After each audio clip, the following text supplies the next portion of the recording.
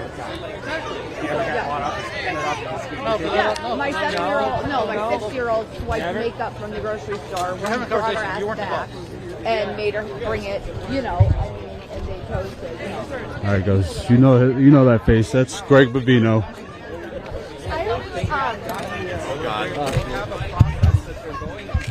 Why did you say that?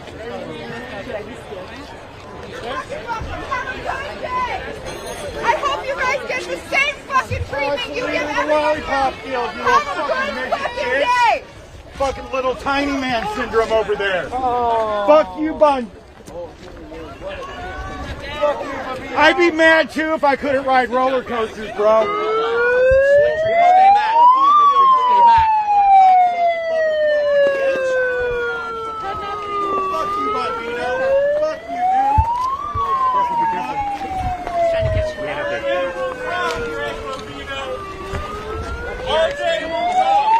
Your trials will be televised. Well done. Well done. Fucking wrong man syndrome, bitch, mother. Look at how tiny you are, prick! Look at how fucking tiny you are! You small dick! Tall dick! You guys know he was wrong. You guys know he was wrong. Say that he was wrong. Do what's right. You're supposed to protect him. I need camera. Fucking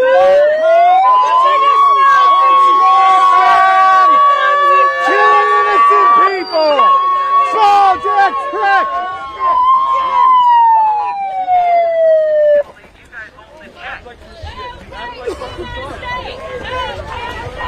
Oh, there he is. There's the trench coat brown shirt. There he is, Bambino. What a fucking little fucking Nazi. Hey, what's up, brown shirt? How you doing? Hey, get control of your fucking... Mr. fucking Bambino! So good to see you again, asshole! Haircut. You're a piece of fucking shit. You're shorter.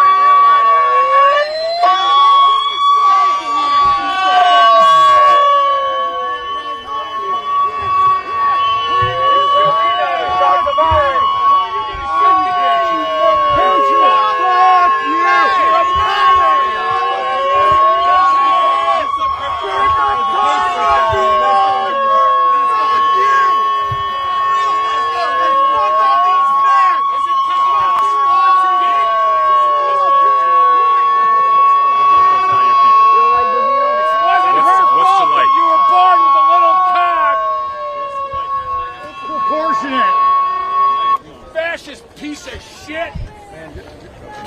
Her name was Renee Good. And you murdered her. You do not have the right. You fucking murderer. Yeah. We're all part of it. She was not your pride. She was not your jurisdiction. Fucking trigger happy. Cowards. Get off our streets.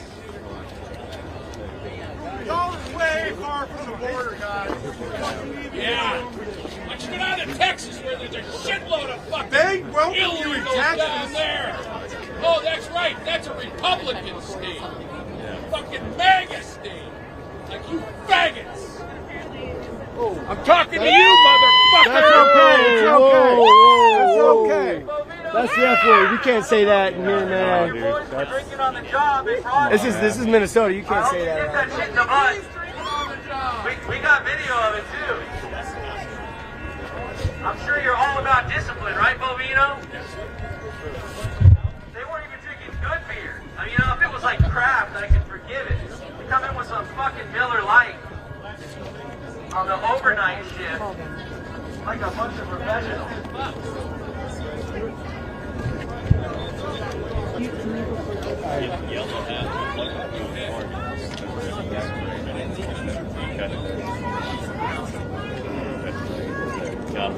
Her name was Renee Good. Sweatshirt, you ready? Black Mage Man.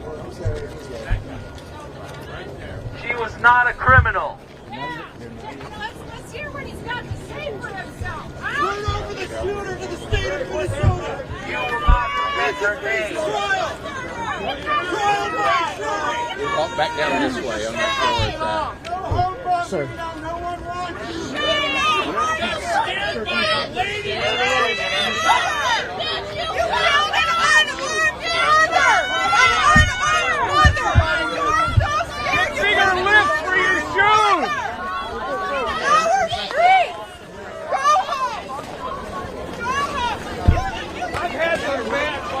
over to your left. He doesn't care about you, motherfucker. That's not easier. Fuck you. You know Fuck you, Bobino. Fuck you, Greg. Fuck you, Greg. You little So a woman tried on her feet. Scared you to the point where you had to murder her, huh? You chicken shit. Fucking lady. Get him out of here. Fuck you, Bobino. Hey, Greg. Murder. Fuck you. Not doing your propaganda. Careful. Slit there, guys. Shame. Nazi trench coat trying to troll the libs. What a fuck. That's shitty fucking leadership, boys, right here. Hey, all you motherfuckers, if this lady in a car and you gotta murder her, she did nothing to you, and you killed her. You're gonna live with that. It probably won't bother you though, because you're a fascist fucking pig. Murder her. Shame on you. Shame. Shame. Jay! Murder her. Mr. Bovino, please take your people home, wherever they came from. Greg, get your little piglets and get the fuck out! When's the last time you were laid? Hey, thanks, Greg. Oh, that's all they go after. Fucking women. Take a good look, Ice. This is your mascot, this murdering guy right behind you. They're bringing him down here to show him off to everybody. This is your guy. Take a good look. That's the guy you want to.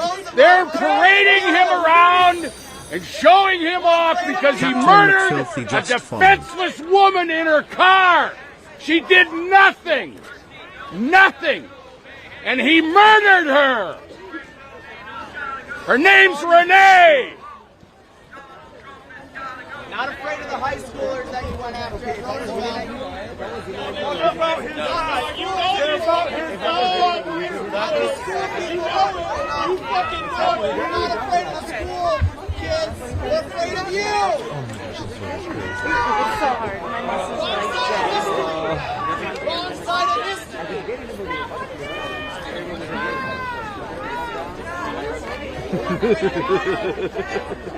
Hey, Bobino, come over here and talk to me. Let's have a chat. Jesus accepted immigrants.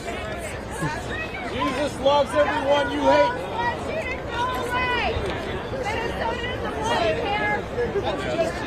Hey, Barney! Come and talk to me. Your friends here are telling me you want to have a conversation. He's shorter than 5'8", and you guys think you're tough. There's way more of us than you do. I can barely see you over this fucking crowd. You guys think you're strong? Are you fucking kidding me? Y'all a bunch of fakes. Seriously, straight up. Smile, you look better in your photo. What percentage did you bring to this fucking thing today? Get bullied in high school? Everyone fucking you look like a fucking shit. Everybody still hates you. Hey, the chief falls on you.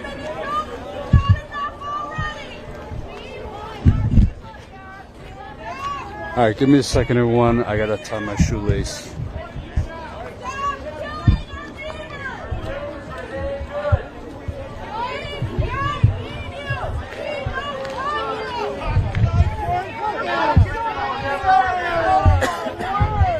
To over email or text if that's easier. My team will be out there to distribute it to you. But I do want to let you know who is going to be speaking today.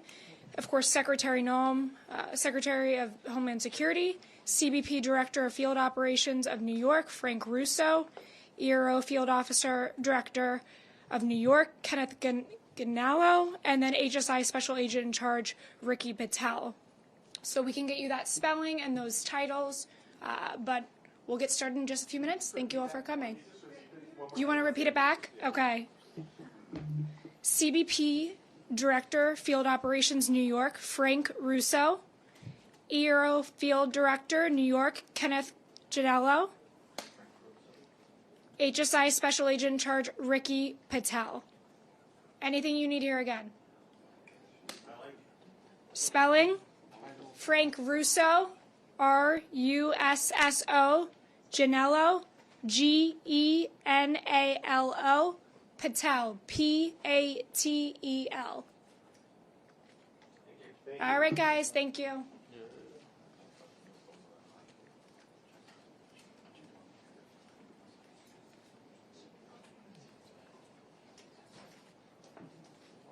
Well, some people are trying to live and breathe in our state, which was fine before you got here. Trigger happy, fucker. We're not going anywhere.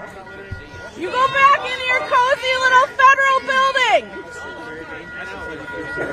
You arrested Native Americans here before. This was a concentration camp. And you're doing it again. You talk to me, not me. Shame on us. Mr. Bovino! Mr. Bovino! Mr. Bovino! I have a question for you. Mr. Bovino! I have a question for you. Very simple question. They don't teach reading comprehension at Watauga High School. Wait a second. I have a question from Mr. Bovino. Mr. Bovino!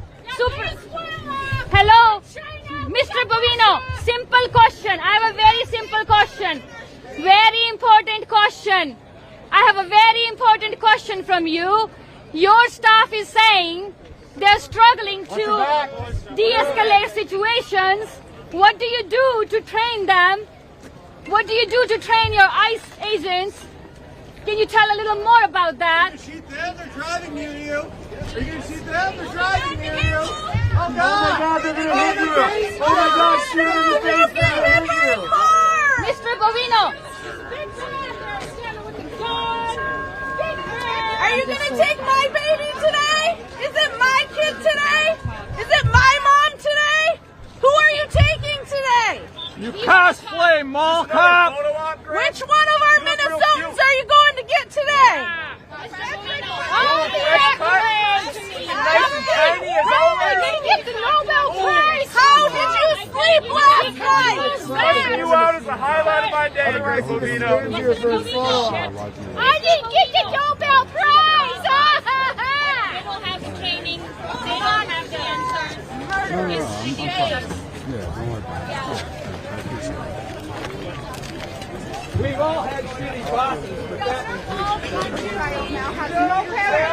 His veteran father died and you killed him. kind of human. You are class traitors. You are race traitors. You are a traitor to your country. You are a traitor to your neighbors. Why are you going after high schoolers? Why are you going after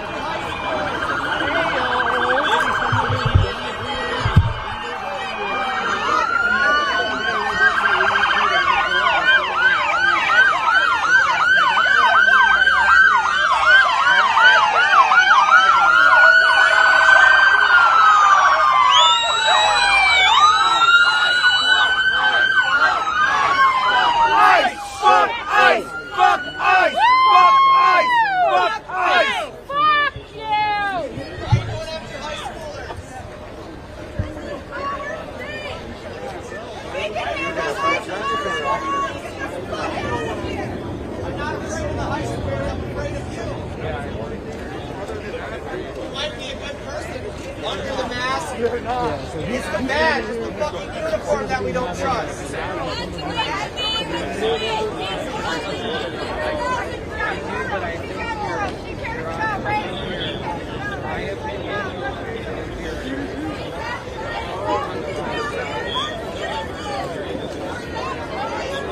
I wonder where you went. Stop killing innocent mothers. Stop arresting children. Why the fuck are you in our schools? Why the fuck's wrong with you? You can't be arresting children. Yeah, no, that's own chick just followed.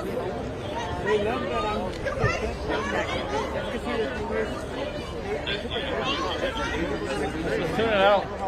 Yeah. Still, anybody knows. kind of attorney are you? I do family law.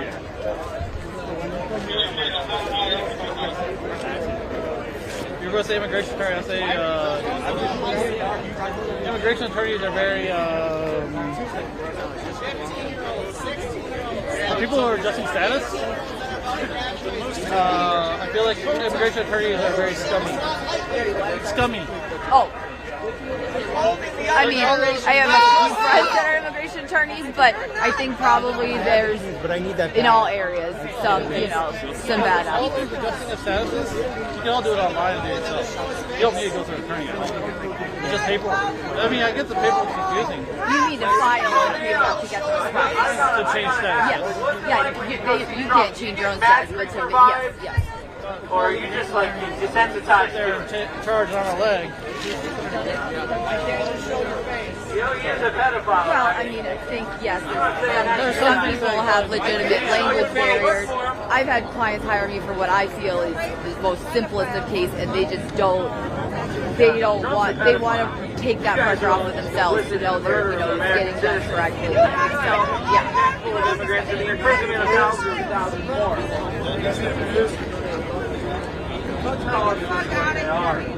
Thank you. Why are you going to high school? I just saw him at Roosevelt High School. So interactive. It's crazy. Like, it's not at all.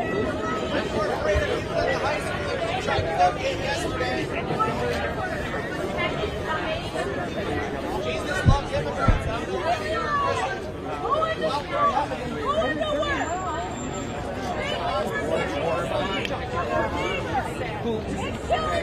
These people come into power.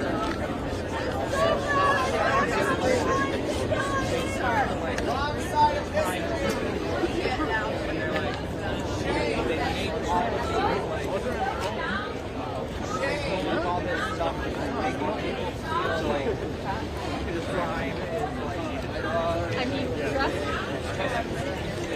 Good conversation.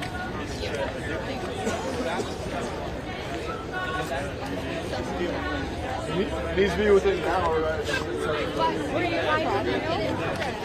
No. It's very different here. In Broadview, you guys didn't talk to the protesters at all, so I'm trying to figure out why the vibe is so different. But you're different people, that makes sense.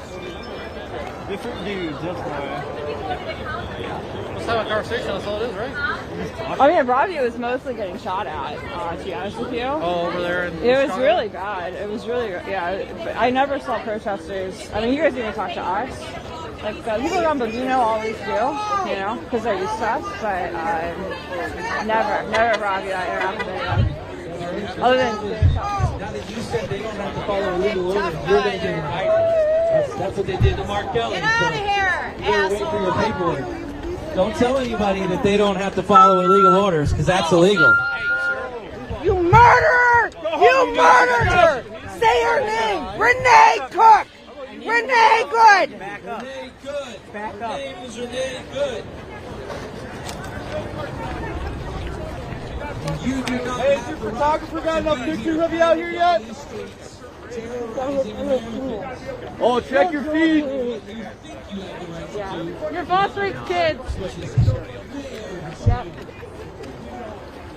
Oh, this guy, you got it like center, dude. Look at that. You got like He looks like he's got a border patrol boyfriend. center. I mean, okay, Where's just like the border you're at right now? Okay, like we gotta. Like, oh, you're doing the border between St. Paul and Minneapolis. Shame! Shame!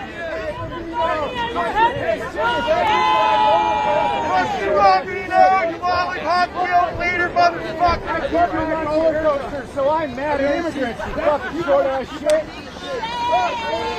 I mean, it's the fucking lollipop guild. Ain't none of y'all fucking taller than fucking 5'9". Shame on you! Shame on all of you! Renee Good, an innocent civilian, shot dead. Her name is Renee, R-E-N-E-E-G-O-O-D, in case you can't read. Renee Good. Her name was Renee, and she was a mother. She was unarmed. She was unarmed. She was and she not was a a threat. mother. Her name was Renee. She was trying to follow commands. She was trying to follow commands and get out of the area.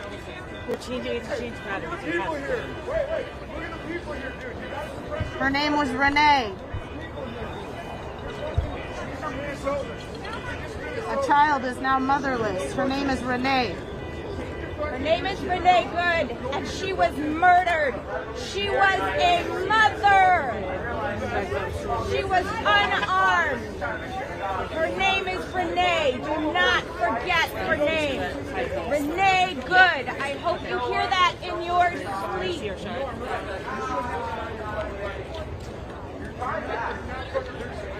She was a mother. I'm fine with you having your M4. Spend the time.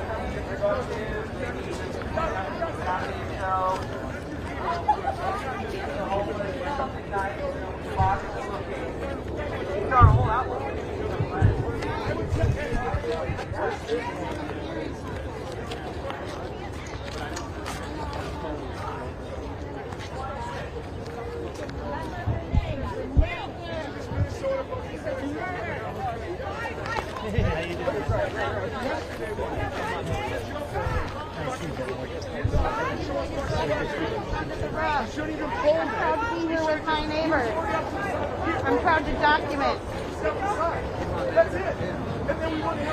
This is unlawful.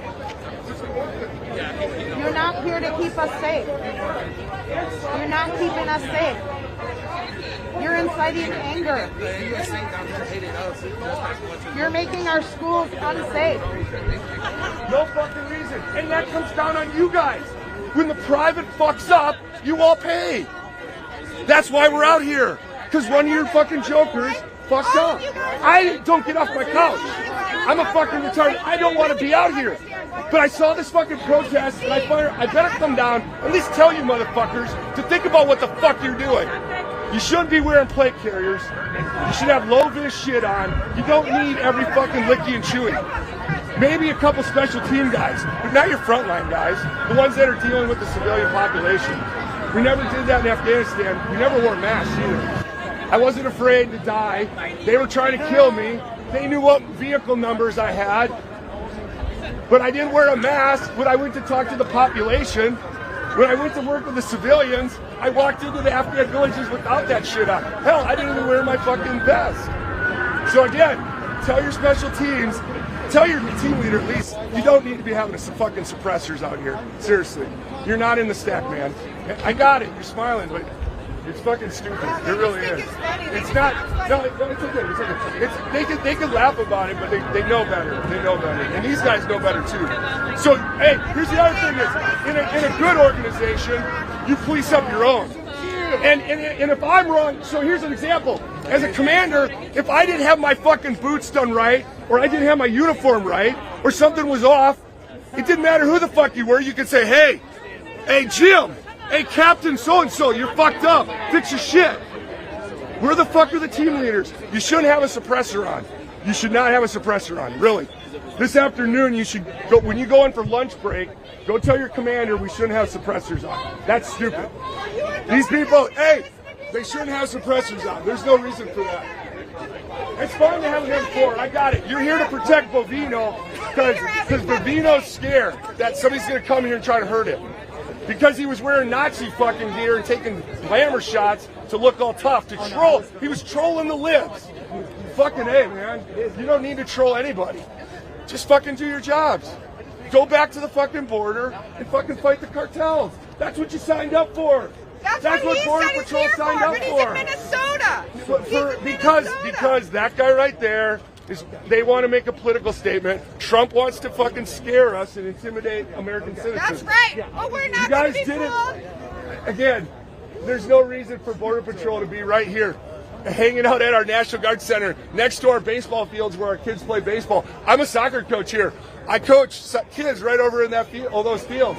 When I got up this morning, I'm drinking my coffee, and I'm like, God, that fucker yesterday. What a dumbass! All he had to do was sidestep. Why did he draw his weapon? There's no reason to draw his weapon. They knew it was two women in a fucking car. They've been following him. If they were following him and they knew that, they weren't domestic terrorists. Are you fucking kidding?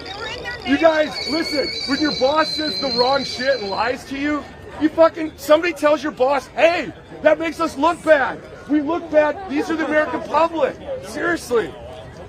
So I'm drinking my coffee, and I look, and I see that building. I'm like, what the fuck? What the fuck? What? Oh, they're hanging out. Okay, I got it. There's a fucking protest. And I was like, you know what? I told my wife, I was like, she's working on her architecture shit. And I come here and I go, why the fuck are these guys all outside the parking lot? And they're standing there. Oh, there's a protest. Okay. Why are they all wearing fucking plate carriers? Why are you trying to intimidate us? There's no reason for it. So then I was like, you know what? I got to go down there and at least talk to these guys. Because I know Border Patrol should be on the border fighting cartels, not in Minnesota. You shouldn't be here. None of us There's no fucking reason for you to be here. You want to say, hey, also somebody, you guys, I don't know who's in charge of who. Is ICE higher than you guys or you in seniority? You're about to say. So if ICE is fucking up, what? Okay, they're fucking up, right? You tell them, hey, the unit next to you, if there's a bunch of fucking jokers in the unit next to you, you tell them, hey, what the fuck are you guys doing? Why the fuck can't you follow the fucking laws? Why are you fucking busting fucking women's skulls? Why the fuck are you putting your knees on pregnant women in the streets? I saw that video a couple weeks ago and I was like, are you fucking kidding? Who the fuck is training you, motherfucker? Nobody. Where is the fucking training? Nowhere. And it's, again, I don't blame, hey, the line guys might not have the training, but there's some team leaders back here that are in charge of these guys. Yeah. They should be talking to their guys. They should be training them on how to fucking handle fucking civilians. If you're going to come out here and play civilians against civilians, you better know how to fucking deal with us. It's not to come out and plate carriers. It isn't. You should be in low-vis smocks. You should look like this guy right here. This guy looks like this is how you all should look. Special teams, you shouldn't even be in fucking sight. You should be fucking back there somewhere. You're fucking special teams. Your job is to come in, not come out here and to intimidate. I'm not fucking stupid. I know how this shit fucking works. Fuck. You should be in low-vis smocks. Okay, you got your little fucking, your riot crew right here. Have them back there. They don't even need to be up here. Stage them where they can eat their lickies and chewies. Stay warm. Switch out, guys. I bet you, are you gonna be out here at least? Are your team leaders gonna let you get off the line in a couple hours at least? You're out here in the cold. Are you gonna get a chance to eat? Are your team leaders at least, or is your officers gonna tell you, hey, you need to stand out there the whole fucking day? Again, there's no reason for your SWAT, your special teams. You should be back there. You got camera crews out here. But is that what it's about? Are you out here to look good for the camera? No! You signed up for Border Patrol. You wanted to fucking fight crime. You wanted to go down and fucking stuff the cartels. Fucking put some fucking rounds in the cartels. What the fuck are you doing in Minnesota? Seriously, ask yourself that. I got it. I got it. The little trench coat motherfucker wants you out here. When you have shitty leadership, you fucking tell your next supervisor, and your next supervisor hopefully whispers in his ear and says, hey, maybe we shouldn't be doing that. Let's not fucking piss off the civilian population. Seriously.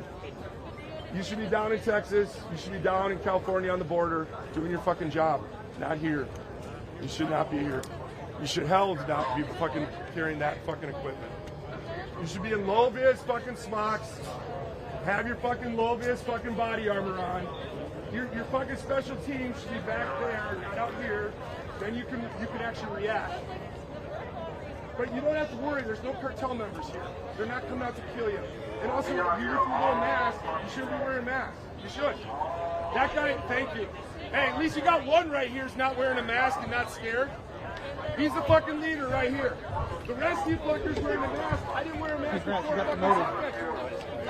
over here and take a photograph and we're Minnesota. You want you to just go home. You just want you to leave. You should be on the border fighting the cartels, not here. You shouldn't be here. I was enjoying my fucking morning. I got a VA appointment this afternoon. I was enjoying my fucking coffee, and then I saw this shit. I'm like, what the fuck? Yesterday you went to a high school and we're tackling fucking high school students. You gotta be asking yourself, why the fuck are we out here tackling high school students? Is anyone asking that? If I had an officer come out and tell me, if an officer told me, hey Chris, I need you to go down there and fucking intimidate and rough up some fucking high schoolers, I'd be like, what are you fucking, we need to go into the Afghan schools and fucking fuck with the Afghan students. I got it. Protesters just say a lot of shit, but you guys know better. You know what's right. You shouldn't be here. You should be on the border doing your job. I'm sorry. I'm sorry that the powers up higher are fucking telling you you need to be here in Minnesota trying to intimidate us. There's no reason for it. I left my last job because of poor leadership.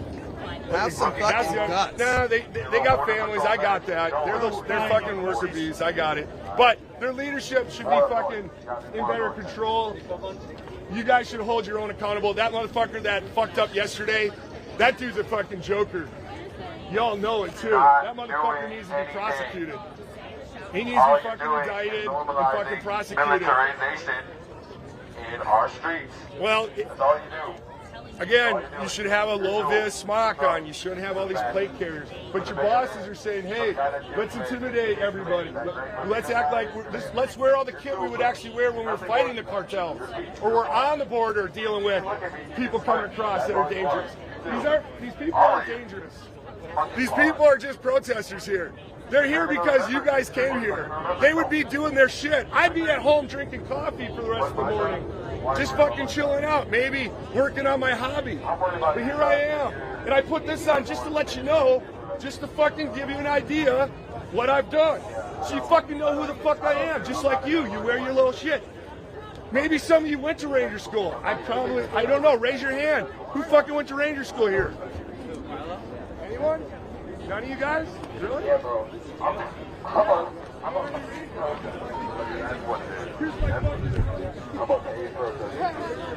I'm being paid here to stand up because I don't know if you forgot Mr. T257, but again, y'all fucking killed somebody in my city 8 blocks away from me yesterday. So I don't know if you forgot about that, but I'm not getting paid.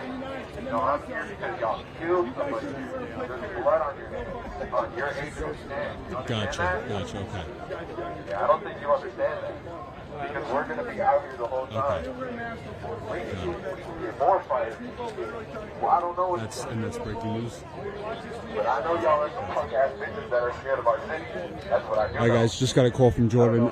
Some breaking news that just came out of the AP, from the AP.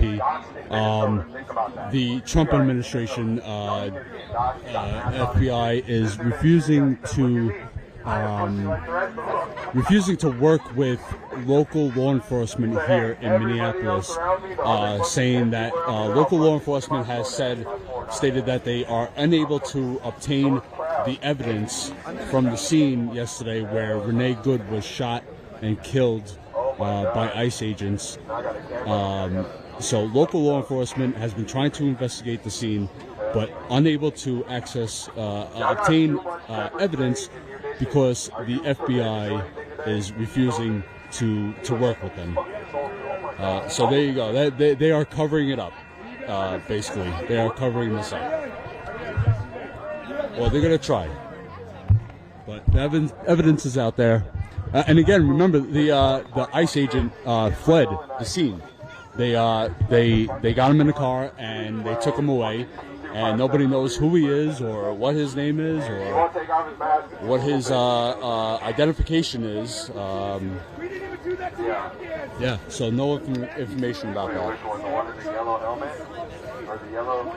Oh, the camel with the big orange gun. Hey, you got a Nerf gun back there, sir? Again, this guy right here. You are not professional. He doesn't have his fucking mask on. I love it.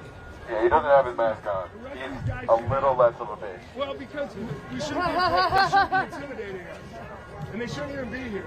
Thanks for not wearing it. I can't even lie, I would never be intimidated by you to know who I am. He's a team. Yeah, you could have all these border patrol agents arresting you right now. Okay, this so guy has you're intimidated. the quick reaction force. You don't put them you should have worn that mask, behind. They should be back there somewhere. And I see a few of them. You guys got your little thing, but you shouldn't all be out here, and there should be no suppression. Yeah, bro, I've never been in a fight, bro. But that's because that little fucking Nazi out here. Please do not arrest me. All right, I'm very serious about that. That's why we're here. So we wouldn't be here. Listen, I'm not scared of like. You shot one of our people yesterday. It was violent earlier, way before you guys got here. Okay.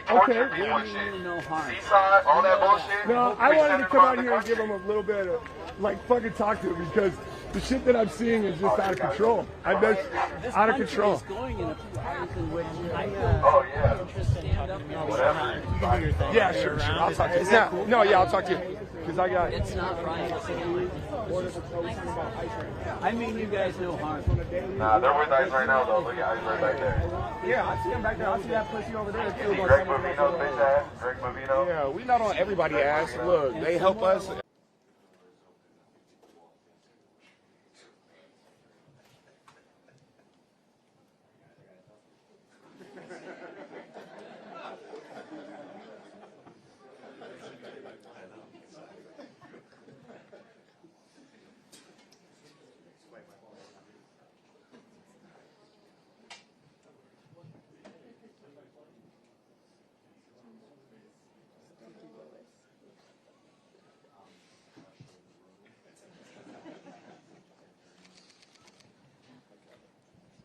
Good morning, everyone. Thank you for being here. I'm Christy Noem, the Secretary of the Department of Homeland Security, and today we're here to talk about an operation that's been going on for several months.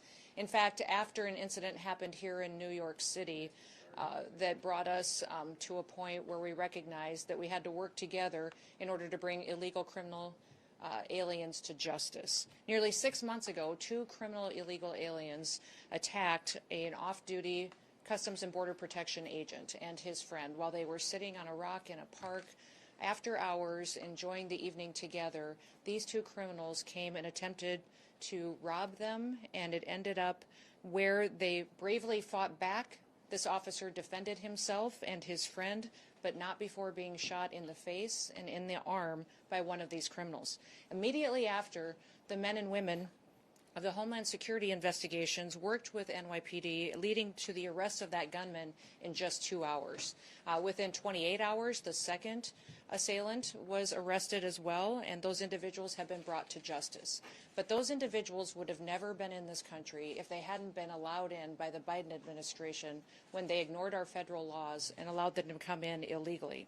Now, the officer that was injured doesn't seek public attention. He wishes to remain anonymous, but he had a distinguished career and a legacy of service and continues to do so. But his life was forever altered by this heinous crime. His attackers never should have been in this country, and they've been protected and were protected up until that point by sanctuary city policies. In fact, they had long criminal rap sheets and were released by the Biden administration and continued to be released by leaders in this city to perpetuate crimes against the citizens that live here. During our investigation, we learned that these scumbags were affiliated with the transnational criminal organization, the notorious Trinitaris gang in New York. We began to target every single last person that is affiliated with them and recognized that they needed to be brought to justice. The American people deserve dignity, they deserve justice, and we deliver both. So we launched Operation Salvo here in New York City. Operation Salvo was a cooperation of the resources of CBP, HSI, ERO, and also the federal prosecutors from the Southern District of New York. The New York County District Attorney's Office also participated in this operation. We've arrested 54 individuals as a part of Operation Salvo since its inception just a few months ago. Those arrested are violent transnational gang members and affiliates associated with Trinitarios who are responsible for weapons trafficking, for human smuggling, for narcotics distribution, and for armed robberies. They had perpetuated previous violent attacks across the city of New York City. We have already removed not only many of these individuals that we have arrested, but over 60% of them have been returned back to their home countries to face justice for their crimes there as well. These arrests and these removals represent a significant blow to the criminal network that has been terrorizing communities and right here in New York City and throughout the United States. And that's our message to this administration, to this city, to the state, and to the United States, is that President Trump and his law enforcement officers that are entrusted to protect the American people will every day continue to keep America safe. Operation Salvo is just the beginning of a broader and a much more sustained effort to go after not only transnational criminal organizations and networks, but also illegal criminal aliens throughout the country. We are on offense. The Trump administration is using every single tool that we have to protect the American people. Sanctuary policies, whether they're here in New York City, whether they're in California, Illinois, or Minneapolis, if you are a criminal illegal alien, we are coming to get you. We will arrest you. We will bring justice. And the underscore NCR underscore Gooner underscore just followed. Anyone, if you think you can harm an individual, a citizen of the United States, or a law enforcement officer, we will find you and bring you to justice. If you lay a finger on one of our officers, we will catch you, we will prosecute you, and you will feel the full extent of the law. In every single thing the Trump administration does, we put the American people first. Operation Salvo has proven that by taking 54 dangerous individuals off of our streets and protecting the people who live here in this city. Now, also thanks to President Trump, we have 2.6 million people who have left our country who shouldn't have been here in the first place. They were here illegally, and over 650,000 of them were arrested, detained, and deported back to their home countries. 2 million of them left voluntarily, recognizing this was their opportunity to go home and come back someday the right way so they have a chance to enjoy the American dream. Of course, doing these operations requires brave citizens that are willing to serve their country, and we're excited by the amount of people who want to join the Department of Homeland Security in their efforts to protect the American people. And tomorrow is Law Enforcement Day, so I'd like to encourage all of you that when you see a CBP officer, an ICE officer, anyone serving in federal, state, or local who are pledging their lives and taking an oath to protect their communities and their country and the people that live there, that you thank them. Do something nice for them. Buy them lunch, give their families some support, and thank them for their service and their dedication to freedom and to liberty and enjoying the opportunity to sleep peacefully in our beds at night. Now, I'm pleased that I get to introduce several other speakers that will come up and share information on this operation with you. The first one is going to be Director Frank Russo will address and talk about some of the specifics of this operation. Thank you, Madam Secretary. Good morning, everyone. Thank you for joining us today. Madam Secretary, we can't thank you enough for being here today. Your humanity, your compassion was evident to us the minute our officer got shot.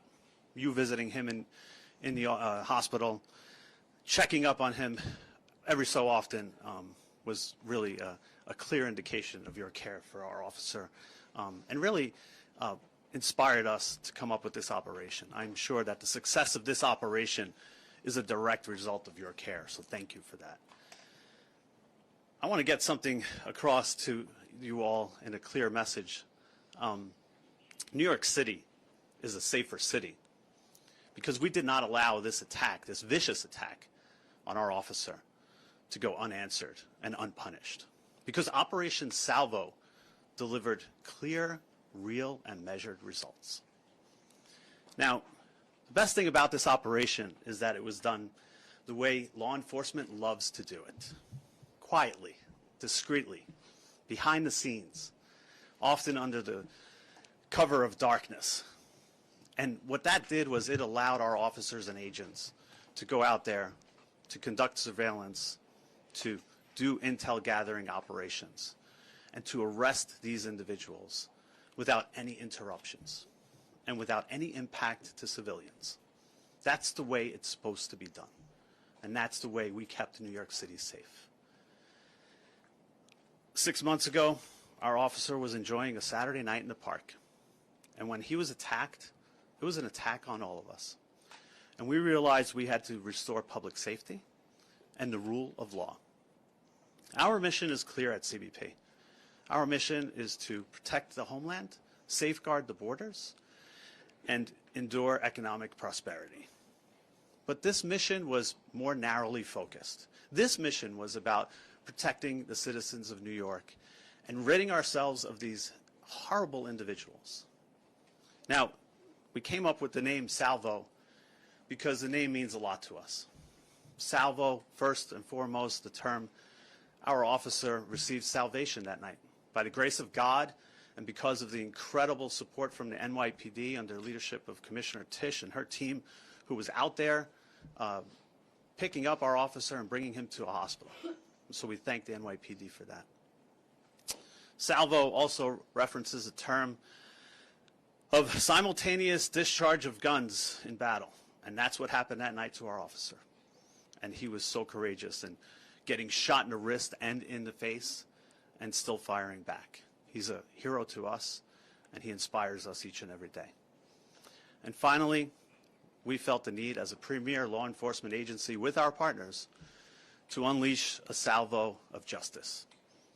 And so by using intel-driven operations, data-driven targeting capabilities that are second to none, we went after individuals who are illegally here and many who have criminal records. It was an incredible operation done by working with our partners, realizing that these individuals were affiliated to the Trinitarios gang. And when we realized that, then we did what CBP and our partners do best. Get at the root cause of the problem. Go after these transnational criminal organizations by getting at their networks. And each and every day we would pick off one or two. And with our partners, with ICE, with ERO, with HSI, we used our mapping techniques, looking at individuals with criminal records, arrest warrants, removal orders, and again, picking them off one by one. We could not have done it without them, and it was an amazing success. We looked at businesses, residences, and community hubs that were harboring these individuals. The results speak for themselves. More than 50 arrests as a result of our efforts, all because of the partnership and the work that we did together. It was truly remarkable, and a sign that we will not sit on the sidelines. We will always be there to protect this city. I want to thank, first and foremost, the Secretary again, our Commissioner, our Assistant Commissioner, the Office of Field Operations, our Special Response Team operators, our task force officers, our Border Security Team, our Field Analysis and Intelligence units, under the leadership of George Pasiakos, Mike Firing, Dave Campos, and Carmine Borges, who did an incredible job of protecting this city and making sure that a Saturday night in the park is safe. Thank you, everybody, for being here. I'm now going to turn it over to ICRO Director Ken Gianallo. Thank you.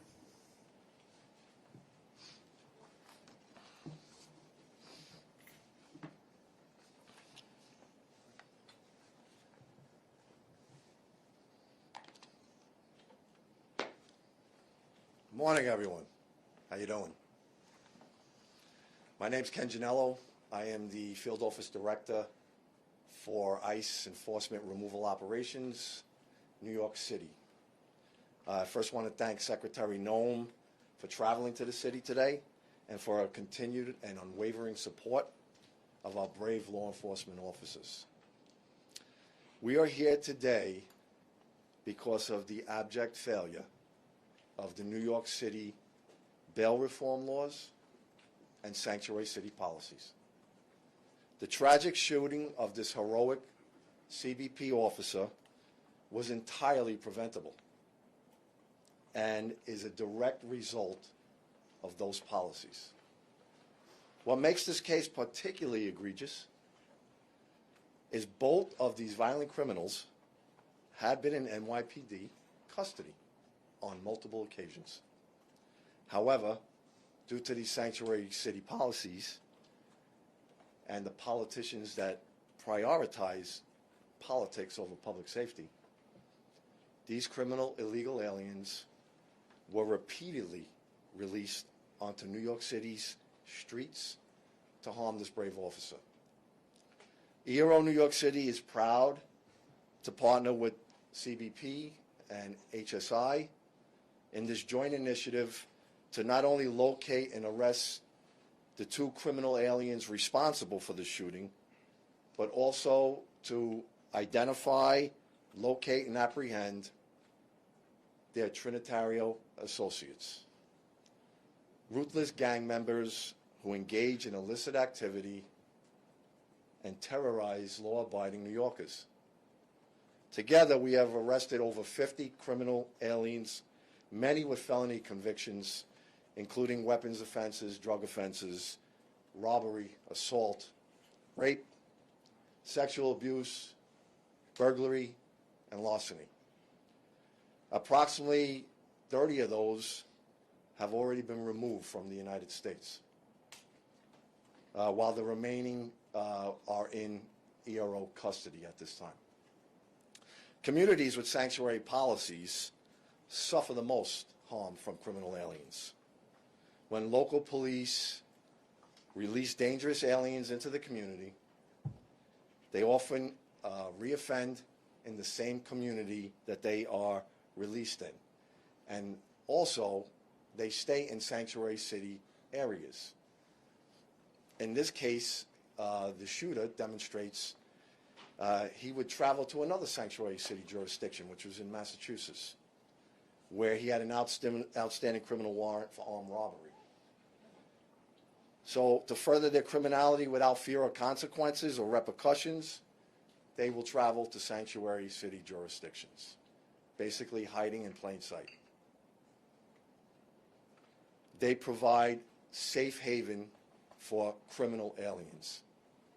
The lack of cooperation is unprecedented across the law enforcement spectrum, and rather than the city's stated purpose to protect the immigrants in New York and the citizens of New York City, these misguided policies allow criminals to roam freely in our city, in our country, subjecting New Yorkers and all Americans to unnecessary harm, which includes an off-duty CBP officer just trying to enjoy his Saturday evening in our great city. ICE will continue to uphold the mission to protect the city's residents by holding alien offenders accountable. New Yorkers should not have to worry about violent criminals roaming their neighborhoods because the local systems fail them. We always stand ready to work with our local law enforcement partners without condition and sincerely look forward to reestablishing mutually beneficial path forward for the safety of all New Yorkers to ensure preventable tragedies like this never have to occur again. Thank you. I will now introduce you to the Special Agent in Charge for Homeland Security Investigations for New York, Mr. Ricky Patel.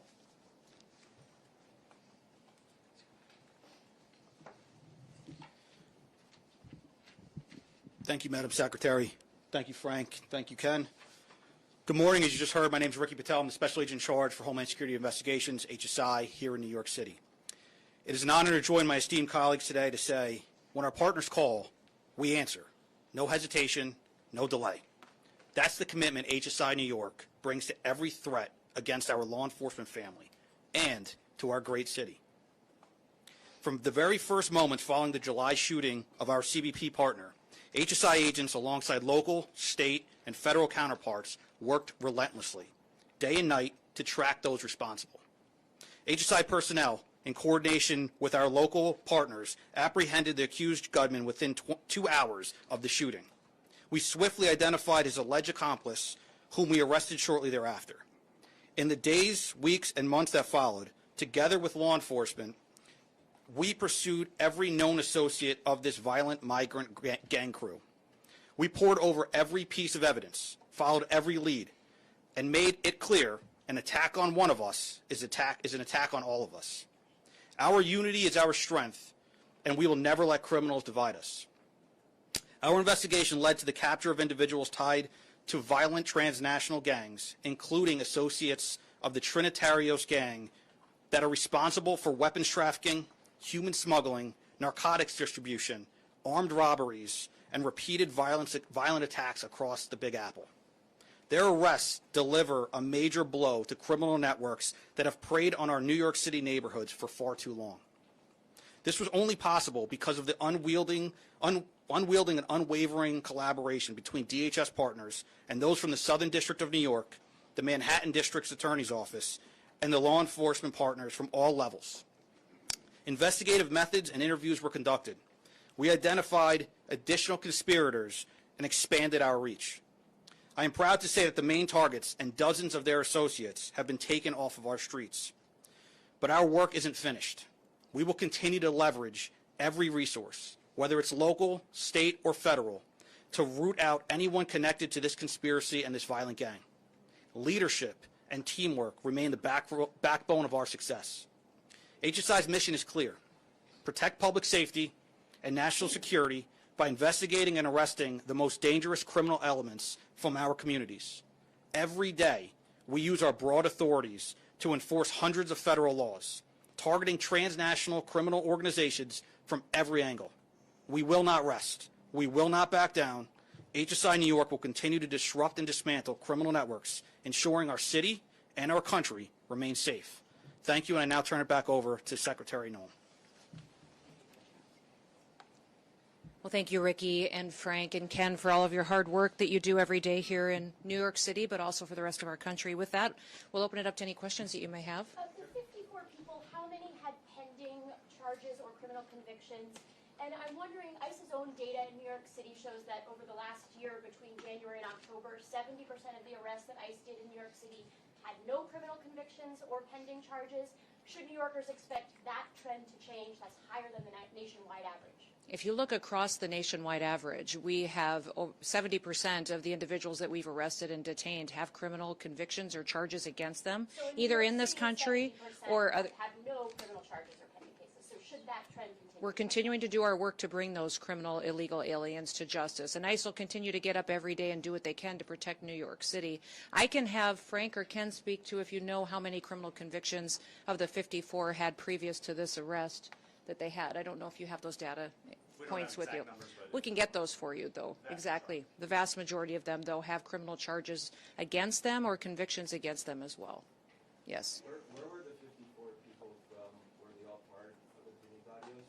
And what's the immigration status? Again, loosely affiliated to the Trinitarios. Want to make that clear. Through connections connections that we made by speaking to them, understanding who they were, where they were operating out of, and contacts that they had on their phones. Their immigration status? Immigration status, all illegals. So does loosely connected mean they just knew someone who was in the gang? They were not members? It varies. It varies spectrum from speaking to individuals associated with the gang to just having conversations. Secretary, in October we saw mass protests and armored vehicles rolling down the Canal Street. How do we ensure that we don't see another situation like what happened yesterday here in Manhattan? What I would encourage everyone to do, and especially your elected officials, is to bring everybody together, to talk about partnerships and start working with ICE and start working with CBP as we bring criminals to justice. And many times your policies and the rhetoric coming out of elected officials has divided people and pitted them against each other. Our job every day, and what President Trump promised to do, was to protect every single American, no matter where they lived in this country, that he was going to make sure that we weren't going to have more victims in this country.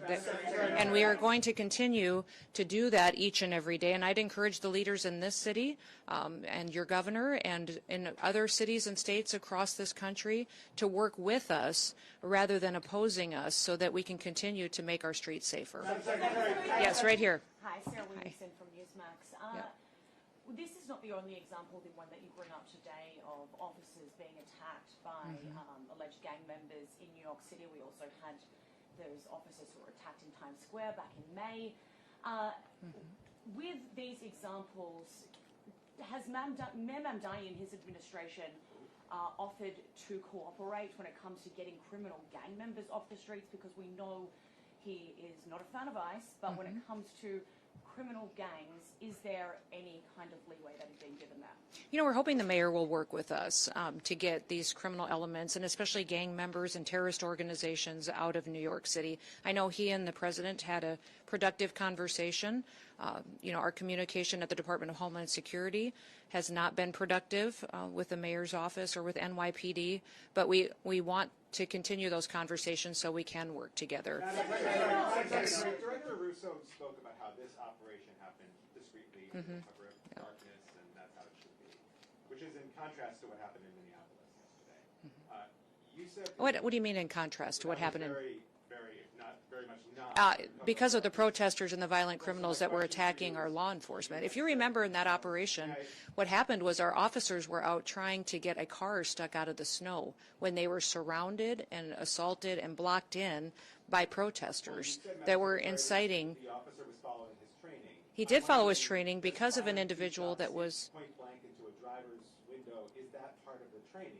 How is that self-defense? This is an experienced officer who followed his training, and we will continue to let the investigation unfold into the individual and continue to follow the procedures and policies that happen in these use of force cases. But let's remember the events that surrounded what happened yesterday on that tragic situation was that these individuals had followed our officers all day, had harassed them, had blocked them in. They were impeding our law enforcement operations, which is against the law. And when they demanded and commanded her to get out of her vehicle several times, she did not. So we'll continue to allow this process to unfold and recognize that these law enforcement officers every single day put their lives on the line. They go out and do their jobs. They go out and... This was an act of domestic terrorism, which is perpetuating... These policies and procedures that follow a use of force situation like this are continuing to be put in place. So this is standard operating procedure after every use of force situation is that we follow these procedures and protocols. This situation is no different. Back there. Nope, this young lady right beside you. I'll come to you next. Thank you so much.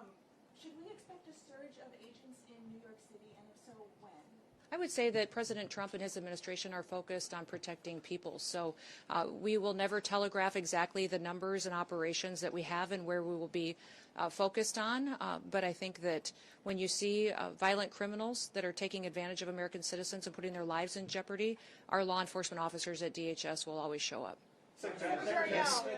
I'll come back. I'll come back. Go ahead. Secretary, the officer involved in the shooting yesterday, has he been suspended or is he still in the field?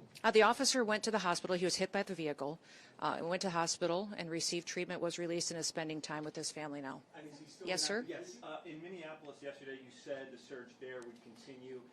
While you didn't directly say whether we can expect an ICE surge for civil deportation enforcement, can you explain what a surge is?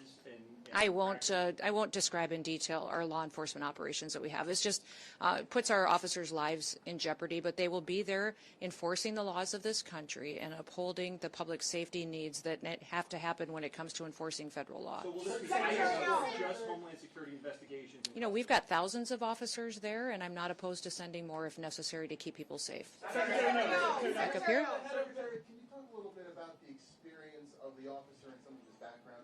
How much training did he have?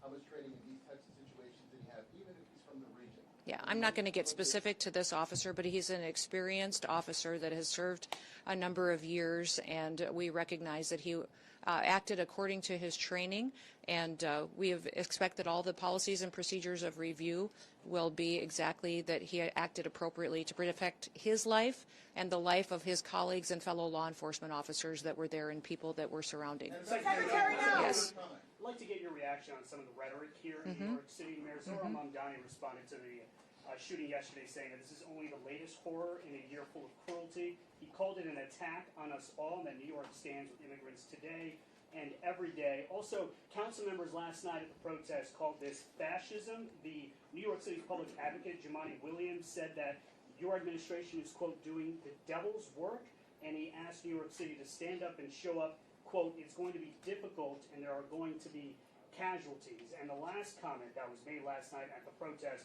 was from New York State Representative Alex Boros, also a Democrat. Quote, not only was the ICE agent's hand on the gun, but Secretary Noem's hand was on the gun. President Trump's hand was on the gun. What is your response to New York Democratic leaders, those particular comments, and the protesters that are outside? I would say those comments are why we're standing where we are today. That kind of language and that kind of provocative talk, inciting people to take action and perpetuate violence in some cases, is unacceptable, and especially of elected leaders. We have a responsibility to state the facts, to go out and enforce the law. Your mayor just said in that statement that he was going to stand with illegal people who have broken our law before he's going to put New York City citizens first. His job and why he was elected was to protect the people who live here, that had the opportunity to vote for him and have the opportunity to live in this city. They pay their taxes, they go to work every day, and instead the mayor in that statement chose to stand with illegals instead of those individuals who just want the chance to raise their families in New York City and have a part of the American dream. Madam Secretary, Yes. minutes ago, the head of Minnesota State Investigations Agency said that they had been cut out of the investigation into the fatal shooting in Minneapolis. Can you explain that reversal? I'd like to know where they've been and why they're not out on the streets investigating all of these people that are harassing and inciting violence on law enforcement officers right now. They're allowing the situation to be volatile. They're not doing their work. They haven't for years, and maybe they should get to work a little bit on the unprecedented fraud that we've seen in Minnesota and in Minneapolis by people that stole from American citizens and diverted funds away from vulnerable people and programs and services that they needed and put it into their own pockets. Minnesota is a train wreck. It is corrupt, and it was under the leadership of Governor Walz and this mayor that they allowed it to happen, and they let criminals and illegals and people abuse programs and steal the money, and now they're allowing violence to go forward on the streets as well. Does this also apply to the Minneapolis Police Department, the county sheriffs, the federal authorities at this point? They don't want. I won't put a blanket statement out like those other individuals will. What I would say is I welcome them to come and help us. Come help us make sure that the streets are safe, that laws are enforced, and that we can do the right thing to make sure that American citizens come first. Yes, sir. They have not been cut out. They don't have any jurisdiction in this investigation. Yes, go ahead. I'm going to speak to this individual right here. Yes. How do you respond to Americans who have been listening to your comments that this was an act of domestic terrorism, that the officer was hit? Anytime you take something. It is in direct contradiction to what they are seeing and watching in the multiple angles that have been released. What I would. 24 hours. This vehicle was used to hit this officer. It was used as a weapon, and the officer feels as though his life was in jeopardy. It was used to perpetuate a violent act that this officer took action to protect himself and to protect his fellow law enforcement officers. So we'll let this continue to go forward and follow the same policies and procedures that every use of force situation does. But we've had almost over 100 times that these vehicles have been used to ram law enforcement officers and to do damage and to harm them. When you take an action and use a weapon to harm someone and to incite violence against them and try to cause them injury or death, then it needs to be labeled exactly what it was. Do you believe the use of force in this instance was commensurate with the actions of that vehicle and the driver? I would say that when these individuals use their vehicles to try to ram our law enforcement and to put their lives in jeopardy, that law enforcement officer has to make a decision to protect his life and the individuals around him as well. Yes. What did you make of Tom Homan's comments yesterday that we should wait for an investigation before determining, as you have, that in this incident it was self-defense and that he felt that his life was in danger? You know, I didn't see those comments, but from what I understand, he also put out a statement later as well. So I'll let Tom speak to that. But all of us are on the same page in the fact that this law enforcement officer followed his training and that he defended and acted in defense of his life and those around him. Secretary Noem, Yes. hi. Darla Miles, ABC 7 New York. Two quick questions. First, you said these protesters had been following the ICE agents. Do you have a little bit more of a timeline and can share with us some of those other initial encounters prior to the fatal shooting? And then secondly, can you speak to the closure of the ICE office at Rikers by Mayor Mamdani? There will be more details coming out as this goes forward in the coming days, and I'll talk more about that closure in the future. Is there anything else? So can you say if there was how many times that if they had been threatened, like how many other times they? It had been ongoing throughout the day. Okay. Yes. Thank you, Madam Secretary. What whatever happened in Minneapolis, a mother of 3 is dead, an American citizen. Do you have a message for her family today? Yes, absolutely. And I reiterated this yesterday when I had my press conference in Minneapolis. I asked everybody not to just pray for the officer, but also pray for the deceased family and her loved ones as well. It was a tragic situation that I hope we never see happen again. That's why I'm encouraging all elected leaders to work together so that we can be cooperative in getting dangerous criminals off of our streets. And do you feel like that you go in and you go in with a lot of publicity about these operations? Do you feel like that needs to be revisited so that maybe you go in a little more covertly, or do you need to change the approach at all? I would say that we have all different kinds of law enforcement operations ongoing with the department at all times. We don't telegraph what they are, the details or specifics, or where we're going to be operating. I would say that there's different tactics utilized for what's appropriate for the situation and the criminal activity we see in the city. Last question? Do you know the details of Renee Good's harassment of ICE officers early in the day? Were any of those details shared with you? Because apparently it wasn't just that one incident, it was earlier in the day as well. Yes, it was, and that will be a part of some of the details that we will be sharing in the future. Thank you. Thank you all for being here, and I appreciate you focusing on this operation and the 54 criminals that we have gotten off the streets because of the work of this team behind me. We thank all of them for their service and recognize that, again, I'll remind you, tomorrow is Law Enforcement Day. Please take the time to thank a law enforcement officer who's out there keeping us and our family safe. Have a wonderful day. Thank you.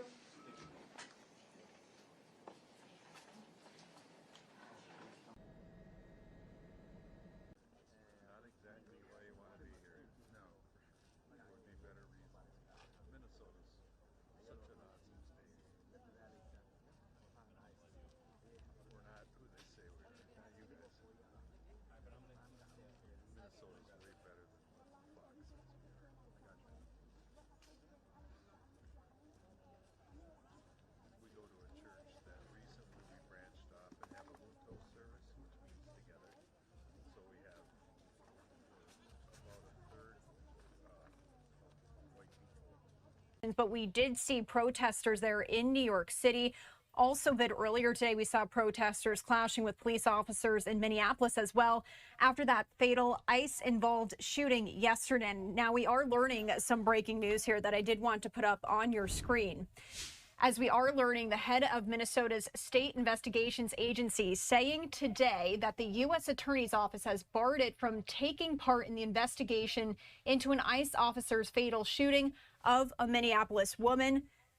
Here's what we're learning right now. Minnesota Bureau of Criminal Apprehension Superintendent Drew Evans said in a statement that after the agency consulted with the Hennepin County Attorney's Office, the U.S. Attorney's Office and the FBI following the shooting of that 37-year-old mother of 3, Renee Nicole Macklin Good, said, quote, it was decided that the BCA Force Investigations Unit would conduct a joint investigation with the FBI, and that the BCA responded promptly to the scene and began coordinating investigative work in good faith.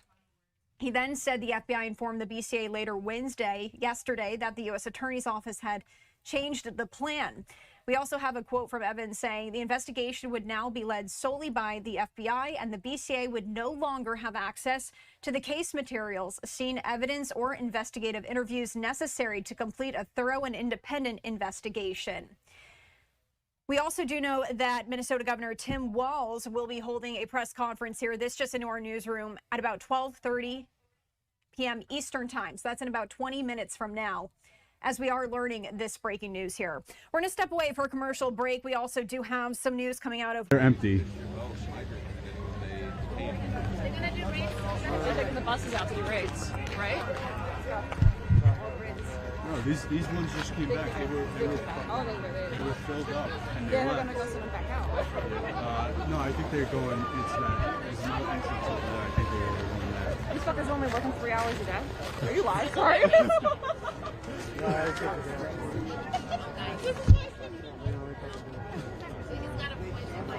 Yeah. My day off.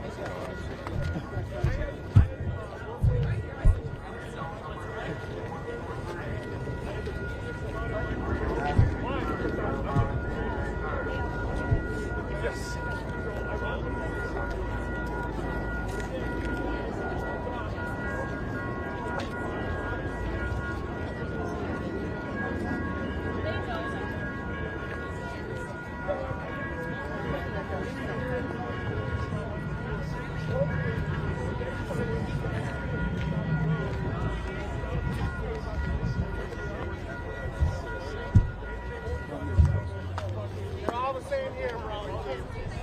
All right, guys, we're gonna keep this going for a little while longer.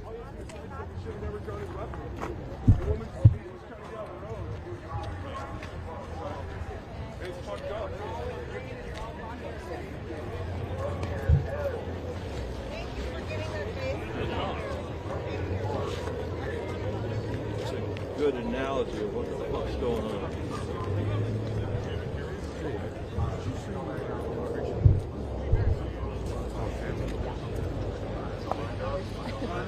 Oh, you are a bitch. You are a bitch. No, I'm okay, but I appreciate it. You are a bitch. Thank you. You are a bitch. You personally are a bitch. All right, guys, I'll say it again. If you are not a member of Status Quo, please consider becoming a member. We can only do this. This work is only possible with your support, your help, because we don't take any corporate funding. All right, we stay true and honest to the real work. We are journalists with integrity here at Status Quo, unlike all those other right-wing content creators. So please go to statusquo.com/join. Sign up, $5 a month.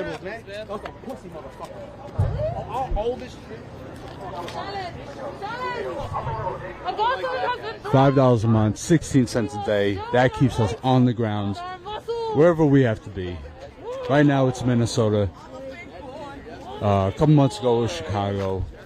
But wherever we need to be, we will be, to show you the occupation, the occupied United States,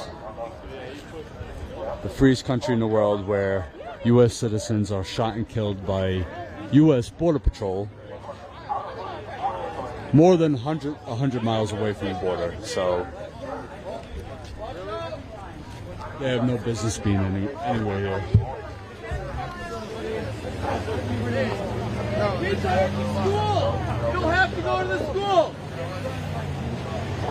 I have to. You don't have to go to the school. No. He's coming in at this fucking school.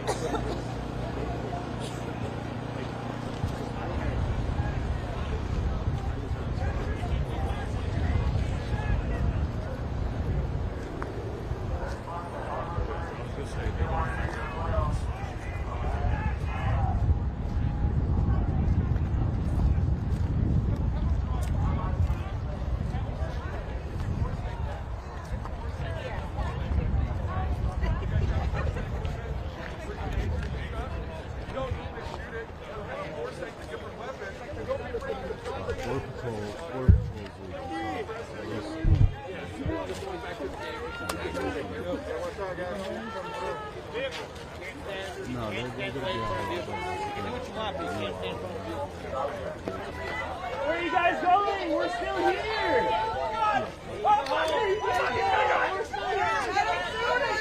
Let her fucking murder him. He almost hit you. Every one of you are fucking disgusting. Every fucking one of you. Get the fuck out of my face. Get the fuck out. Go home. Go home. Go home.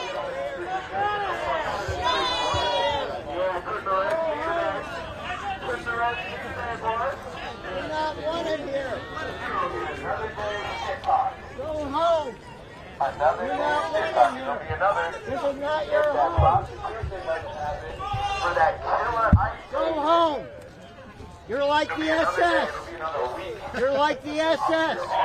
Who do you think put the Jews in the oven? People like you. Who do you think put the Jews in the oven? It's people like you. Who do you think? We've already heard that. We're too late for that. Yeah, that was kind of weird. You gotta get off the road, sir. Whoa.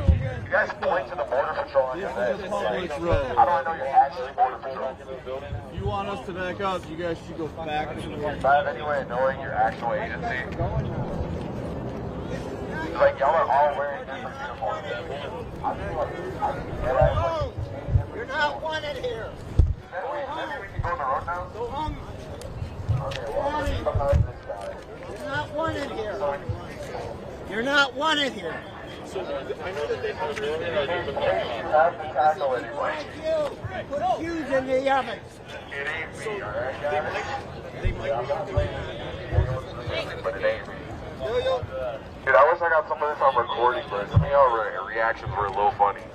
Alright guys, so I just got another call from Jordan. A few minutes ago, Kristi Noem held a press conference in New York, I believe, continuing to call Renee Good, the woman who was shot and killed yesterday.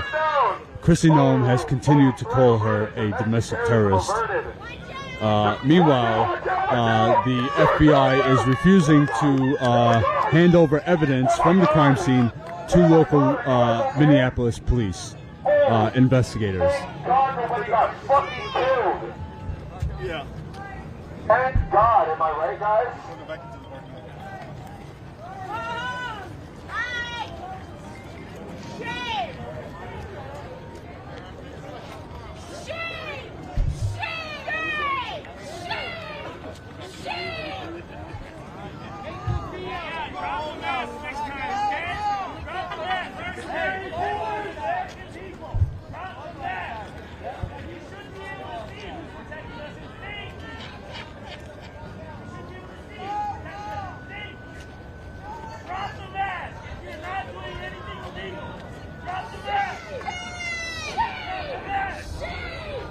Look at that, the people hate you.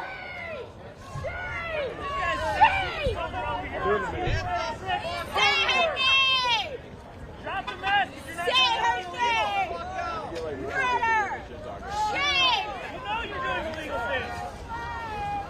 Wrap it up, please!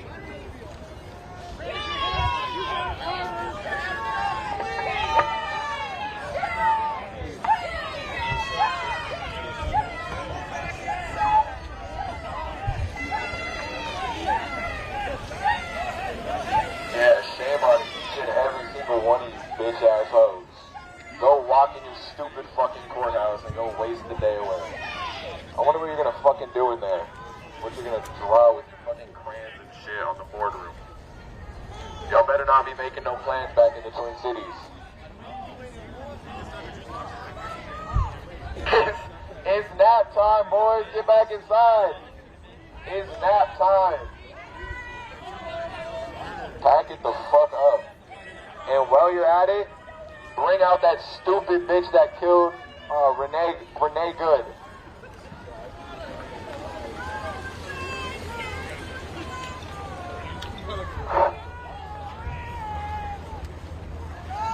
Oh, they're probably gonna take away that rose. They fucking hate vigils around here. DHS does not like vigils around here.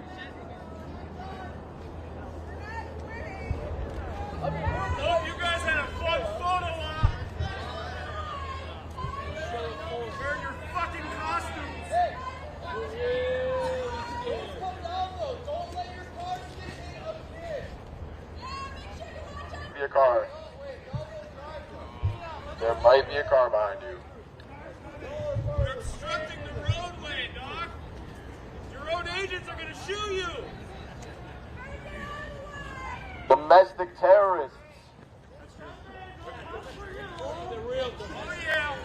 Domestic terrorists? Are you kidding? Domestic terrorists over there. That's crazy. Listen to Kristi Noem, why don't you? Kinetic just followed.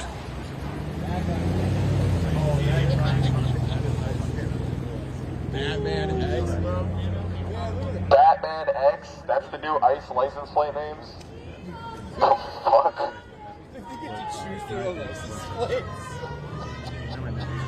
Who gave you the option to customize your license plate, bro? That was the lamest shit ever. Right. Yeah, I would like to. This guy's fucking lost. That dude has no idea. He's trying to go find a rubber duck.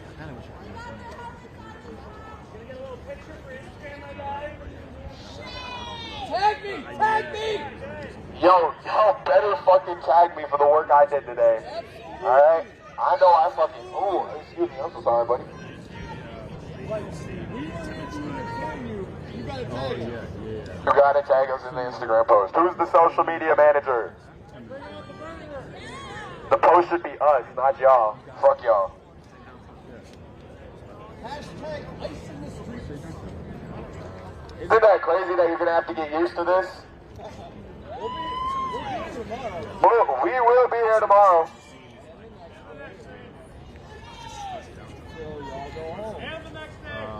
Closer. They're all just cold. They're all just freezing.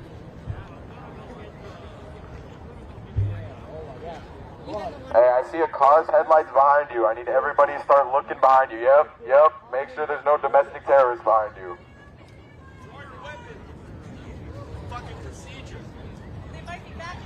According to procedure, you must draw your weapon on all vehicles headed towards you. Oh, look at him. Someone get that shit on recording. Put it in your teeth. Put it in your teeth. Please, Bobby, please. Put it in your teeth. That shit was not for you, pussy. That shit was not for you. Oh, you don't even know what he did, bro.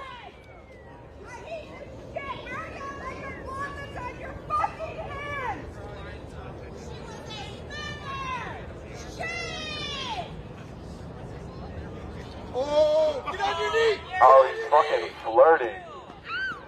Jesus Christ. That's fraternization. Jesus Understand Christ. she was murdered?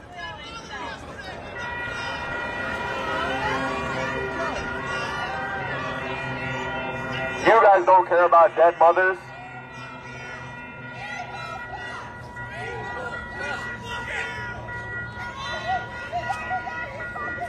Got flowers for a dead mother. Wow. We all see you. We all do. Everybody. It's not just Minnesota. It is not just Minnesota. You got all eyes on you. That's why you got your mask on. You know this shit you're doing is illegal. You know y'all look like fascists. You play into it. You laugh at it. He's got the Joe Rogan experience in his earpiece. These motherfuckers don't have an ounce of compassion. Watch out! Hey! Everyone start drawing your weapons! Hey! Domestic terrorists! Domestic terrorists! Don't shoot! Do not shoot! Domestic terrorists! Don't shoot! Don't shoot!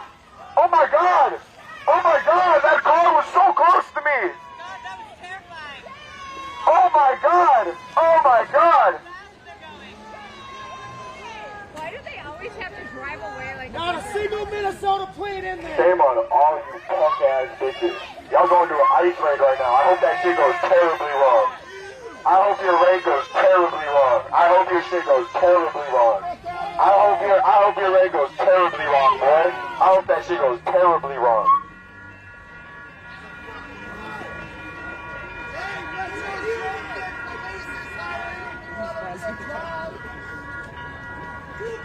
Oh my God. Are you gonna give that rose to your bride? Hey, Black Whip, I hope your raid goes terribly wrong, boy. You too, Nissan. That shit's gonna go fucking terrible. You ain't gonna get nobody. Yeah. Oh, they're moving in. Oh, big scary police. Oh, big scary police. Fuck ice. Fuck ice. Oh, shit. Hey, what the fuck did this guy do? Hey, what the fuck did this guy do? Hey, he didn't do shit. Back up! Back up! Get the fuck back! Get back! Get back! Get back! Get back! Get back! Hey, what's his name? Get back! Hey, that dude didn't do shit. Hey, we got that. Hey, somebody use a bitch, boy. Use a fucking bitch. You got no right to put your hands on anyone. No right. Fucking bitches, all of you. Do something. Start another fucking reason. Give us a No fucking reason for this dude. I ain't near you, bro. I'm not near you. Don't put your hands on me, bro. I ain't doing all that shit. Hey, what's your name? Hey, what's your name? What's your name? Stay down! Stay down! Hey! Get the back! will shoot you. Get back. Get back. Okay. Okay. Keep your distance. Get back. Y'all be ashamed of you. He was standing on the sidewalk. He didn't do nothing. Get off the road. Get off the road. Watch out behind you. Shoot me! Shoot me! Go ahead! Go ahead! Go ahead! Shoot me! Shoot me! Shoot me! Go ahead! Shoot me! Shoot me! Shoot me! You want to shoot me? You want to shoot me? Shoot me! Go ahead! Shoot me! Shoot me! Pepper spray me! Hurt me! Shame on you! On your grandmother!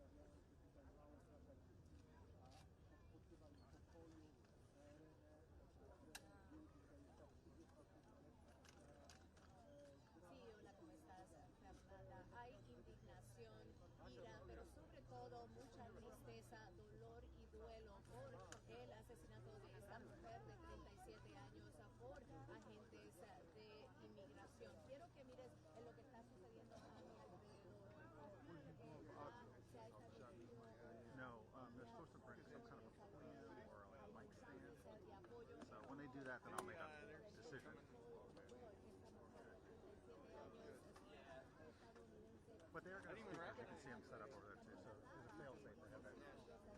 So yeah. Oh yeah. I had them put that there for you. Oh, okay. Okay, perfect. Yep. So you'd want it. It's like a little mail delivery mailbox there, right? Exactly. Check your cubby. Appreciate that. Yeah, you got it, man. Like when they get up, let's just speak great.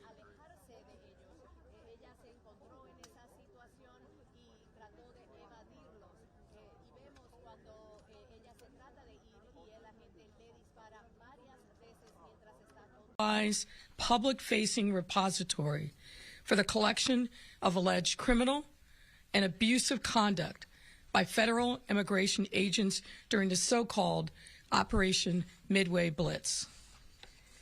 We aim to preserve evidence to facilitate transparency and accountability.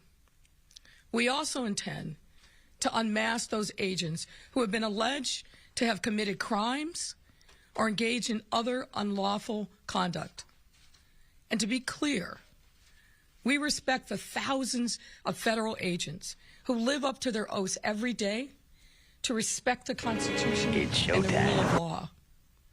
I work with these men and women and understand the sacrifices they make on a daily basis. Our project is focused instead on those federal immigration agents who cross the line, who have violated residents' rights and believe that they are above the law. Those agents who have allegedly committed homicide, shootings, used excessive force and indiscriminate use of chemical agents or projectiles like pepper balls and other actions against peaceful protesters. I know from my own experience as a former federal prosecutor and as an investigator of police misconduct that a mask cannot shield agents from accountability. And there simply must be accountability for those individuals if we are a democracy. What we also hope is that this project does further the empowerment of residents across Chicagoland. And let me highlight this point. Since this terrible operation began last September, I, like many, have watched. All right, and we are going to transition now as we do see Minnesota Governor Tim Walz speaking live. Extending sympathies to Renee Good's wife and child, to the rest of the family. Deepest sympathies on an unimaginable tragedy and the horror of the last 24 hours. Also a deep thank you to Minnesotans and those across the country. I understand a fund has been set up to support Renee's 6-year-old child and wife. Other things being done. I would encourage Minnesotans and folks across the country in this moment. You're seeing neighborliness and kindness rise to the occasion. Is go and find out what they're doing there and give some help if you can. I'd also say last night we saw Minnesotans meet the moment once again. Thousands of Minnesotans demonstrated last night peacefully. They shared a message about the reckless ICE mobilization is not keeping us safe and led to the tragedy that the world witnessed once again. To Minnesota, I say thank you. There's strength in numbers, there's power in peace, and what we saw was a beautiful vigil to a life that we're starting to learn more about.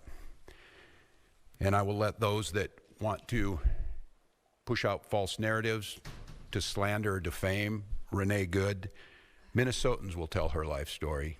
Minnesotans will be there to defend her honor and see this as a human being, not a moment in time or the callous casualness that I've watched some people on TV gloss over what they saw. We've also spent a lot of time talking last 24 hours about accountability. That means no function of government operates with impunity. It means when someone's in a position of authority and they commit any act that impacts our people, there has to be another place to turn to get justice. Checks and balances. Basic idea, the center of the formation of our country. It's the only measure that protects us from the abuse of government or federal overreach or tyrannical government. Yesterday, the Minnesota Bureau of Criminal Apprehension, the BCA, spent the day yesterday attempting to get that accountability to participate in the investigation. And I just want to make this as clear as possible to everyone. Minnesota must be part of this investigation. These are nonpartisan Brickwatcher just professionals followed. that have spent years building the trust of the community. There's a BCA Force Investigations Unit that was created by the legislature, by the people of Minnesota, to provide an independent, consistent, and trusted mechanism for investigating the use of force incidents involving law enforcement officers. Minnesota has seen our share of these. And what you've seen is, and I have witnessed it during my time, that these professionals have risen to the moment. They are trusted by people. People who are not by inclination trusting of law enforcement or government have come to see the professionals at the BCA as true arbitrators that can get them justice. The unit is the result of years of scrutiny, public engagement, and bipartisan legislative action. Minnesotans have made it clear time and again they expect transparency through this process where a police officer uses deadly force.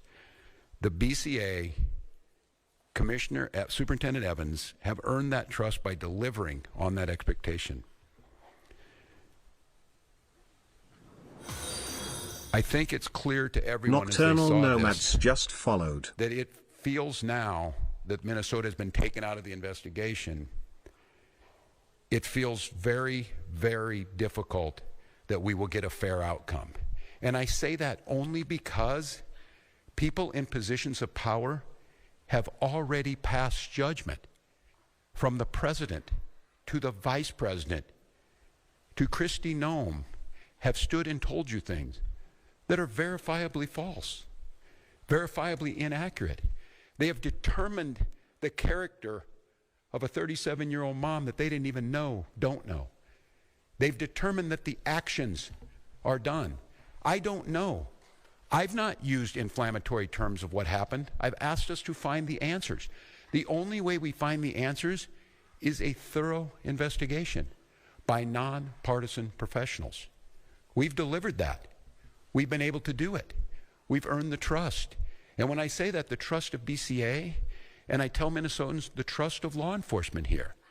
Everyone knows, globally, certainly here, that George Floyd, who was murdered a few blocks from this site, tore at the soul of who we were. But we healed. We built back trust.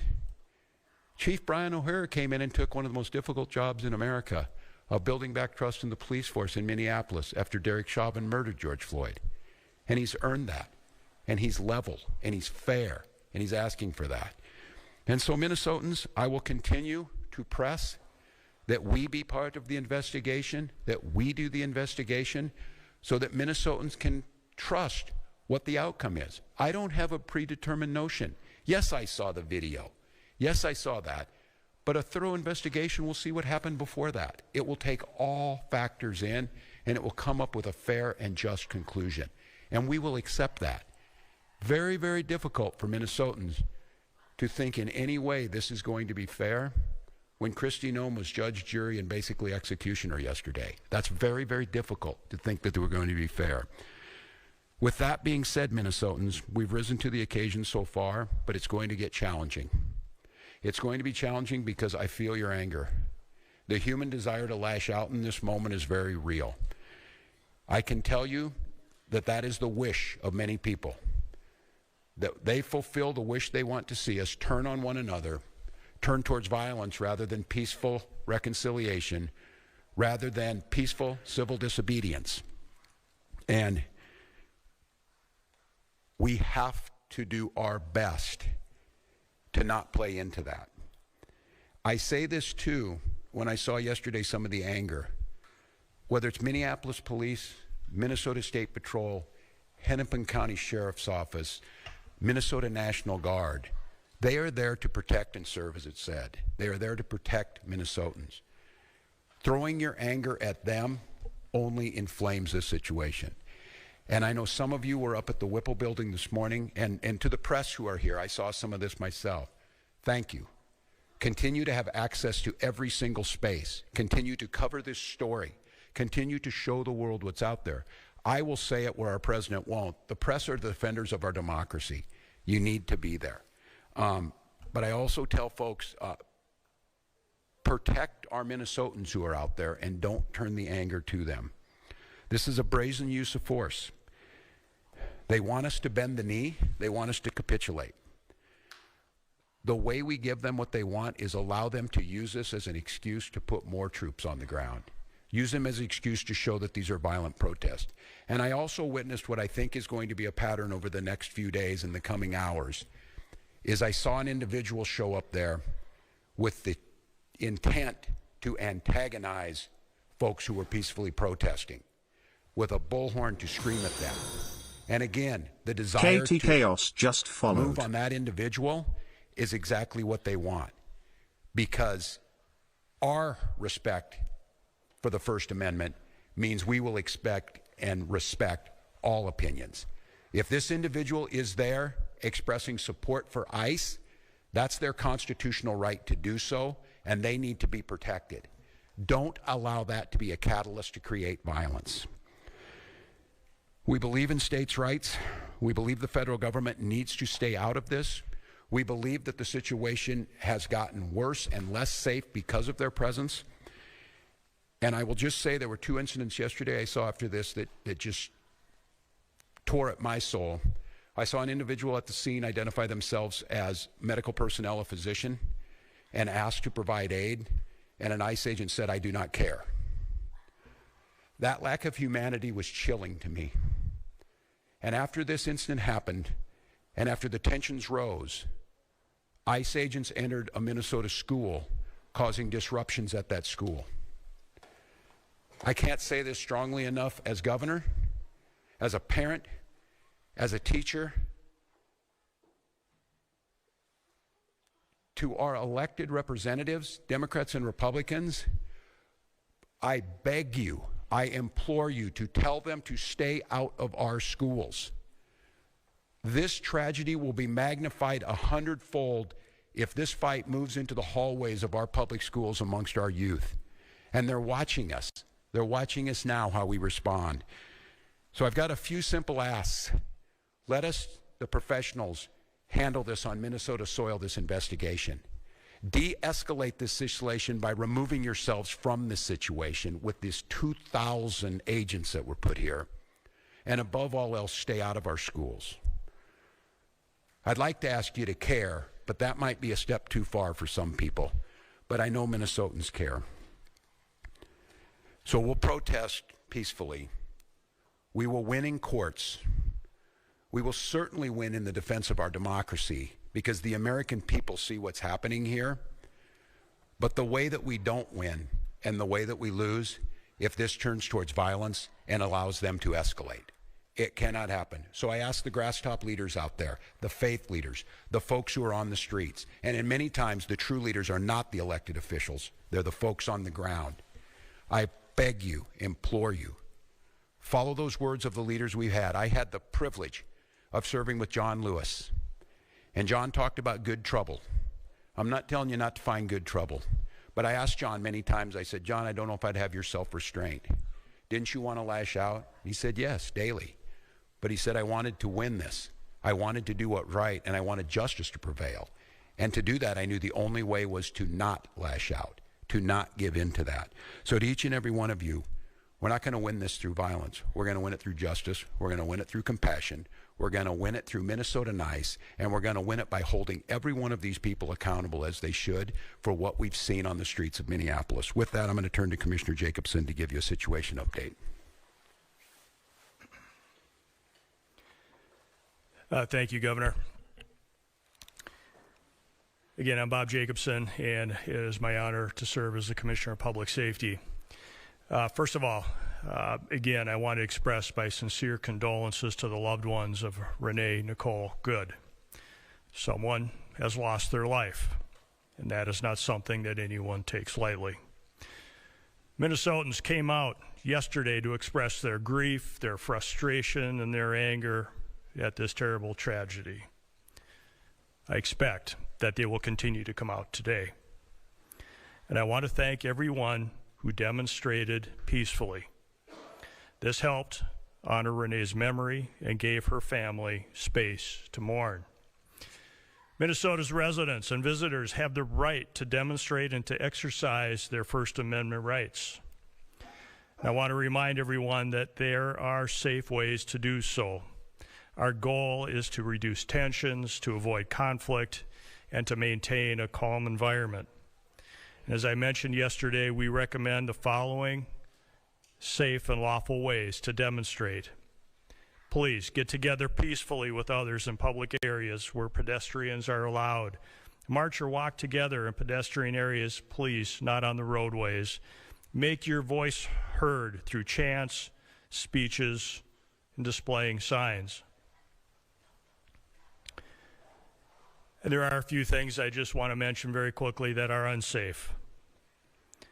Because as always, our top priority is public safety, and we cannot allow behaviors that create hazards, threaten public safety, or disrupt emergency services or endanger people nearby. That would include certainly demonstrating on the freeway, walking on highways, throwing objects, setting things on fire, property damage, graffiti, fireworks, illegal weapons, reckless and dangerous driving, or assaultive or aggressive behavior.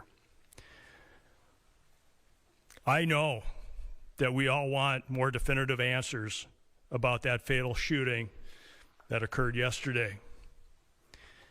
And as we are able to get those answers and dispel rumors and false information, then we can rightfully honor Renee's memory and help her family, loved ones, and our community heal. With that, I'll turn it back to Governor Walz and maybe a few questions. Please. Esme?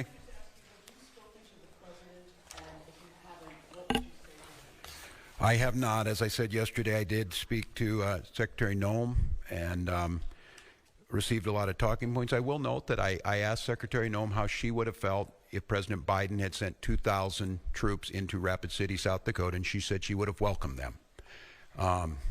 I leave that for the folks of South Dakota to determine. I've not spoken to the president. I would ask him, first of all, the goal here is to make America safe, is what he said. There is no verifiable evidence that any of this is making America safer. I would ask him to de-escalate in the moment, to allow Minnesotans to back up and grieve, to allow this investigation to be played out by the rule of law. I said it again, I have not passed any judgment on this. And to please, whatever it is, leave Minnesota alone.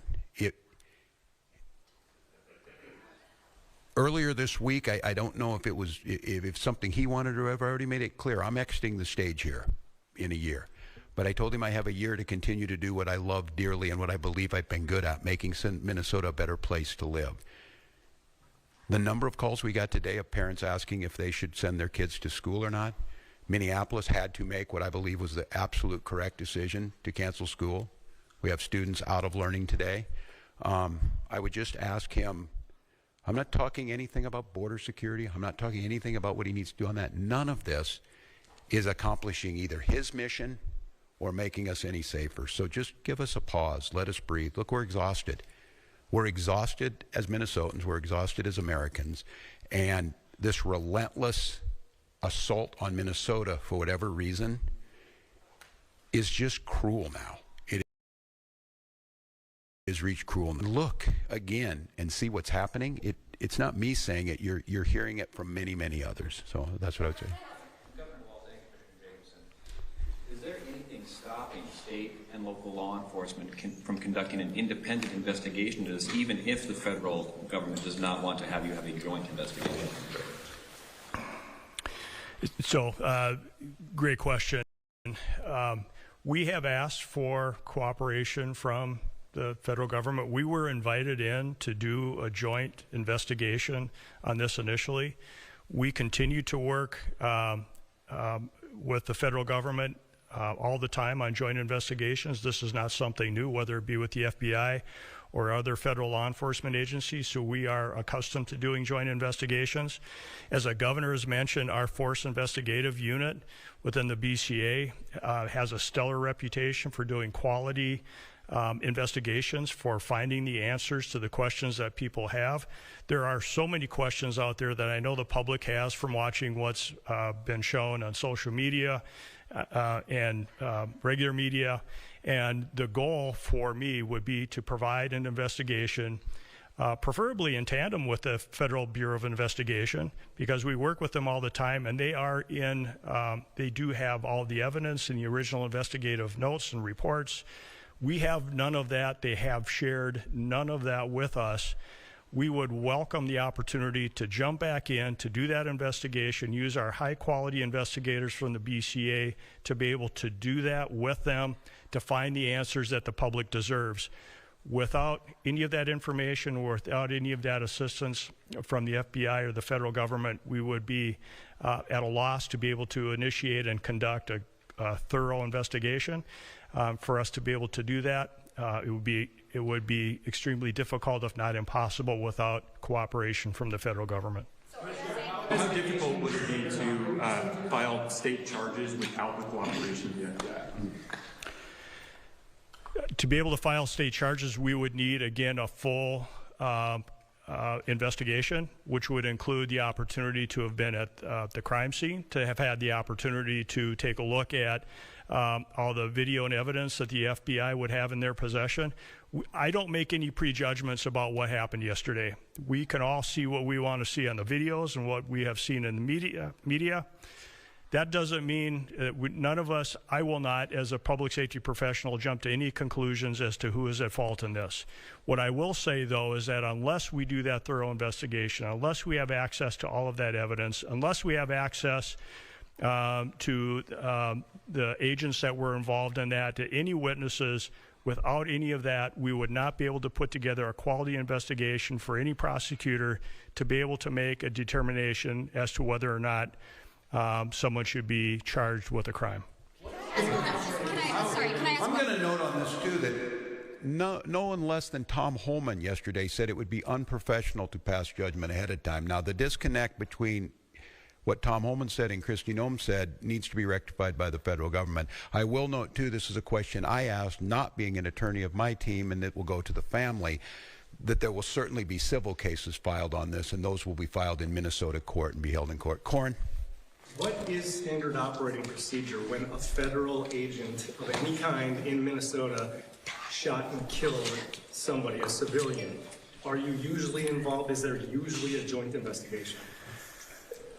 Generally, if there is any investigation involving use by a federal officer, generally the federal government, federal officials will lead that investigation. We have participated in numerous investigations in the past. It is very infrequent where there's a use of force by law enforcement officer, federal law enforcement officer, but we have worked jointly and shared information in previous investigations. I'd like to say, I'm gonna add on this. I'm gonna say, if you truly wanted to de-escalate this situation, the logical conclusion would be to follow that procedure and allow Minnesota to participate. And that's where we started yesterday, and it's one of the reasons I came out here, and I'm not going to criticize that because that was the proper process, and I'm going to have to talk to Minnesotans to try, and it's a very difficult task. I think we all know what can happen here, to calmly wait until all the facts come out. I think you in this room are seeing the gravity of this situation by not allowing Minnesota to participate, and the prejudgment that's already been made by leadership creates a very, very dangerous situation. And that's why, once again, I'm going to reiterate to our federal partners, simply let us be part of this. Use our professional folks. They will gain you the credibility and the trust of Minnesotans to believe the work that you're doing is honest, and it's not just a whitewash to backfill a predeceived notion. All right, so I got 10. That the state can do to put in additional protection around schools or to allow for additional e-learning days for these situations? Yeah, it's interesting, Dana, that you would ask that. We were just, as we were coming in here discussing, someone asked about that, and they mentioned Ruby Bridges and the Little Rock folks about escorting people in. We have not determined that yet, but it is a situation that we're going to have to explore. As I said, again, the thing that cut me deeply was watching what happened in our schools and the chaos, and I was on with Commissioner Jeff this morning as he's talking to folks from St. Cloud to Duluth about what they think about today. Should we be in classes today and tomorrow in those schools, or does it pose a potential risk? And so we're trying to figure that out. I think many of the things and the lessons we learned during COVID is local communities and local schools being able to make some of these decisions in the long run probably gets us better outcomes, but we are deeply concerned with that. I'm going to come back as soon as we get any more information from all of you. We'll be in front of you again. I will reiterate, and many of you know my wife Gwen, the First Lady, is an English and literature teacher, and we were talking about some of this, and she got asked the question, and it was when will all of this end? And what Gwen said, it will end when enough people say it will end, and I think that is sage advice. And then I couldn't help but thinking, and it scares me a little bit. I heard those words. We remembered, many of us in here in sophomore, when we read it, that the party told you to reject the evidence of your eyes and ears. It was their final, most important directive. It certainly feels like that in this moment, and so I want Minnesotans to not believe that I'm telling you not to be angry, not to be scared, not to be feeling a little bit hopeless in this moment. But I would also say this, and I saw it last night, I saw it during George Floyd, I've seen it throughout our history. When things looked really bleak, it was Minnesota's first that held that line for the nation. On that July 3rd, 1863. And I think now we may be in that moment that the nation's looking to us to hold the line on democracy, to hold the line on decency, to hold the line on accountability, and more than that, to rise up as neighbors and simply say, we can look out for one another, we can have differences, but we've proved to the world going on 250 years that our democracy could hold. It feels to me like we're at one of those inflection points. that simply asking our government to give us accountability, listen to local leaders, ratchet down the rhetoric, let people feel safe in their person, and let's let our kids go to school without fear. Let's let our kids go to school knowing that tomorrow could be a little better day. And so we're going to work on that. I'll leave you with this, and I'm not sure when we'll get in front of you next, but to Minnesotans, again, just one last time, don't give them what they want. Don't give them the unrest that they want. Don't give in to allowing them to bring more folks in here. Don't allow them to expand this somewhere else. Rise up, wrap your arms around your neighbors, peacefully express your First Amendment and your constitutional rights, and let's start healing, get some answers, and move Minnesota forward. Thank you.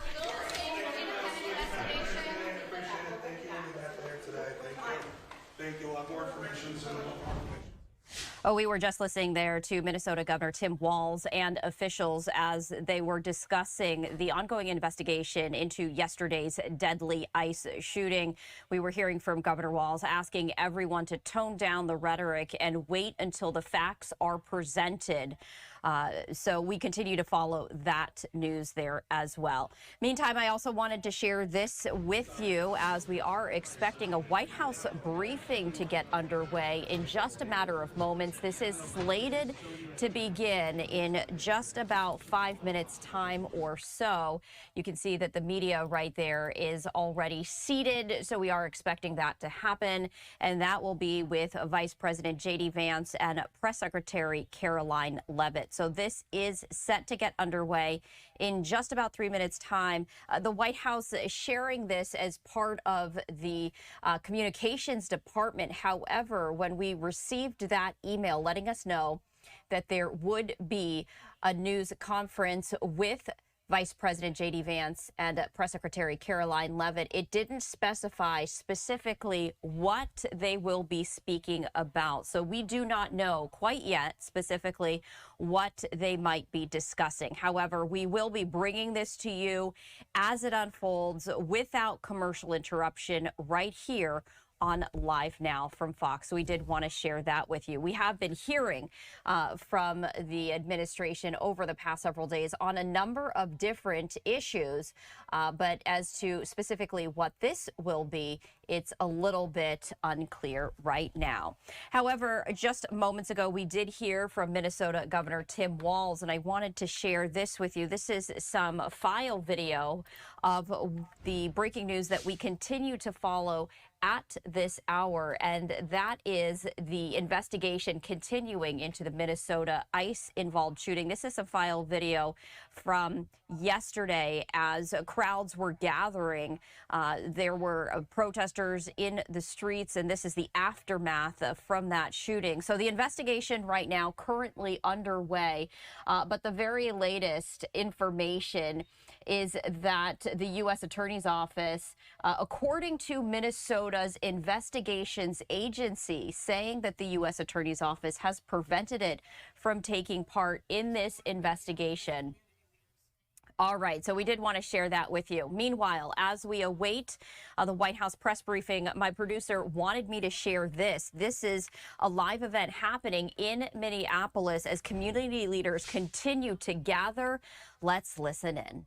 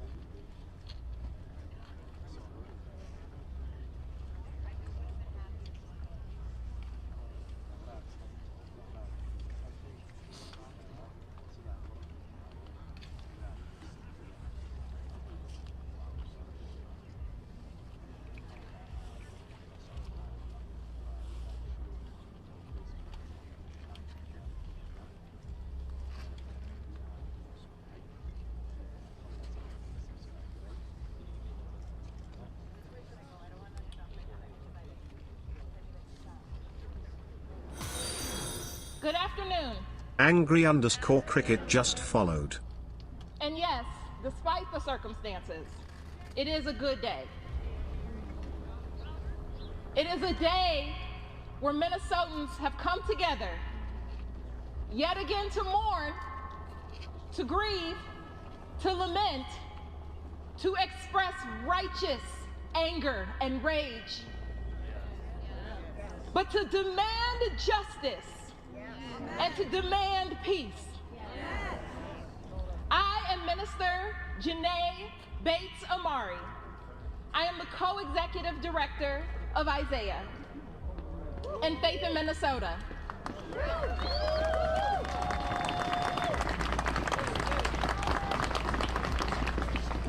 But I also stand here today as a Black woman, as a minister, as a Minnesotan. I am deeply grieving with you. This is painful.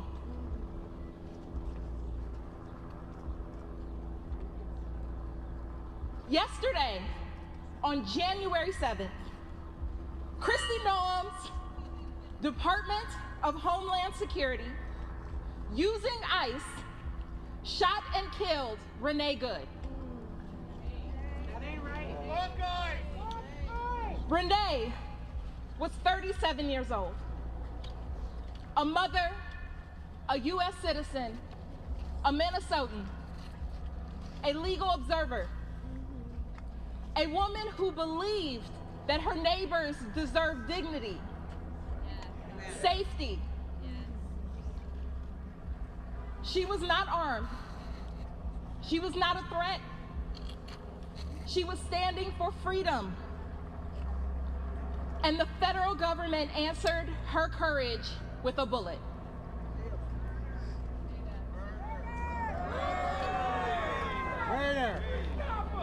Let the record be clear that that was not an accident. It was murder. An execution. This was also a very predictable outcome. Yes, it was. Yes, it was. An outcome by an agency operating with masked, unaccountable militia, unleashed by a MAGA administration that has treated Minnesota like an occupied territory.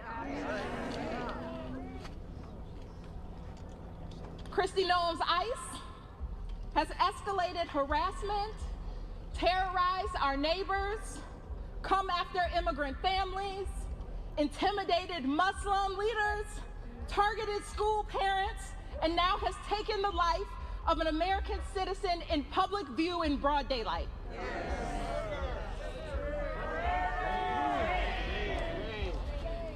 In the Holy Scriptures, in the Bible, it says, "Woe to those who decree unjust laws." Today, that woe belongs to DHS, to ICE, and to those in Congress who refuse to hold them accountable. And so we have our demands. Us clergy, hundreds of clergy across this state who have gathered together across faith traditions, are standing with the rest of Minnesotans saying, not again. Not again. We have three demands in this moment. One, that the ICE officer who shot Renee Good must be arrested, charged, and prosecuted.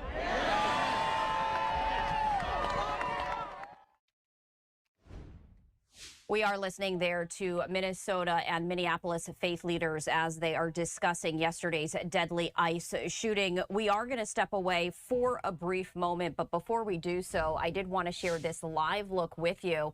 As any moment now, we are expecting a White House press briefing with Vice President J.D. Vance and Press Secretary Caroline Leavitt. According to Fox News, both will be discussing the deadly ICE-involved shooting that took place in Minneapolis yesterday. We are going to be carrying this live without commercial interruption as soon as it gets underway. In the meantime, though, we're going to step away for a moment. Welcome back to Live Now from Fox. I'm Stephanie Quinue. We are currently waiting on a live event that is set to get underway any moment now. This is a live look inside of the White House press briefing room as we are expecting to hear from Press Secretary Caroline Leavitt along with Vice President J.D. Vance. And according to Fox News, both will be discussing yesterday's deadly ICE-involved shooting in Minneapolis, Minnesota. So this is a live look there inside the briefing room. This was scheduled to get underway at 1 p.m. Eastern time, so running just a few minutes behind schedule. And this is another live look right here from the very same room, but just a different vantage point. Everyone now seated, and typically we do see Press Secretary Caroline Leavitt entering from the left-hand side blue door. Now, we do see that all of the cameras are still trained on that door.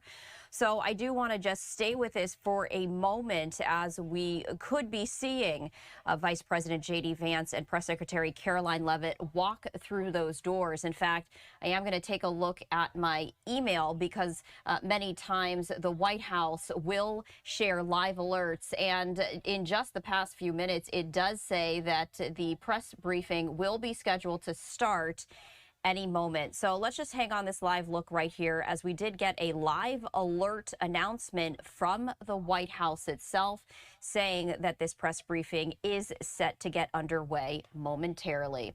If you're just joining us here on Live Now from Fox, we have been sharing with you live looks and live coverage from Minneapolis, Minnesota. We were just hearing from Minnesota Governor Tim Walz and others talking about yesterday's deadly ICE-involved shooting. Also learning a little bit more about this investigation. The Bureau of Criminal Apprehension will investigate the shooting death of 37-year-old Renee Good along with the FBI. However, the U.S. Attorney's Office has now changed that. That's according to the Minnesota Bureau of Criminal Apprehension Superintendent Drew Evans.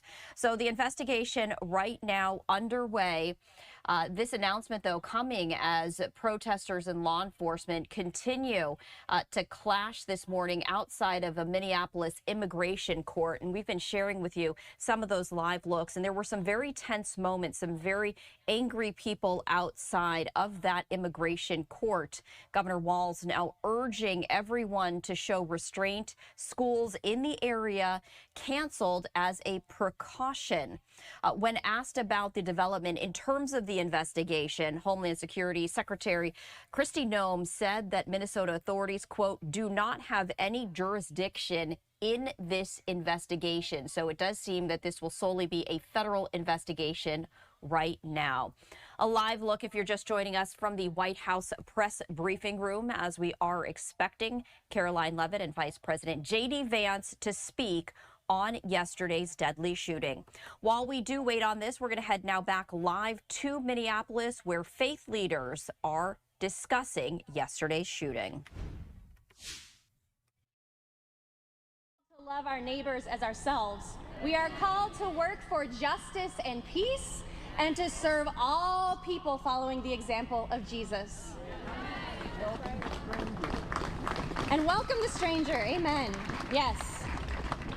Every time we gather as a community around the baptismal font, I as pastor get to address the congregation and I say to them, do you renounce evil? That's right. And the forces that defy God? That's right. And the congregation with one voice responds, we renounce them.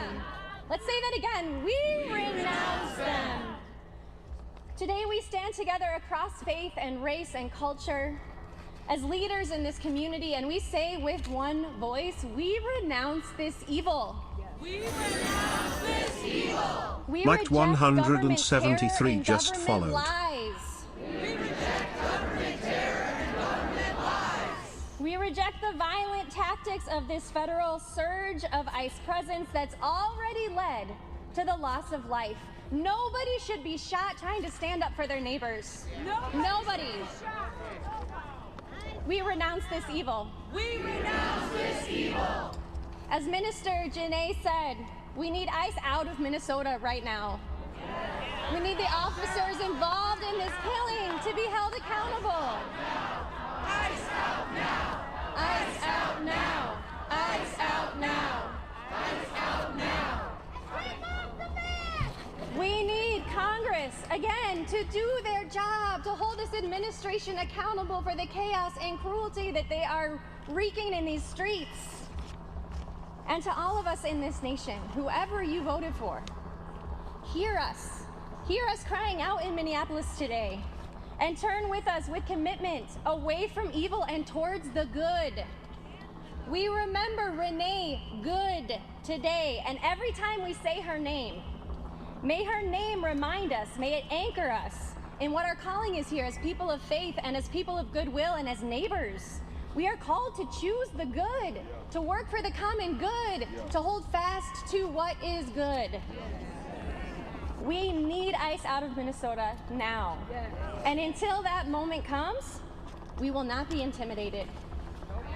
We will continue to push back against this reign of terror as clergy, as neighbors, as elected leaders, as Minnesotans, arm in arm. And when the federal government sends agents of cruelty here, we will be agents of care and compassion.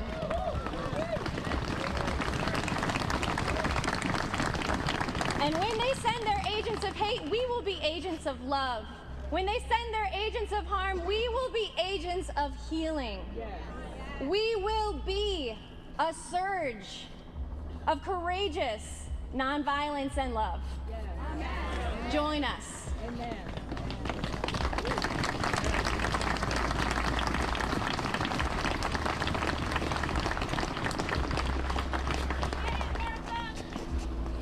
Good morning, everyone. My name is Maulid Ali.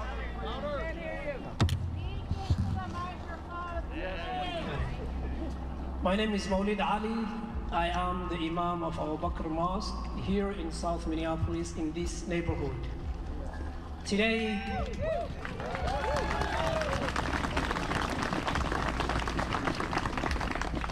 I stand with faith leaders, united in grief and united in purpose.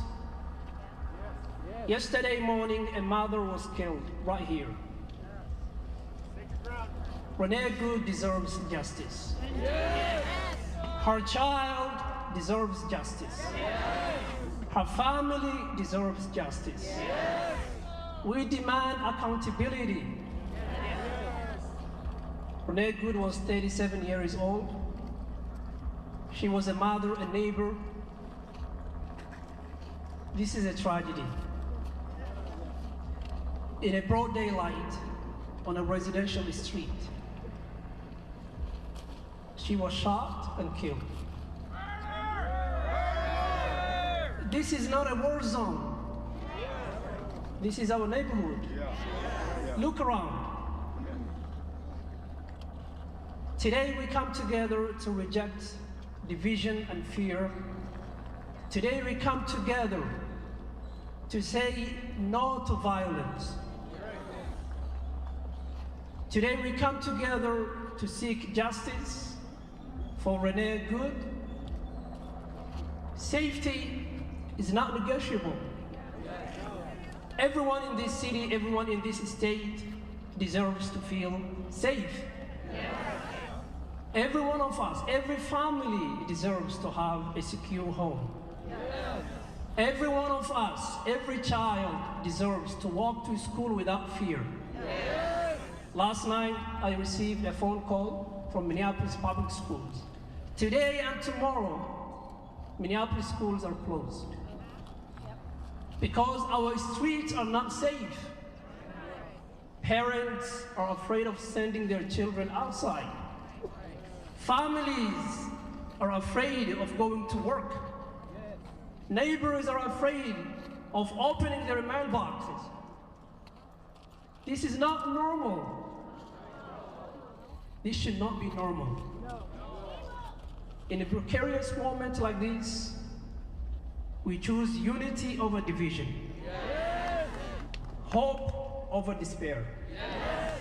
Faith over fear. Yes. In a moment like this, there are some people who want to divide us. There are some people who profit from fear. But today we come together to send a message of love, of hope, and unity.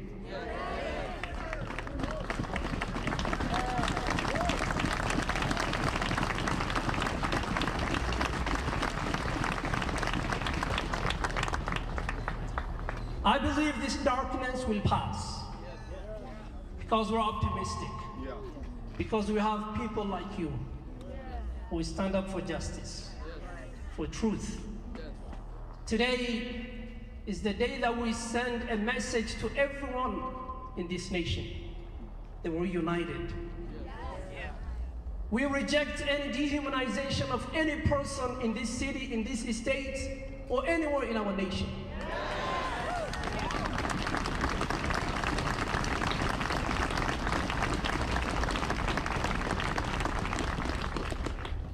As a Muslim leader and imam, my sincere condolences goes to Renee Good's family, our neighbors.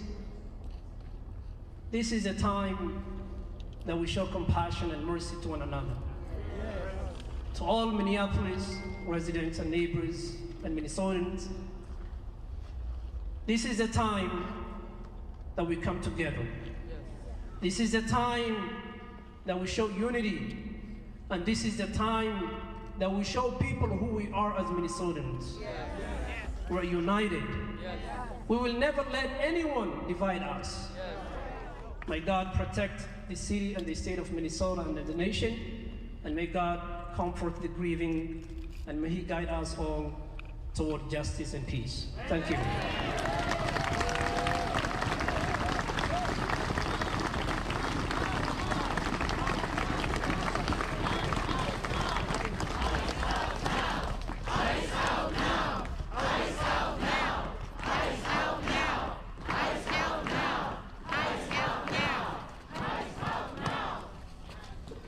I am Rabbi Tamar McGill Grimm, and I serve as the senior rabbi at Beth Jacob Congregation in Mendota Heights. I don't know if I have ever felt this heartbroken and this proud at the same time. I am so proud to be part of the Minnesota faith community. Look around. Look at these people.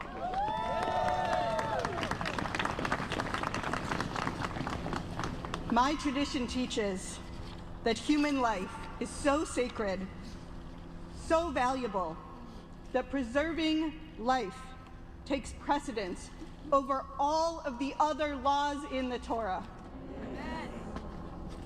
What we witnessed yesterday, an absolutely senseless and tragic murder of a wife, a mother, a caring neighbor, Renee Nicole Good, who should have been tucking her son into his bed last night, just like I was tucking in my 2 kids. This goes against everything our country is supposed to stand for. It goes against what it means to have a safe and free society in which neighbors look out for each other, in which officers obey the law and show up to protect people, not harm them. We need accountability, and we need it now. We need the FBI to release evidence to Minnesota law enforcement, and we need it now. We need to demand that our elected officials demand from the FBI that they release this evidence, and we need it now. We need an administration that values human life, and we need it now. Hear, hear. We need peace and security on our streets, and we need it now. In my tradition, we teach that when somebody has died, the appropriate thing to say to the family in mourning is that their memory should be for a blessing. We will continue to fight so that Renee Nicole Good's memory is for a blessing, that her death not be in vain. We will continue to fight for the sacred value of human life. Oseh shalom b'mromav hu ya'aseh shalom aleinu ve'al kol Yisrael ve'al kol yoshvei tevel. May the one who makes peace in heaven make peace reign upon us here in Minnesota and in our community, for all the inhabitants of our community. Amen.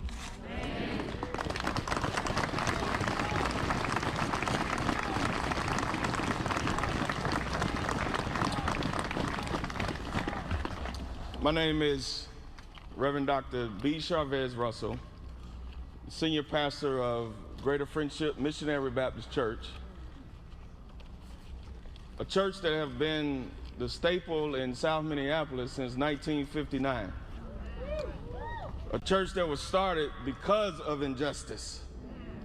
A church that exists because we as a community recognize that we got to come together and stand against anything that does not represent God. In John chapter 2, when Jesus walked into the temple during Passover, he became angry at the money changers and the sellers of the animals and the temple leadership for taking advantage of the people who simply just came to worship. In response, he didn't react in rage. But what he did was he intentionally braided a whip together. He braided a whip together to drive them out of the temple so that the temple could be used for its original purposes, and that's for worship. Now, the thing is that yesterday's incident made our community angry. And instead of reacting, that's what they want us to do. But let's be like Jesus and respond. Like Minister Janae Amari said, in righteous anger. And if we look around, and I'm from Mississippi, and what's so wonderful about the state of Minnesota is that it's so diverse. And all of us are from all different places. Celebrate that. I need you and you need me. And God has intentionally braided us together for his purpose and his will to drive out and turn over the tables of injustice, to turn over the tables of division and the tables of hate and the tables of untruth, tables that endanger our families and our communities and our futures, and replace them with tables of justice, tables of righteousness, tables of collaboration and peace and love and unity, so that we can all live out our God-given purpose in this beloved community. We pray for the family and the community of Renee Good that she was tragically taken from, and the community on this very block that we stand. And I pray we are provoked to our purpose of standing together for what is right, not in the eyes of Republicans, not in the eyes of Democrats or conservatives or liberals or this administration or even MAGA, but in the divine eyes of God, as we continue to continue to do the good work that God has called us to do before the day that we were even born. And God has called us to this moment and right now. So I need somebody to repeat after me. We are better, together. We are better, together. Amen. Amen.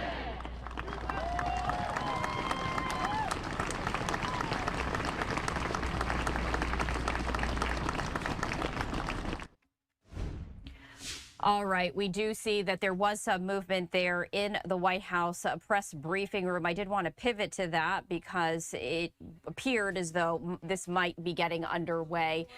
We do see just a little bit of movement. So what we're going to do is we're going to stay on this live look right here as we were just hearing from. Our parish was founded 130 years ago by German and Irish immigrants, newcomers to this country, and in recent decades has been sustained by immigrants.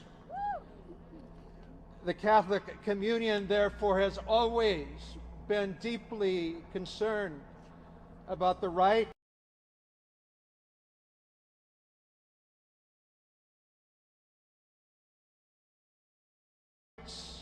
and the well-being of immigrants and migrants and refugees. Second only to their families, a faith community is home for so many immigrants to this place. In our parish's 130 years, I would argue that last month, December, was the most painful time we have ever experienced. At a time when we would gather every evening for prayer and celebration, to celebrate Our Lady of Guadalupe, to celebrate Christmas. Events were canceled. Our church was quiet. Our families, as you know, were afraid to leave their homes, not inconvenienced by ICE, but harassed by ICE, terrorized by ICE, traumatized by ICE. These are not criminals. These are not threats to our community. These are really... Democrats are calling to defund federal law enforcement agencies who are protecting public safety.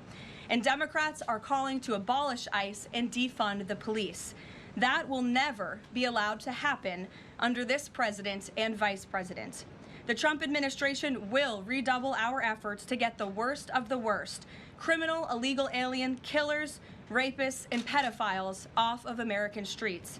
The Department of Homeland Security will continue to operate on the ground in Minnesota, not only to remove criminal illegal aliens, but also to continue conducting door-to-door investigations of the rampant fraud that has taken place in the state under the failed and corrupt leadership of Democrat Governor Tim Walz.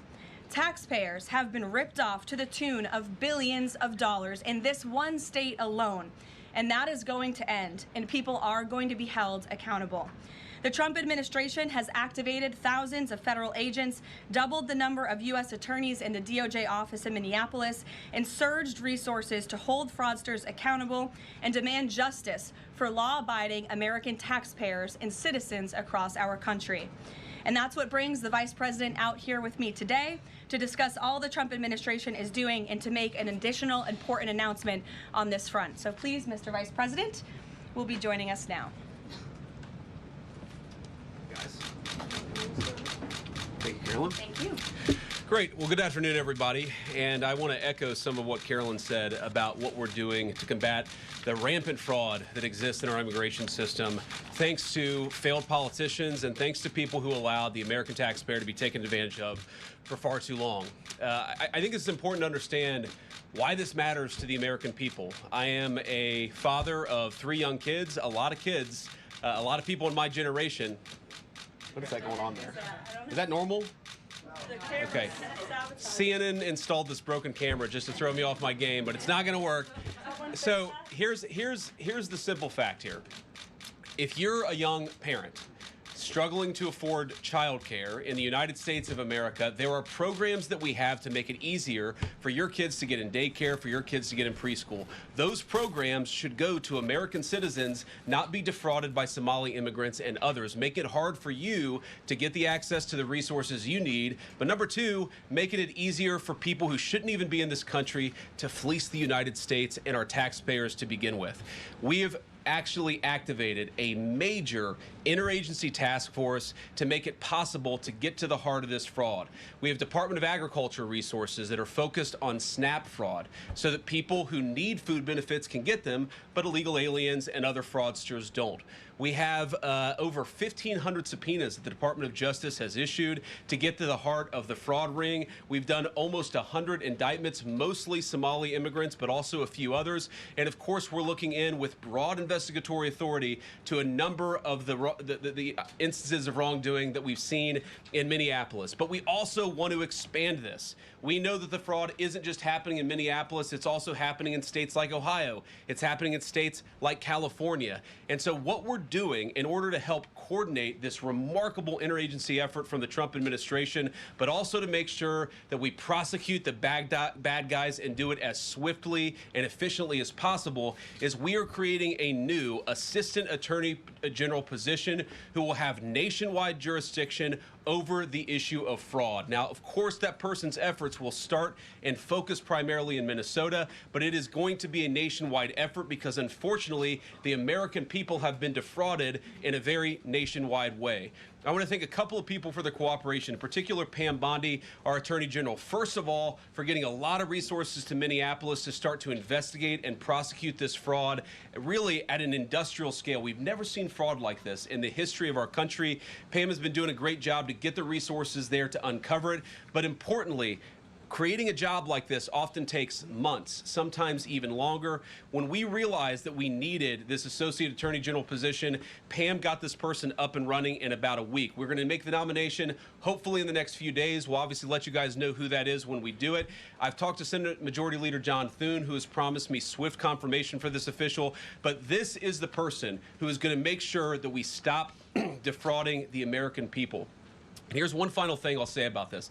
I've heard a lot of people say that we need a special counsel to investigate fraud in the United States of America. I actually agree, and that's what this position does. It has all the benefits, all the resources, all the authority of a special counsel, but with two crucial differences. Number one, it will be run out of the White House under the supervision of me and the President of the United States. And number two, it's actually constitutionally legitimate. As you guys may know, the special counsel statute has some major constitutional questions. When we get the bad guys, we want to make sure we get them permanently and they don't have some legal technicality they can get out of, which is why we set it up as an Associate Attorney General. I'll take some questions, but I want to make just one final observation here. When I was actually walking out here, somebody sent me a photo of a CNN headline about what happened in Minneapolis. And this is the headline. I'm just going to read it.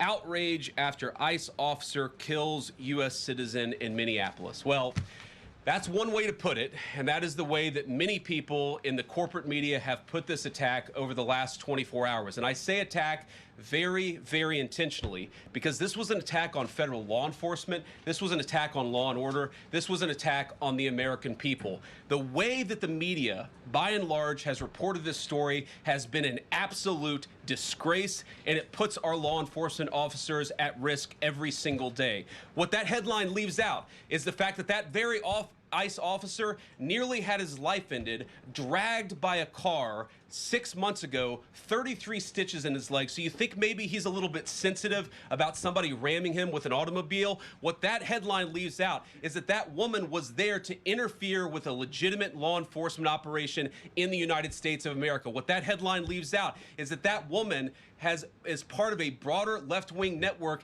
to attack, to dox, to assault, and to make it impossible for our ICE officers to do their job. If the media wants to tell the truth, they ought to tell the truth that a group of left-wing radicals have been working tirelessly, sometimes using domestic terror techniques to try to make it impossible for the President of the United States to do what the American people elected him to do, which is enforce our immigration laws. The President stands with ICE. I stand with ICE. We stand with all of our law enforcement officers.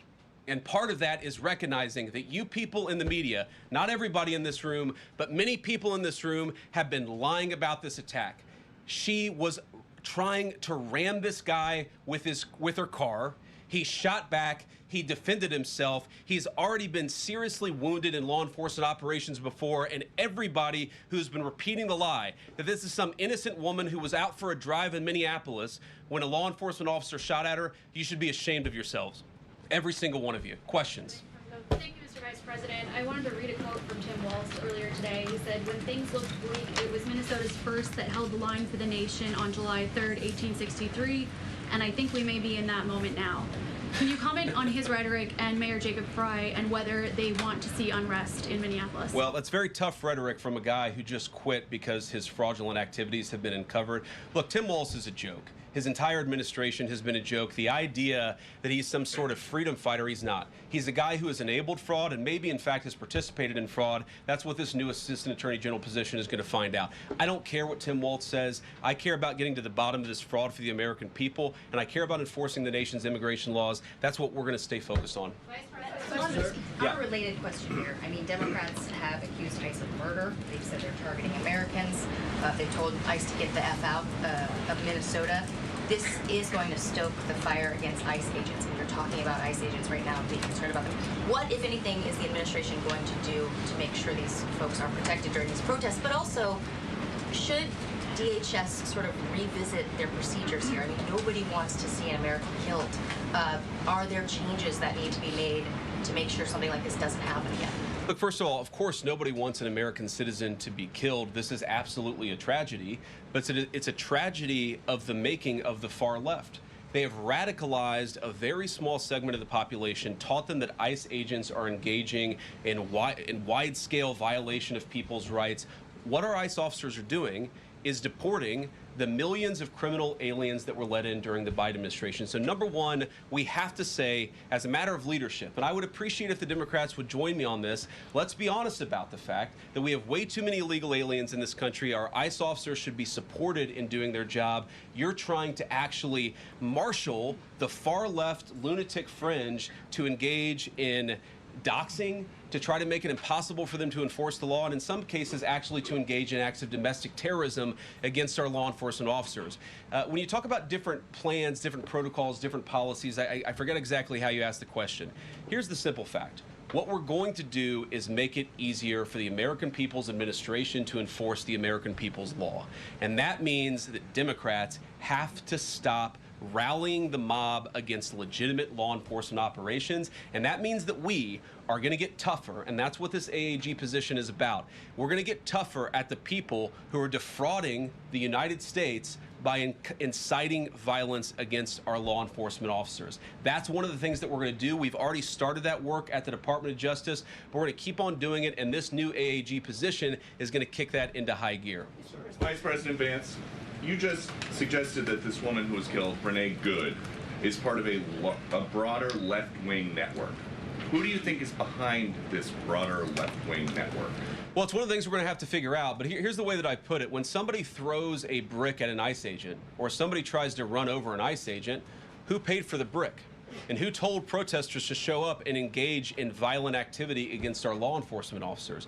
You see, just with this most recent terrible incident in Minneapolis, you see friends of this woman's or other people who are eyewitnesses saying basically that she was there to engage in obstruction of a legitimate law enforcement operation. How did she get there? How did she learn about this? There's an entire network, and frankly, some of the media are participating in it, that is trying to incite violence against our law enforcement officers. It's ridiculous, it's preposterous, and part of our investigatory work is getting to the bottom of it. Who's funding it? Who's supporting it? Who's cheerleading it? And of course, if there's illegal activity related to that, we're going to get to the bottom of that and prosecute it where we can. Mr. Vice President, thank you for taking questions today. Is there a risk with you describing her as a deranged leftist, talking about very specific facts of these events, when an investigation is just beginning? Are you preempting a thorough investigation by drawing such conclusions? And have you received any information beyond the videos we've seen publicly about this individual, her specific acts, that has informed your point of view? Well, first of all, the Department of Justice is going to investigate this. The Department of Homeland Security is already investigating this. But the simple fact is, what you see is what you get in this case. You have a woman who is trying to obstruct a legitimate law enforcement operation. Nobody debates that. You have a woman who aimed her car at a law enforcement officer and pressed on the accelerator. Nobody debates that. I can believe that her death is a tragedy, while also recognizing that it's a tragedy of her own making and a tragedy of the far left who has marshaled an entire movement, a lunatic fringe against our law enforcement officers. I think what is clearly happening here, and it's going to keep on happening unless the Democrats wake up and say, you know what, you don't have to agree with our immigration policies. You don't have to agree with what the president or the vice president believe about immigration enforcement, but why don't you take this to the ballot box? Why don't you vote? Why don't you organize? Instead, what some of them are doing is encouraging people to get violent with our law enforcement officials. It's disgraceful, and it's got to stop. Yeah. Just to follow up on that question, and again, thank you for taking questions, Mr. Vice President. There's clearly a lot of emotion in Minnesota, across the country, over this incident. You're calling Renee Good a deranged leftist. There's been heated rhetoric that we've also heard from officials. What responsibility do you and the president have to diffuse some of the tension that we are seeing play out in Minnesota, bring down the temperature as this investigation is unfolding? What we have a responsibility to do is to protect the people who are enforcing the law and protect the country writ large. Whether you're Democrat or Republican, you deserve to have the people's laws enforced in the United States of America. Now, again, I'm not happy that this woman lost her life. I'm not happy that this woman was there at a protest violating the law by interfering with a law enforcement action. I think that we can all recognize that the best way to turn down the temperature is to tell people to take their concerns about immigration policy to the ballot box. Stop assaulting and stop inciting violence against our law enforcement officers. That's the best way to take down the temperature. And we're not going to give in to terrorism on this. And that's exactly what's happening. People trying to antagonize, to commit acts of violence. They throw bricks at them. Sometimes they shoot at them. Sometimes they dox them. Sometimes they go to their place of residence and harass their families. This is classic terrorism. And we cannot say that when a far left fringe is inciting violence against our brave law enforcement officials, that we're no longer going to enforce the law. That's rewarding the very people who are engaged in this garbage. The actual reward that they just got is a new assistant attorney general who is going to prosecute and investigate this stuff even more aggressively than before. Yeah. Thanks for taking my question. So the head of Minnesota's investigations agency says that the U.S. Attorney's Office has essentially cut off the state investigations agency's access to the investigation. What is the precedent for that, and why shouldn't the Minnesota officials on the ground have access and evidence to work on this investigation? First of all, I wish the state officials in Minnesota would investigate why you have so many people who are using their vehicles and other means to actually interfere with a legitimate law enforcement operation. The precedent here is very simple. You have a federal law enforcement official engaging in federal law enforcement action. That's a federal issue. That guy is protected by absolute immunity. He was doing his job. The idea that Tim Walz and a bunch of radicals in Minneapolis are going to go after and make this guy's life miserable because he was doing the job that he was asked to do is preposterous. The unprecedented thing is the idea that a local official can actually prosecute a federal official with absolute immunity. I've never seen anything like that. It would get tossed out by a judge. So what I'd like Minnesota to focus on is the real issue, that they're encouraging people. Minneapolis officials are encouraging people to commit violence against ICE officials. It's ridiculous. It's got to stop. Go ahead. Mr. President, thank you. You said earlier that there's a left-wing network to attack, to dox, to assault, and make it impossible for ICE officers to do their job. You told my colleague just now that there's an investigation going on into that network. Yep. So if everything that you say is true, how does being part of that network justify being shot? Well, being part of the network doesn't justify being shot, but ramming an ICE officer with your car, that's what justifies being shot. It's not a good thing, by the way, but when you force somebody to engage in self-defense, it's almost a preposterous question. I'm not saying that funding some of this stuff justifies capital punishment. Nobody would suggest that. The reason this woman is dead is because she tried to ram somebody with her car, and that guy acted in self-defense. That is why she lost her life, and that is the tragedy. Now, there may be other violations of the law and other penalties that are associated with those violations of the law. For example, if you are funding violence against our law enforcement officers, I'm not a prosecutor. My guess is that's not the sort of thing that earns capital punishment, but it should sure as hell earn you a few years in prison if you're funding the effort to try to assault our law enforcement officers. What is, I'm sorry guys, what's going on here? You guys are meant to report the truth. How have you let yourself become agents of propaganda of a radical fringe that's making it harder for us to enforce our laws? You just asked me a question that presumed that the reason why this woman died is because she was engaged in legitimate protest. She tried to run somebody over with her car, and the guy defended himself when that happened. Next question. The investigation is still ongoing. I said next question. Mr. Vice President, I mean, you presumably watched the video yourself. There's not the slightest doubt in your mind, having viewed it, that the victim, you still believe that she deliberately tried to ram him despite seeing this video? Look, I don't know what is in a person's heart or in a person's head, and obviously we're not going to get the chance to ask this woman what was going on. What I am certain of is that she violated the law. What I'm certain of is that that officer had every reason to think that he was under very serious threat for injury or in fact, his life. What I'm certain of is that she accelerated in a way where she ran into the guy. I don't know what was in her heart and what was in her head, but I know that she violated the law, and I know that officer was acting in self-defense. It raises an interesting point, though. Look, if people want to say that we should have a legitimate debate about, you know, what was she really doing, right? Was she panicking when she drove into this officer, or was she actually trying to ram him? That's a reasonable conversation. What's not reasonable is for so many of you to plaster all over the media that this was an innocent woman and that the ICE agent committed murder, which is what many of you have said explicitly and some of you have said implicitly. That's what I have an objection to. The idea that this was not justified is absurd, and I think everybody knows it in their heart. Yeah. Mr. Vice President, in the green jacket. Taking down the temperature, it seems like political violence is ratcheting up and riots could be around the corner. What steps does the administration have planned to try to unite America? Average people on both political sides are so tired of fighting with each other, and I think all the journalists in this room could agree with me that we don't want to be part of the problem. Do you have any words to unite America? You know, I know you don't want to be a part of the problem, and I think that's true of a lot of you. I'm not sure it's true for everybody, because the reporting over this has been one of the biggest scandals I've ever seen in media. I've never seen a case so misrepresented and misreported when you have a guy who is defending himself and is now being treated as some sort of federal assassin by so many of the people in this room. First of all, let me say about crime. You mentioned violence. One of the things we're proudest about is that you saw violent crime over the last year drop by 20%. Why is that drop by 20%? Is it because we're attacking our law enforcement officers, or is it because we in the administration are empowering our law enforcement officers to enforce the law? I think that's one of the ways you take down the temperature, is you make people feel more secure and safe in their person and property. That's why we care so much about protecting our law enforcement, because it accrues to the benefit of the entire national community.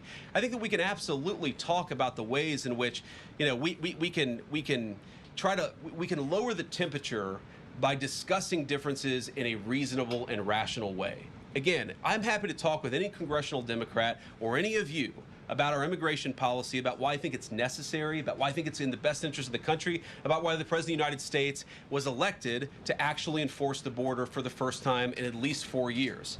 So here's the problem. That's not the debate so many people are having.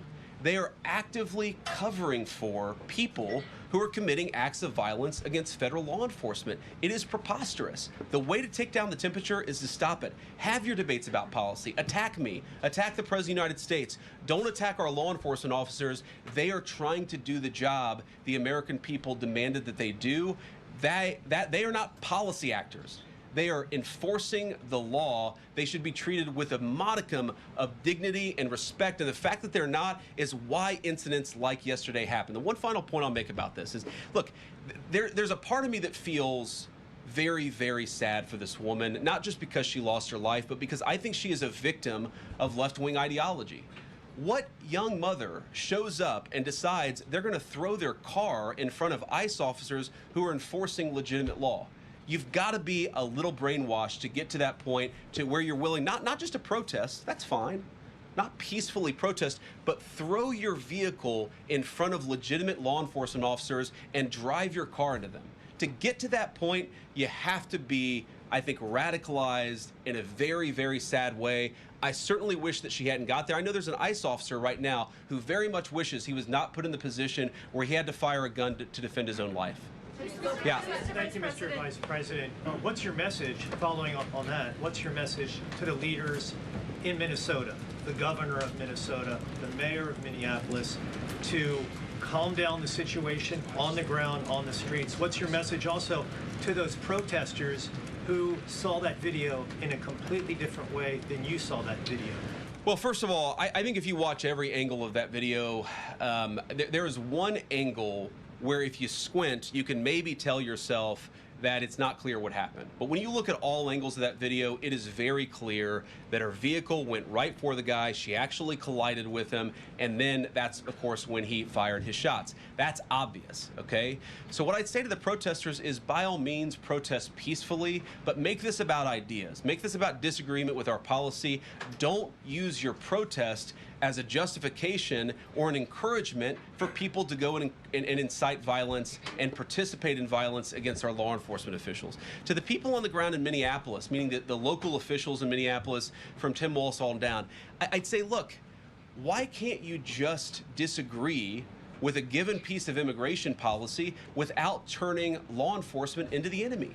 And think about, for example, a criminal law, where a police officer goes and arrests somebody because they violated a criminal law. If you're mad about that, go and protest the politician who passed that law. Don't attack the police officer who's just doing their job. We had a wide open border under Joe Biden. I happen to think it's a good thing the President of the United States has closed it down. If you think that's a bad idea, criticize this administration for a policy decision. Don't attack our people for enforcing the law, because I guarantee you go to ICE, there are black people and white people, there are Democrats and Republicans, they are patriotic Americans who are trying to enforce the law. Attack me, lay off of our ICE agents.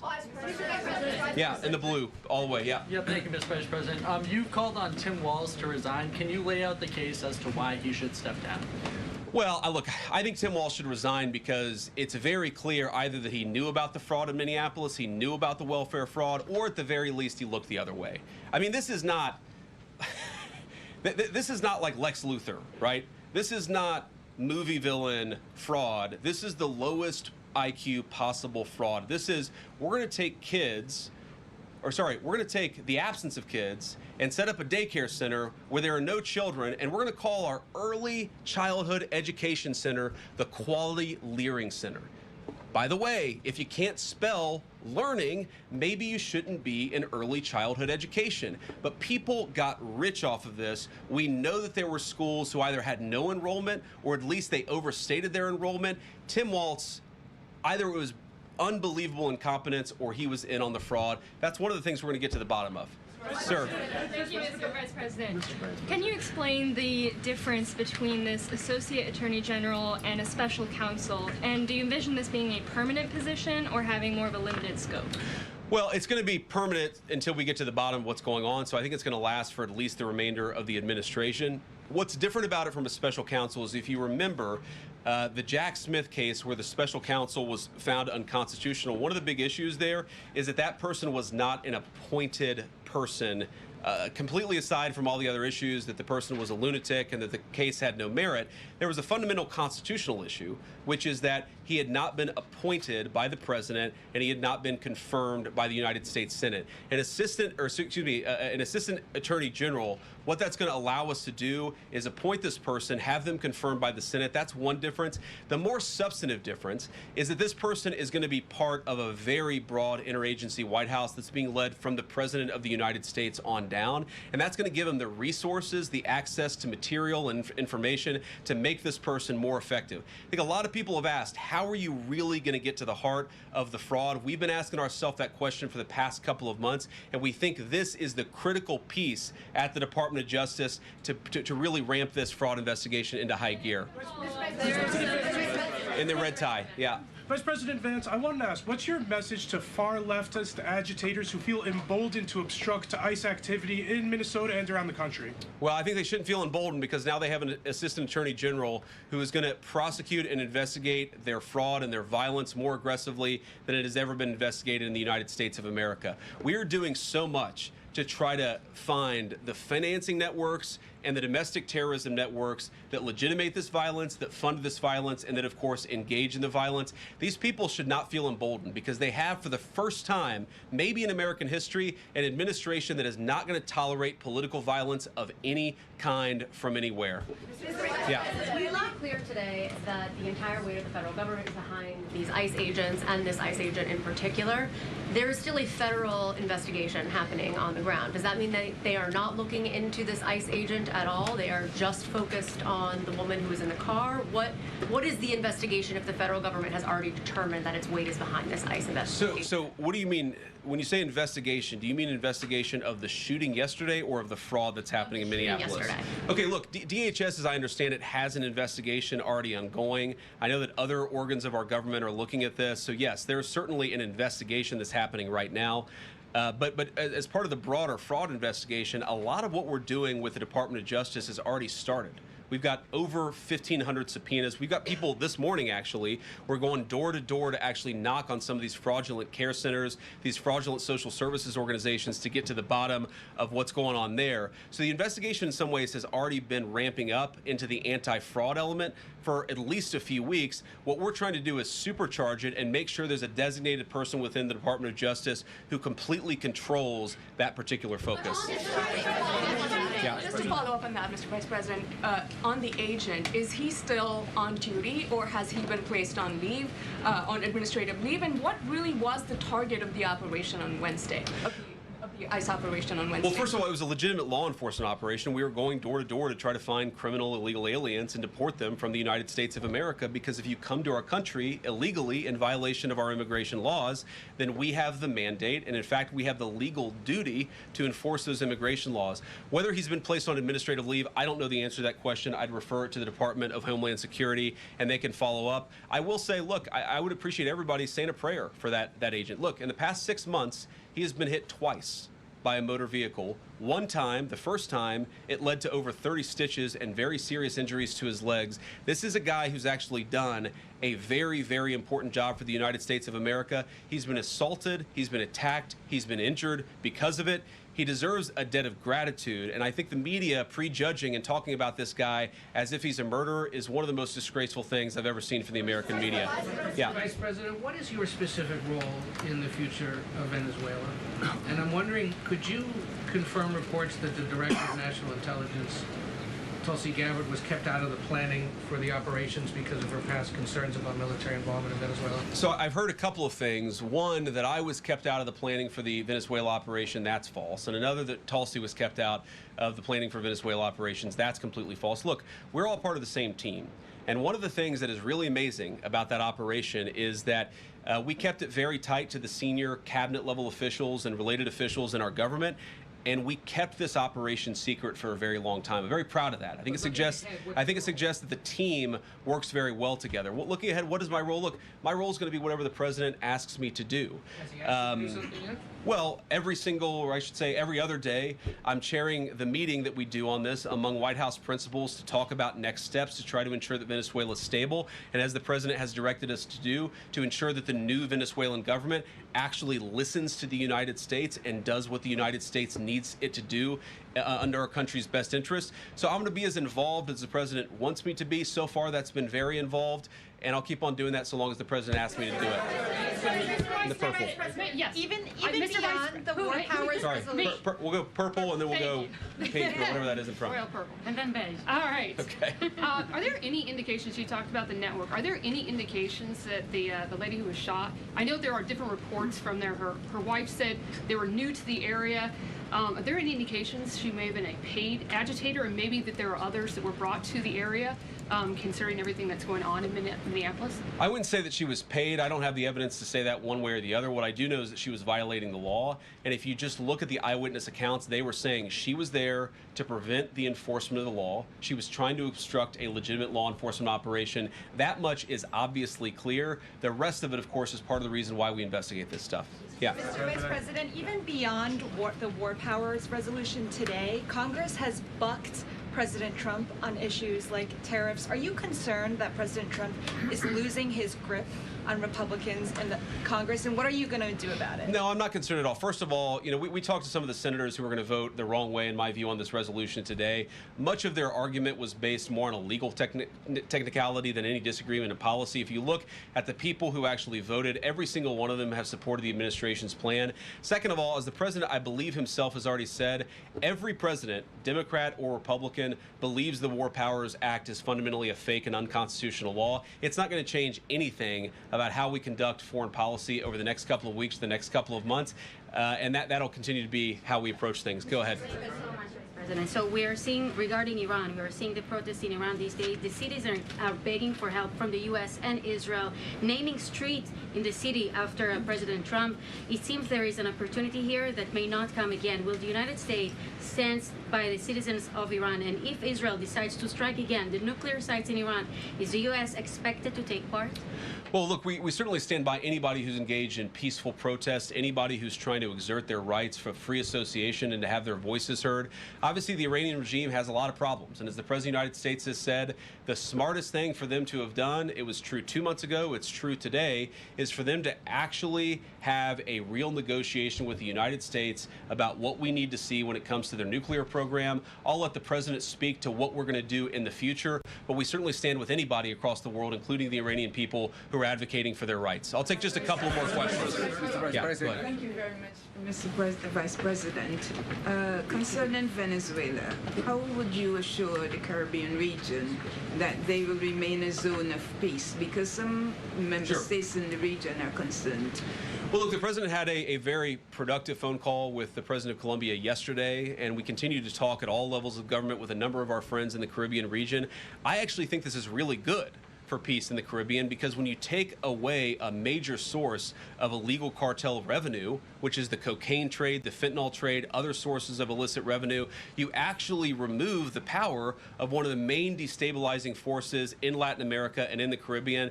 I really do think, look, we say it all the time, this is the president of peace. One of the ways that you establish peace in your own hemisphere is to make it clear that the United States is going to be respected, that the United States is willing to take power away from criminal cartel organizations and give it to legitimate governments. That's how we see the future of the Western Hemisphere, and we think it's going to be much more peaceful than it was certainly under Joe Biden. I'll take one more question. Go ahead. Mr. Vice President, thank you. On Greenland, do you have a message for European leaders? Many in Europe reject the idea that the island could be for sale. Well, first of all, Secretary Rubio, I believe, is meeting with the leaders of Denmark and Greenland next week, I want to say it is, but maybe it's the week after that. We'll continue to deliver some of these messages in private, some of them in public, but I guess my advice to European leaders and anybody else would be to take the President of the United States seriously. What has he said about Greenland? Set to the side the crazy overreactions that I've seen from the press and from certain people in Europe. What has the President said? Number one, Greenland is really important, not just to America's missile defense, but to the world's missile defense. Number two, we know that there are hostile adversaries that have shown a lot of interest in that particular territory, that particular slice of the world. So what we're asking our European friends to do is to take the security of that landmass more seriously, because if they're not, the United States is going to have to do something about it. What that is, I'll leave that to the President as we continue to engage in diplomacy with our European friends and everybody on this particular topic. And again, thank you all for listening. Thanks for taking questions. And I just ask you, look, this is politics, and often Republicans and get in arguments with the press about things. I understand that. I think it's really irresponsible for you guys to go out there and imply or tell the American people that a guy who defended himself from being rammed by an automobile is guilty of murder. Be a little bit more careful. We're going to talk about toning down the temperature, which I know the President wants to do, and I certainly want to do. One of the ways we tone down the temperature is to have a media that tells the truth. I encourage you all to do that. God bless you.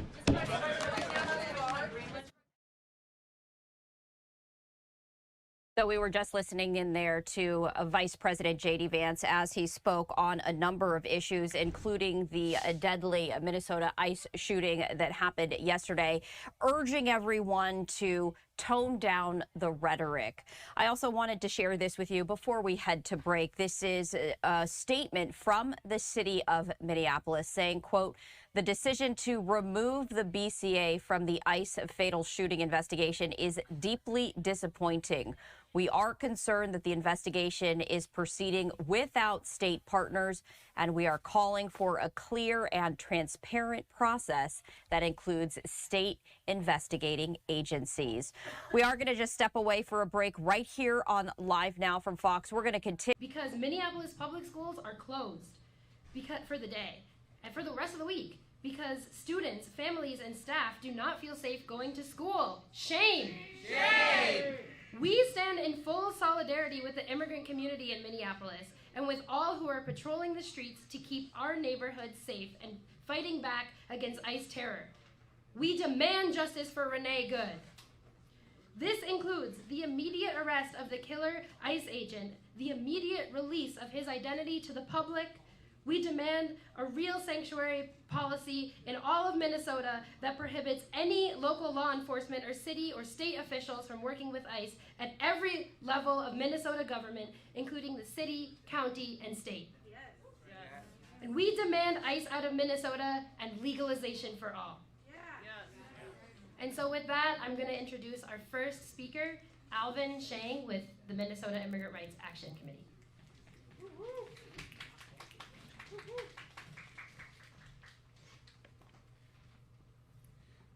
My name is Alvin Sheng, and that's ALVINSHENG, and I'm a member of the Minnesota Immigrant Rights Action Committee, MIRAC. The previous Sunday, the Trump administration deployed 2,000 ICE agents to Minneapolis as part of a targeted attack on our Somali and Latine communities. Christy Noam and Gregory Bovino themselves visited the Twin Cities accompanied by a parade of militarized agents and vehicles to manufacture xenophobic propaganda against our community. However, we will not be cowed into giving up our civil rights in the face of this aggression. This was a follow-up to the so-called Operation Metro Surge, which started in December of last year, where ICE agents started prowling our neighborhoods and kidnapping our immigrant neighbors with a much higher intensity than before. This was the moment that spontaneous rapid response networks and those organized by MIRAC, Immigrant Defense Network, and Monarca kicked into high gear. The people participating in these networks have been heroic.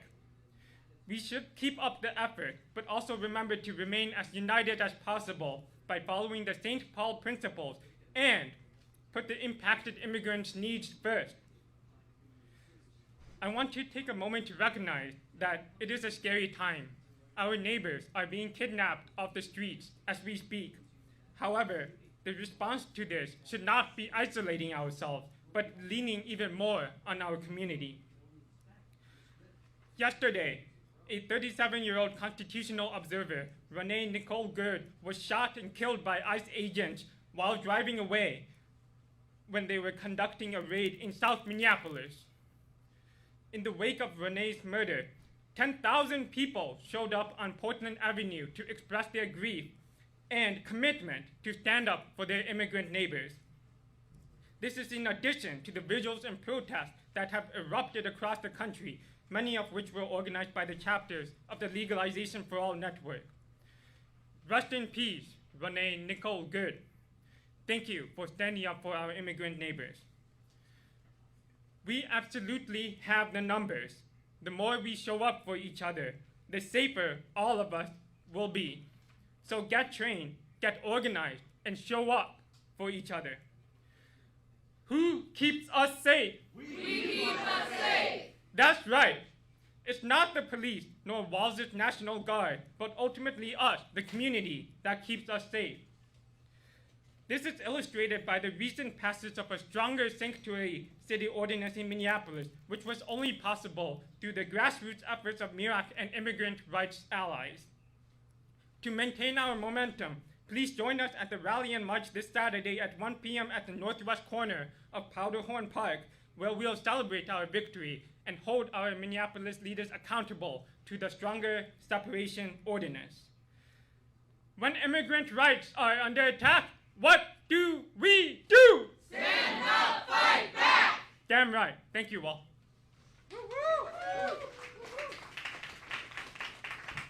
Thank you.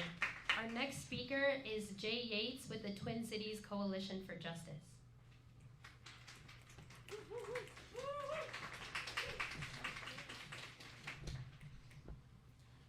My name is Jay. I'm with the Twin Cities Coalition for Justice, a Black and queer-led organization fighting in solidarity against police brutality and stands in solidarity with all struggles for liberation. We are a branch of the National Alliance Against Racist and Political Repression and the People's Action Coalition Against Trump. First, I want to say that on behalf of everyone in TCC4J, I offer my sincerest condolences to Renee Good's wife, children, and remaining family. She represents the core of what makes us human, the instinct to stand up for her neighbors and offer everything she could in the name of justice. She was killed because she knew what ICE is doing to our immigrant communities is wrong and had joined thousands of people exercising their legal right to film and observe law enforcement. We will never forget her or her sacrifice. But we must also not forget that her death is not the first murder ICE has on its hands. 32 people have died in ICE custody just in 2025, and 2/3 of the 1,800 detainees held at the Alligator Alcatraz concentration camp are still missing. Keith Porter, a Black California resident, was murdered by an off-duty ICE agent on New Year's Eve, less than a week prior to them killing Renee. His murder, too, was justified by a false narrative pushed by DHS that the officer who killed him feared for his life, a narrative contradicted by eyewitnesses. Miramar Martinez, who also was legally observing ICE in Chicago, was shot 5 times by ICE agent Charles Exum, who bragged that he'd fired 5 rounds and she had 7 holes. Put that in your book, boys. Miramar luckily survived and defeated her charges of domestic terrorism, but 2025 was yet again a year with well over 1,200 deaths at the hands of law enforcement nationwide. And there were only 6 days the entire year that police didn't kill anyone. Here in our city, our police force has its own long, bloody history of murdering Black and Indigenous people and justifying it after the fact by saying they feared for their lives. Minneapolis Police Department lied about George Floyd being on drugs to shield Derek Chauvin from responsibility for his torturously slow death. Philando Castile was murdered in his car with his girlfriend and child present. Jamar Clark's killers lied and said he was a domestic violence suspect that reached for their gun despite him being handcuffed when he was shot. Amir Locke was asleep, and they killed him within seconds of entering his apartment because they thought that he had a gun. His killer, Mark Hanneman, not only faced 0 consequences, he got a promotion. These deaths were just as wrong as Renee's. We must understand Renee's murder not as an isolated tragedy, but a link in a long chain of brutality that Black, Indigenous, and Latino communities especially have borne the brunt of. Until we accept the reality that law enforcement, whether it's DHS, ICE, FBI, or local police, have and will fabricate justifications for the murder of anyone they feel threatened by, we will not end the violence of this system. Until we accept that the foundations of law enforcement in this country are racist, that the laws and practices of these organizations began with Jim Crow and the expulsion of Native peoples from their land, we cannot end Ni the violence Capitals of this just system. followed. Change begins with honesty. The honest truth is that we are paying for the boot on our necks. Our taxes pay for the bullets that kill our neighbors. They cannot exist without us, and yet we have no say in what they do in our neighborhoods. Ending this cycle of violence and inaction only happens if we take control and win real power over the structures that govern our lives. We must demand independent, democratic civilian oversight of all law enforcement, including the Minneapolis Police Department. We owe it to the people who we've lost and the people who still have justice denied to them. We need community control, and we will not stop until every killer cop and agent pays for their crimes.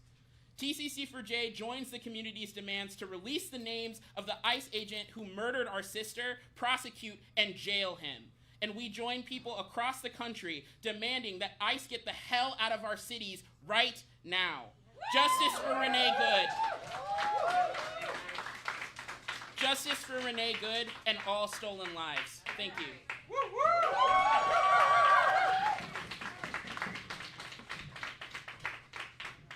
Our next speaker is Natasha Doctor, the Vice President of the Teacher Chapter of the Minneapolis Federation of Educators.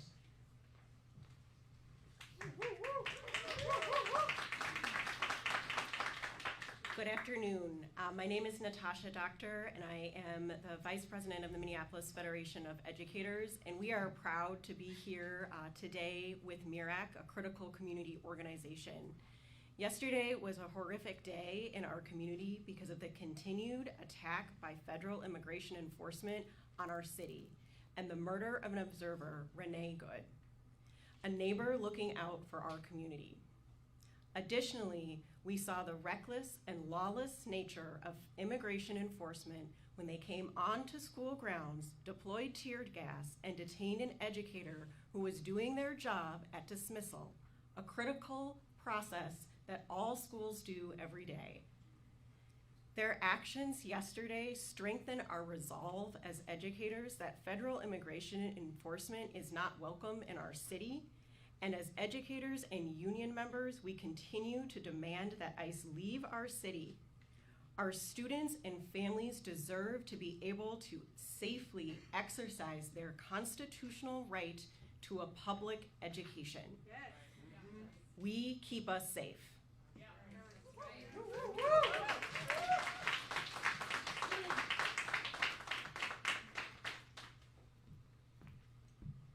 Right, our next speaker is Andrew Josephchek with the Minnesota Anti-War Committee.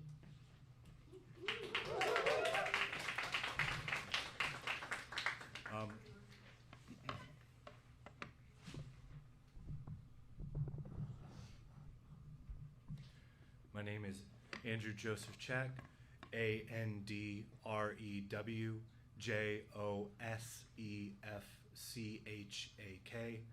I'm a member of the Minnesota Anti-War Committee, which is a member of the People's Action Coalition Against Trump. I've been to 2 emergency protests in the last week, one in response to the Trump administration's criminal bombing of Venezuela's capital and the illegal kidnapping of President Nicolas Maduro. The second in response to ICE's summary execution of Renee Good in South Minneapolis yesterday. While there may not seem to be an immediate causal connection between the 2 events, they in fact are connected because they are both reflections of one and the same policy, U.S. imperialism, a policy of exploitation of the world's people at gunpoint for the benefit of the rich. ICE terror is only an escalation of an existing situation. U.S. immigrants are being driven by U.S. laws and police into a state of desperation where they're forced to work the worst jobs for the worst pay with no legal protections and no social safety net. Trump himself has already made it clear he doesn't actually plan to deport most immigrants working in agriculture or meat packing or other dangerous, illegally underpaid jobs that rely on workers who don't have a choice, who understand that their boss could have them separated from their children at any time. What the Trump administration wants is for these people to know their place, the same way it has said that Venezuela must stay in line or face more bombings. Many immigrants come here from places like Venezuela, countries that have been subjected to devastating economic sanctions and US-backed coup attempts. And while the Anti-War Committee entirely unites with MIRAC's demand for legalization for all, we believe that immigration should be a choice. It shouldn't be something that is necessitated by the fear of death or starvation. I myself have traveled through Venezuela on an international solidarity delegation, and I can tell you that what you're hearing in the media about the country, its people, and its government is as obvious a lie as Trump's claim that the man we all watched murder Renee Good yesterday on clear as day video was hit by her car and is in the hospital in critical condition. The Trump administration does not want us to believe our own eyes. In Venezuela, I saw a country that is determined to use its natural wealth to provide for all its people and not just the wealthy. I saw free healthcare programs and food distribution programs. I saw massive housing developments. I met peasant cooperatives who had been given land that had been stripped from wealthy landowners and given to them so they could use it to feed themselves and their country. I met person after person who told me how much better life had gotten since Venezuela kicked the US and its oil corporations out. People who can stand up for themselves, who live free of terror, are difficult to exploit. The whole people of Venezuela have been painted with the brush of narco-terrorist for standing up for their own country, a word that has been used to justify summarily executing fishermen in the Caribbean in the same way domestic terrorist was used to justify the execution of Renee Good, who was standing up for justice and against terror right here in Minneapolis. U.S. imperialism has really come home to roost, and I want to end by reminding people of the real meaning of the word solidarity. It doesn't just mean standing up for someone else. It means that by standing up for someone else, you're standing up for yourself. It's time for everyone in the U.S. who has an interest in fighting U.S. imperialism to hit the streets, and I believe that's just about everybody in this country. Ice out of Minneapolis, long live international solidarity, venceremos.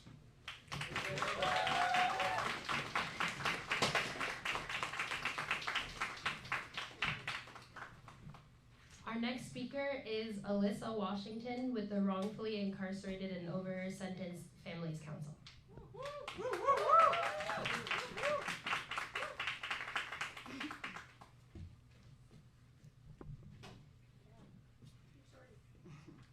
Today, we are here to speak. Well, first of all, my name is Alyssa Washington. I'm the founder of the Wrongfully Incarcerated and Over-Sentenced Families Council, Minnesota. You spell my name ALISSAWASHINGTON.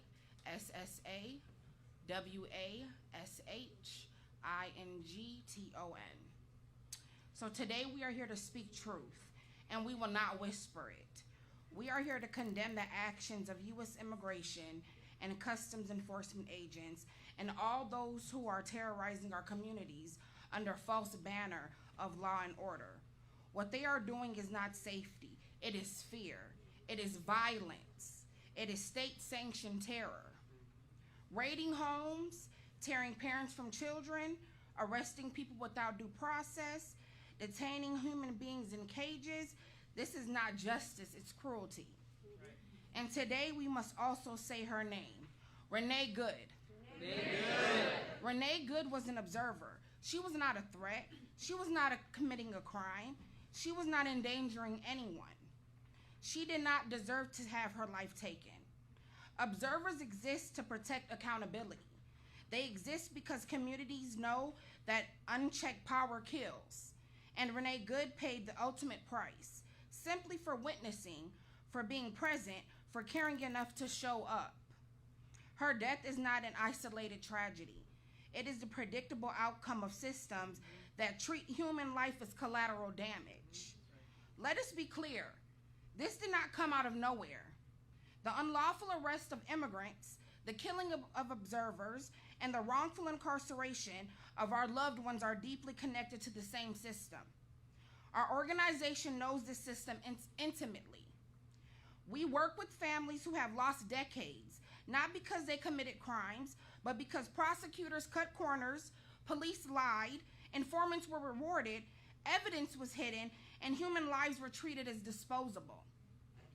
The same system that locks our loved ones in cages for life is the same system that hunts immigrants in these streets, in our streets.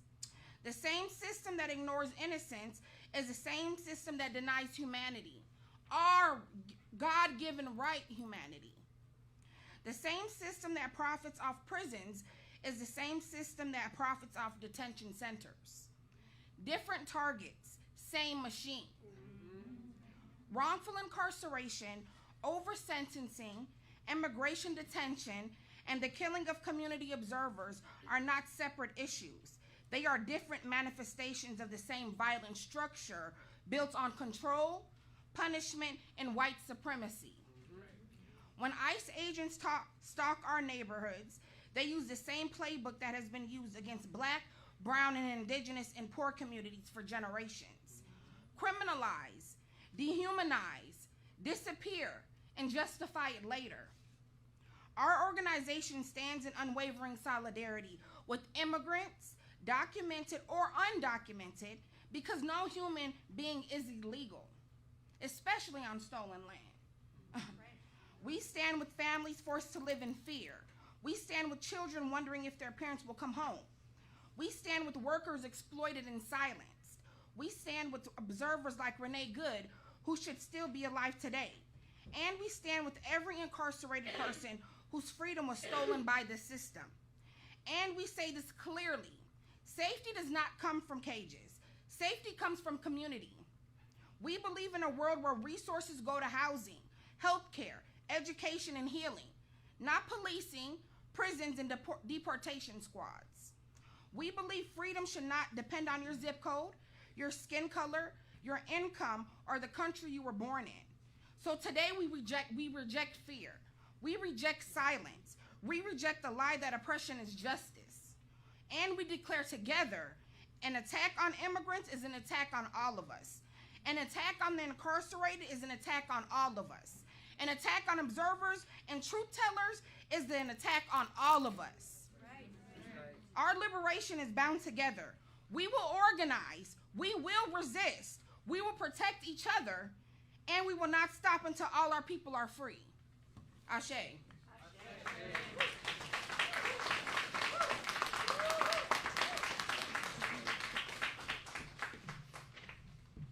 Our next speaker is Ben Ramirez from Asamblea de Derechos Civiles.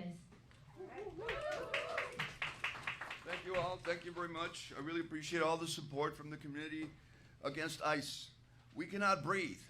We cannot breathe with this fascist, racist hostility being aimed at the most marginalized, the most vulnerable, and the most in need of our love and our care and our voices in defense of the innocent.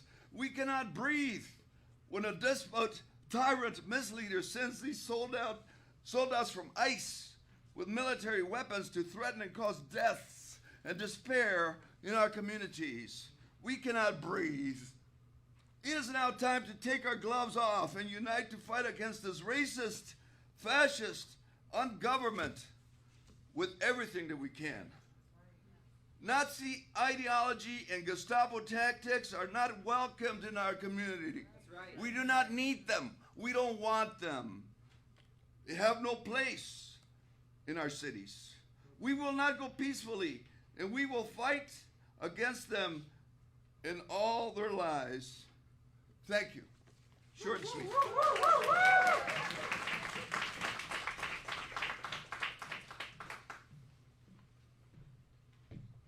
Hi, I'm Jess Sundin, Jessssundin. I'm speaking representing I'm the shorty, People's Action Coalition Against Trump. And I bopped up here because a couple of our speakers aren't here yet or may not be able to come at all today because of the absolute chaos that ICE has created in our communities. Of course, we had the murder of Renee yesterday, but we've had parents kidnapped, dropping their kids off at school. We've had educators and students tear gassed by ICE at our schools. We've had people snatched out of their cars, taken from bus stops, countless places. No corner of our city is safe right now. And so, of course, organizers are everywhere. It's been around the clock. It is exhausting, but we are not exhausted. It is tiring, but we are not tired. And we are going to continue our work until we have justice, until ICE is out of Minnesota, but until beyond that, we have real liberation for not only immigrants, legalization for all, but for all of our communities that are represented. I just wanted to say a few things, and then what we'll do is we'll take questions for the speakers that are here, but I want you to know the folks who aren't here or aren't here yet include a representative of 5051. I know they were very involved with action at the Whipple this morning, and that may be why they couldn't get here yet today. We have a representative who was planning to come and speak from CARE, Minnesota, representing the Somali community, which has been brutally demonized by the president, his administration. and is not only hunting our Latino neighbors, but our Somali neighbors here in Minnesota. And finally, council member for Ward 9, Jason Chavez, is on his way. He's texting us while he's coming. He's been everywhere these last 3 days. He not only has had his own family impacted by ICE operations, having a loved one kidnapped earlier this week, but he represents the community, part of Phillips and Powderhorn, that's heavily targeted by these ICE operations. So we hope that you will stay and wait to hear from Councilman Chavez when he arrives. And in the meantime, the other speakers who are here today will be happy to answer the questions that you do have. The last thing I want to say before I step down is it is important for us to come out. I said we're not tired. I said we're not overwhelmed. It's overwhelming, but we're still good. We are still ready to fight. And so people will be marching tonight. People will be marching on Saturday. And that's like right up here. We definitely need everyone to come out. 1 o'clock at Powderhorn Park on Saturday. March with our immigrant-led MIRAC, Minnesota Immigrant Rights Action Committee, to demand ICE out of Minnesota. Keep coming out. Those of you that are doing neighborhood patrols and supporting those, that's amazing work. It's my fault. The de facto wife of the woman who was killed by ICE said, "It's my fault." Quote, "I made her come down here to confront agents," as she breaks down in harrowing footage. Now, I want to make sure this is very clear. She said, quote, "I made her come down here." Now, there are a lot of questions around why this woman from out of state was in Minnesota in the first place. Why was her wife outside of the vehicle filming while she obstructed law enforcement? And if this woman was just trying to flee, why was she leaving her wife behind? Now, by all means, there are arguments for these things. She's a protester. You're allowed to protest. Driving from Colorado, Minnesota is kind of weird, but it's allowed. Maybe she was just trying to evade law enforcement after committing a misdemeanor or felony and was willing to leave her wife behind to escape the police. That's why her wife was left outside. However, we're going to break down the lies and give you the latest updates on what really happened, and it is her fault. This woman who was shot and killed is being called a victim. I reject this.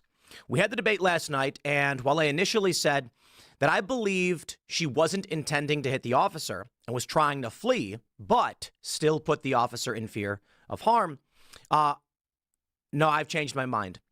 I'm going to show you the slowed down footage that I believe proves this woman was intending to kill that ICE agent. And I'm going to show you the propaganda from the left to obfuscate and cover this up. Now, you may be asking yourself, I can't believe it, Tim. A middle-aged white woman trying to murder an ICE agent? I know, that's why I didn't believe it either. I'm sitting here thinking it's some wackaloon lefty who is just protesting. When the cops approach her vehicle, she tries to flee, and the cop in front of her car gets hit. He does. Not like brutally. He's not run over. Trump is wrong. I have no problem saying that. But he gets hit, and he shoots through the windshield, killing her, and follows up with 2 shots through the side of the car. Now, we can have an argument about whether or not he should have kept shooting, but by the letter of the law, it is called a clean shoot. I wish it did not happen. I do not want this woman to lose her life, nor anybody. But we're going to break down the lies from the left and the propaganda. I will start by saying this. I don't believe, in hindsight, after reviewing the footage and everything, the ICE agent needed to shoot this woman. That being said, it's a split-second decision. You're standing in front of a vehicle. It spins out, trying to run you over. I'm going to show you the video proof. Calm down, liberals. I got the video proof. I'm going to show you. From our good friends, the Krasensteins, who have helped crack the case. This woman hit the accelerator while aimed at the law enforcement. And they're all saying, no, she turned her wheels to the right. I'm going to prove it to you. Her wheels are aimed slightly left with the officer straight in front, and you can see the tires spin out as she hits the accelerator. It may be the only reason this officer is alive is because of the ice in the street and the electronic stability control system of the vehicle, for which I have an explanatory video for you. So here's what it comes down to. We have had a string of terror attacks against ICE agents over the past year. Ambushes. So, of course, these agents are on edge that they may be murdered by these people because they've already tried And by they, I mean left-aligned individuals. So when you have a vehicle obstructing law enforcement, committing a crime, and you say out of the vehicle, and the woman refuses and engages the vehicle, they say, why was the officer standing in front of the vehicle? He was standing in front of the vehicle before she accelerated. They say, but they're trained not to do that. Oh, I guess he made a mistake. I think this officer was far from perfect. In fact, I think he did kind of a bad job. The question is, who is at fault? This woman is. And her wife admits it. Now, of course, the liberals are going to say, no. She's not admitting fault in the shooting. She's saying it's my fault that this wouldn't have happened if I didn't tell her to come down. I want to make sure what is clear when I say fault, okay? If you tell someone to commit a crime and they die in the process, you can be charged for it. So when she says it's my fault, I get it. She means like, I just wanted to protest and this man murdered her. If only I didn't advocate for her to come down. When she says it's my fault, I'm taking a full legal picture. She says to her wife, let's go commit a crime. Okay. And the left is saying it's a peaceful. No, you can't obstruct law enforcement. I'm not saying she committed a felony or murdered anybody. But if you instruct someone to commit any crime, yes, literally any crime, and they are killed in the process, you can be held responsible. The woman who accelerates into the cops is responsible. Now, enough prattling. I want to actually show you the lies. First, I want to break this all down for you first. We've got witness testimony. Okay. We've got this video here. Video showing the moment she's shot and killed. An additional video that it shows her hitting the guy. All right. Well, let's do this.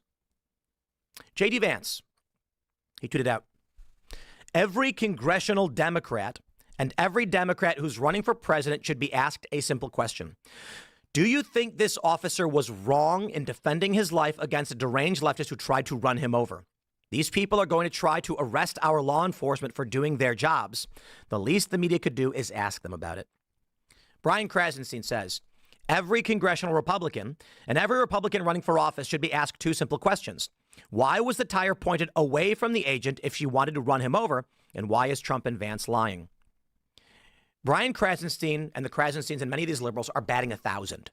On every single issue, every single time there is something amoral, malicious, evil, or otherwise, they bat 1,000 and they're on the side of the perpetrator. Somali daycare fraud. A story that has been in the mainstream press for 10 years that I'm going to pull it up. I'm pulling it up. CBS News. Let's see. I'm going to make sure I pull it up because I know the liberals are going to claim it's not true. All right. Here we go. Everything we know about Minnesota's massive fraud schemes. This is CBS. This is not Breitbart. This is not National Review. This is not The Federalist. This is not Alex Jones. This is CBS News reporting. Even before the video spread across the internet, scandal-plagued Minnesota. However, in 2021, federal law enforcement first probed the series of multi-million-dollar fraud schemes. Those fraud schemes have led to federal charges against 92 people with 62 convicted and counting. My point here is not to rehash the Somali fraud stuff, but it is a component of the story. The Krasensteins, and not to single them out, but many of these liberal personalities are always on the side of the criminals and the evil. Why? So here he is lying again. Okay. I'm going to prove to you he's lying. I'm going to prove to you. First, I'm going to play the video raw for you. I'm going to play this video straight up, okay, showing you what happened.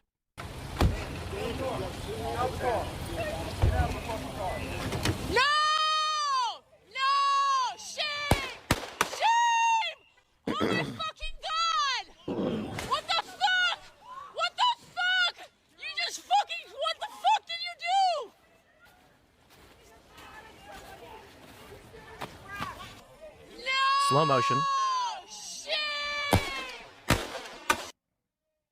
Increased slow motion.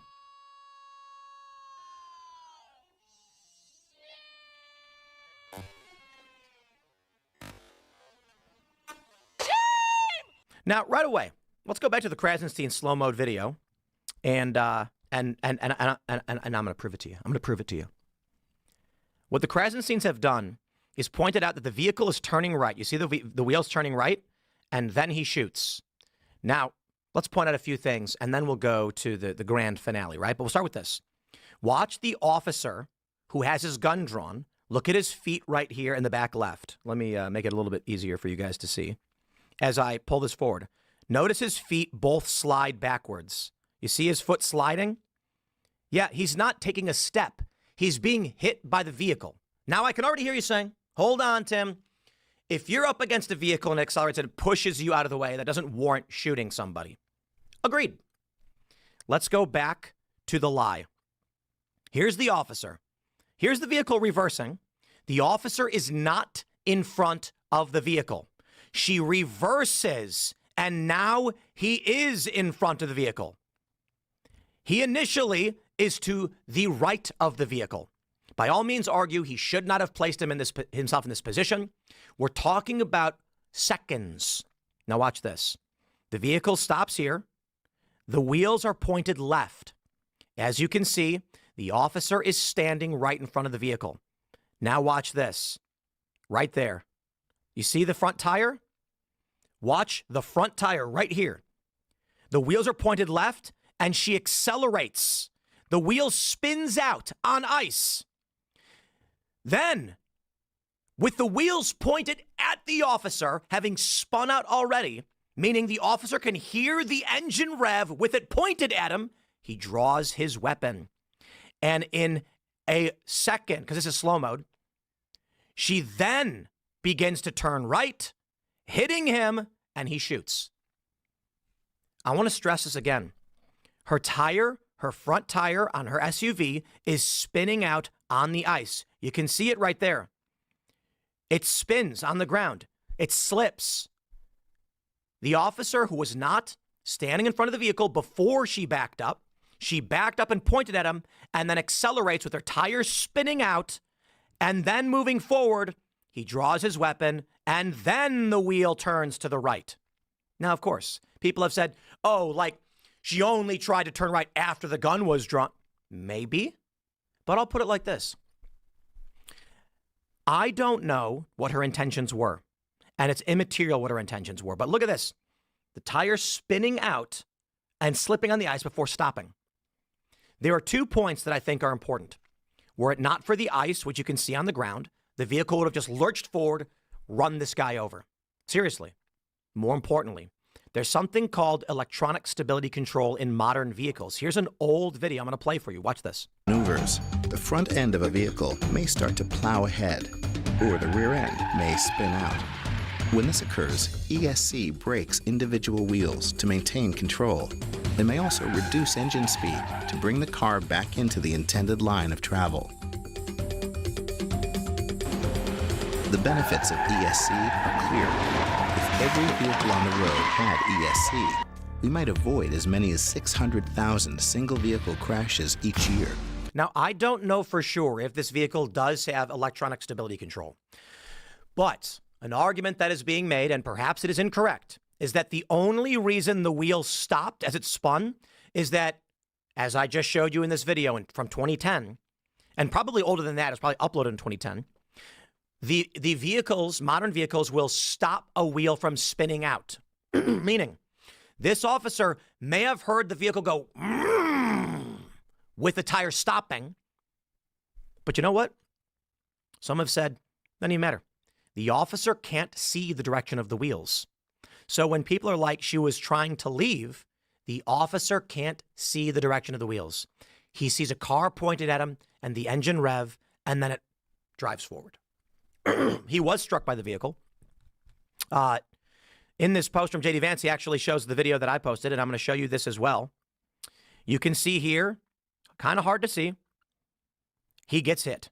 It is plain to see him sliding backwards. His feet slide. He's being hit. Now, I'm going to stress this.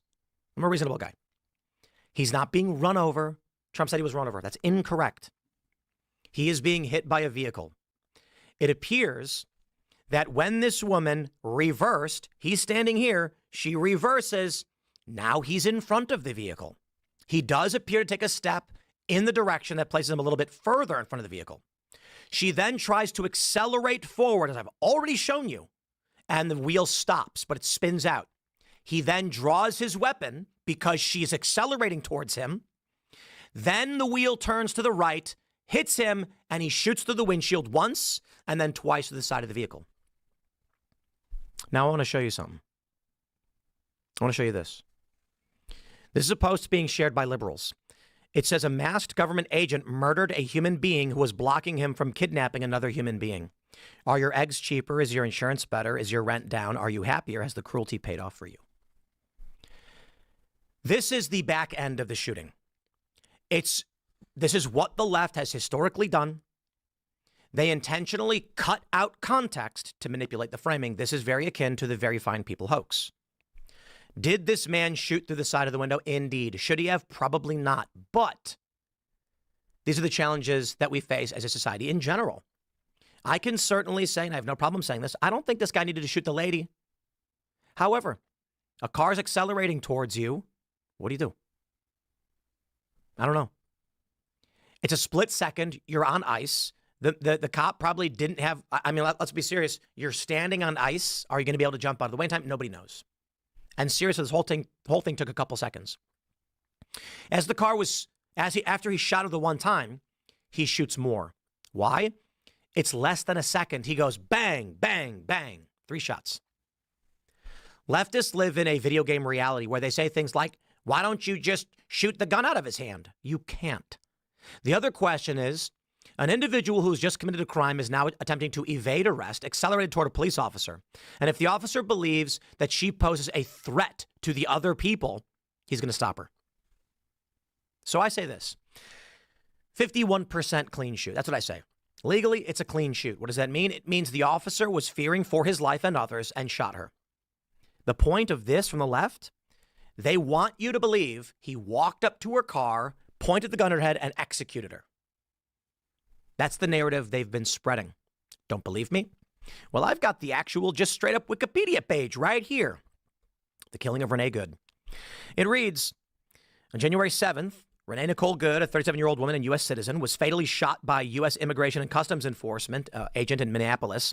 Good was idling in a car at the scene of an ongoing ICE operation when she was approached by ICE agents who ordered her to get out of her car. After driving near the ICE agent, Good was shot in the head. What?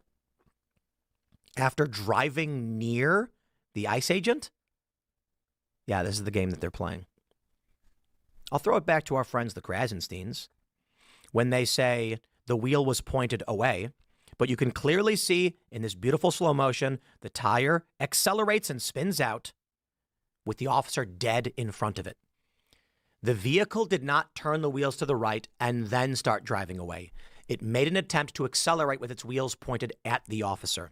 So again, I stress this. Hindsight is 20/20. We've seen this video from multiple angles. Imagine you're standing in front of an SUV, inches from it. It backed up, and now it's lined up with you, and you hear the engine accelerate. What do you see? You see a woman in a vehicle pointed at you, hitting the accelerator. So the cop draws his weapon, sidesteps, gets hit, and shoots. It is an unfortunate situation. And now we have this video. A resident living near the site of the ICE shooting in Minneapolis confirms Renee Good was the primary antagonist leading the anti-ICE protest, contradicting her mother's claim she had no involvement. Here's the video. They clearly wanted her out of there because she was the main car leading the protest, is my understanding. I talked to another guy who was driving behind her, but she was very successful in blocking traffic. She was doing what she was set out to do, and so they wanted to get her the hell out of there. Yeah. So it looked like she was impeding ICE vehicles. Definitely, yeah. Okay. That was her goal. Indeed. This is an eyewitness who is also additionally adding a little bit of hearsay that someone else said the same thing. This woman, Renee Good. Now, let me just stress this. Nope, did they update the article? They did. Wife of shooting says, I made her come down here to confront agents I made her come down here, is the quote. This is not a legal observer. This is a woman who is intentionally obstructing ICE officers, and that is a minor crime. They ordered her out of the vehicle and she resisted and made an attempt to evade officers. And whatever her intent was, accelerated while her tires were aimed at the cop. The police officer opened fire. Anything else is up for interpretation, but those are the facts. In the past year, there have been numerous terror attacks against ICE agents. They have shot cops. These ICE agents are not playing games. They are enforcing federal law that the American people voted for. And these activists and extremists are intentionally committing crimes to aid and abet other criminals. Now they've admitted it. What more do you need? This is not a woman who is just legally observing. She was intentionally down there to obstruct ICE because they've been radicalized by deceptive social media posts like this one. Now, by all means, you can argue the cop should not have continued shooting. Excellent. Great argument. Let's have that conversation.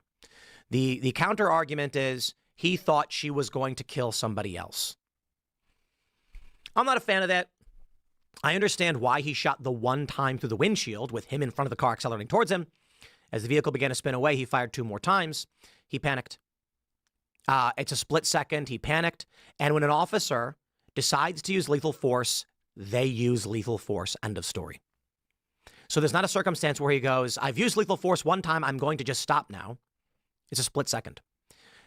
I don't know how you solve for this. I don't know how you make people able to see or hear or think more quickly. I don't know. What I can say is these extremists, these radicals, have engaged armed law enforcement who have already faced terror attacks because they're playing a game, I guess. And I don't think they're really playing a game. I think it's all intentional. I think that these people know what they're doing could result in death, and it's all intentional. I think they're doing all of it on purpose. Leftists are organized, and these activist groups know what they're doing. That is, they didn't want her to die, but they will absolutely weaponize it, and it's part of their contingencies. What I'm trying to say, these ICE agents are armed, and these leftists know this is one of the outcomes, and they prepare for it. I've been in their direct action meetings. They prepare for this. They have PR messaging prepared for this. The politicians are prepared for this. They already have protests organized. They prepare for these things. They intend to engage these situations knowing death is on the table. And the ICE agents are between a rock and a hard place. The reaction is one of the goals. So what do we do? Do we allow the left to commit crimes? Do we allow illegal immigrants to run rampant?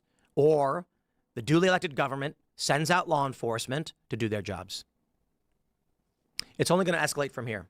There's no reality by which federal law enforcement are going to allow individuals to commit crimes against them, be it small or large.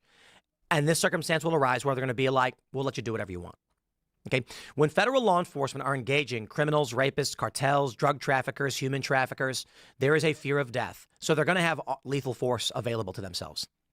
If activists want to inject themselves into these circumstances, this will be an outcome. ICE is not going to change their tactics, and the left certainly won't either, which means escalation.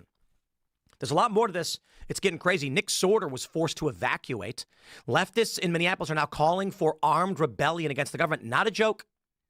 We'll cover that in the next segment. Smash the like button. Share the show with everyone. Stay tuned. More to come because I got a lot of stories related to this incident. And I just wanted to make sure that I proved it to you to the best of my abilities.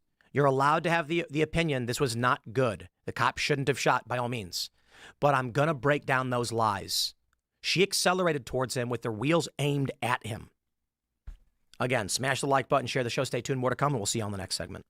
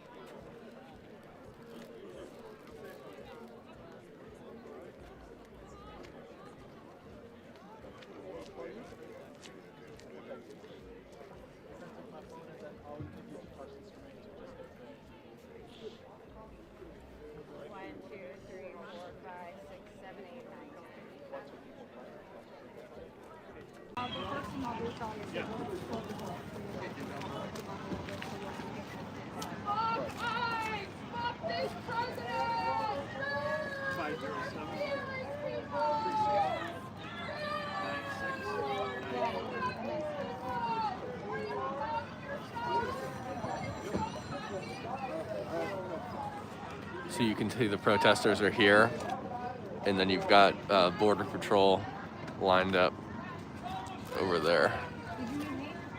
Yeah. Nate's our guy. Yeah, okay, exactly. Cool. But he used him yesterday. You don't even know. Yesterday was so bad.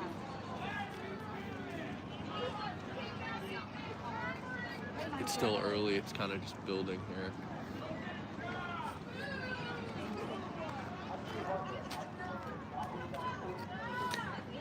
Drew, thank you for becoming a level 1 member. I'll probably do a members only stream later tonight. Make sure to like the live, guys. We've got 700 people in here. Everyone, you should like the live. So as you can see, you've got the protesters here in front. And then you've got DHS lined up, or not DHS, Border Patrol lined up in front of them. This is the federal building in Minneapolis. Well, I'm sure this is gonna build.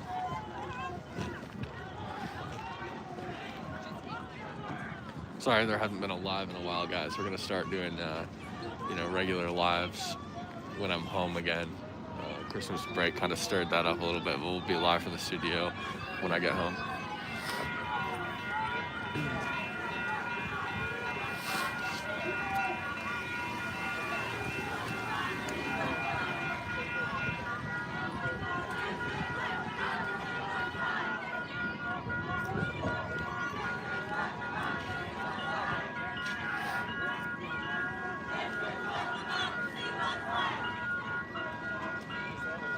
I was here last night. I was just, being discreet and not going live.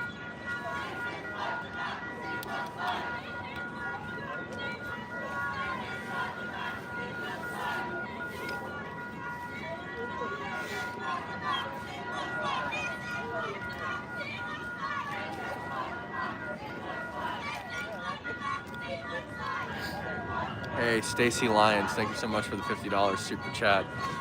Cam, we appreciate your time and on-the-ground reporting for the truth. Thank you so much. The super chats really allow this travel, help pay for the hotels, flights, I really appreciate the super chats. And also shout out to JD DeLay, who's in chat.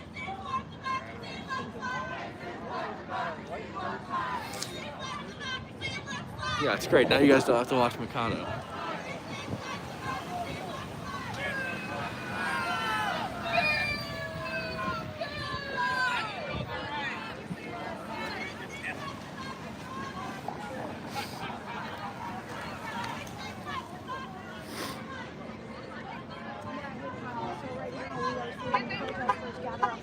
I saw him last night. I haven't seen him today.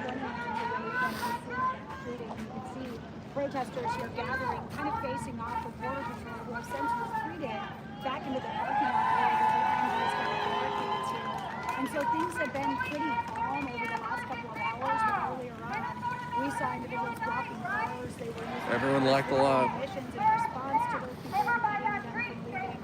So that kind of did escalate at one point earlier on, but they're all out here protesting the kind of narratives that are going on right now. DHS, of course, maintaining that the shooting was justified. There's a couple news stations here, but I don't know what stations they are. That she was trying to leave in that vehicle. Now, we learned what happened leading up to those moments was that ICE was actually out on a targeted enforcement operation. They were headed back to headquarters when one of their vehicles got stuck in the snow. They were trying to get that vehicle free. The protesters and ICE. Saying Buckeye, it's not even ICE, it's Border Patrol. That's when Nicole Good parked her car on the board of radio there and was blocking them from leaving. So that's when that communication really wrapped up. We saw those shots fired. Obviously, different angles of that video as well. But that's what they're out here saying, that ICE needs to be arrested, that they need to be held accountable. But when it comes down down to it, as I mentioned, DHS is standing behind the use of force. Take a listen to what Secretary Noem had to say just a little bit ago.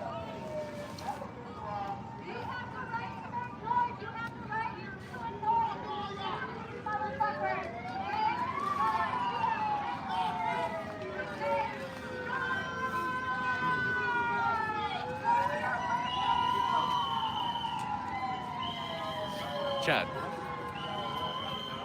Who let him know the pecan? That wasn't my fault.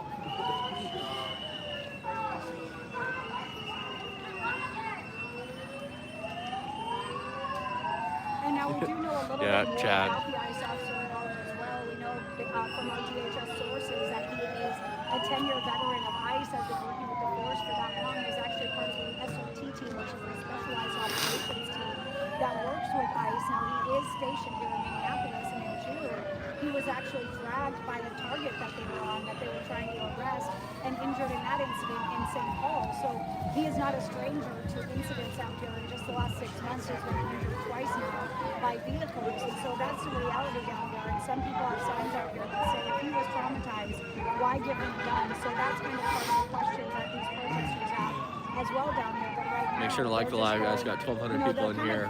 If all of you gave one like, we'd get 1,000 likes. Distance. Now they're kind of creeping towards Border Patrol, but I need to be honest here as well, as there's almost more media than protesters out here at this juncture. There's so many people with cameras out here. Earlier on, they had the on and off ramps blocked so people couldn't get out here, but there's also the scene of shooting where people are gathering as well. So we know people are kind of divided in their space right now for where they're advocating for change. But right now, Connell, they call me. The only video they want to see is a video of that ICE on the TV.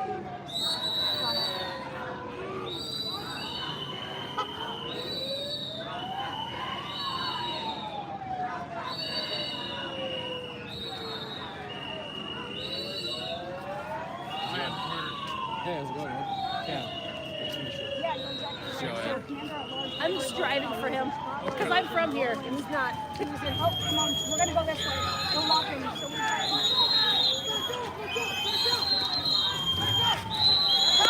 Back up!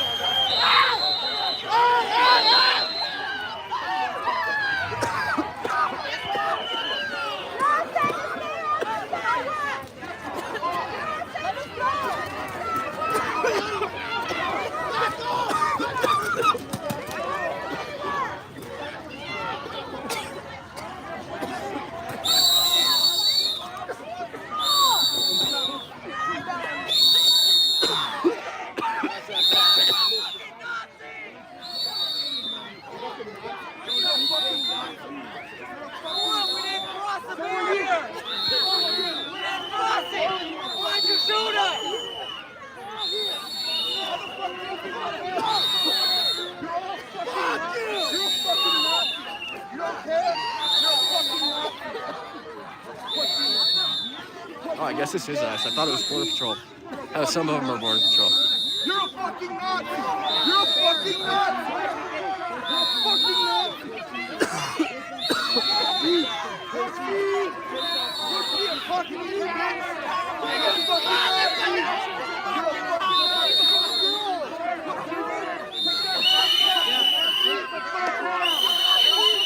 Get the fuck out! Fuck you guys! Fuck you guys! Fuck all of you guys!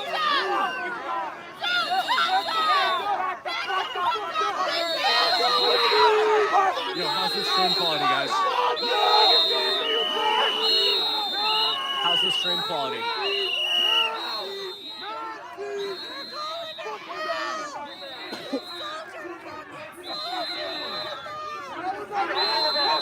Yeah, motherfuckers, back the fuck up! Fucking pussy! Fucking pussy! You are a fucking pussy! Fucking Nazi! Little fucking boy! Why the fucking Nazi? Fucking Nazis! Fucking Nazis! Nazis! Nazis! Nazis! Nazis! Nazis! Tracy, thank you for becoming a member. Nazis! Nazis! Nazis! Nazis! Nazis!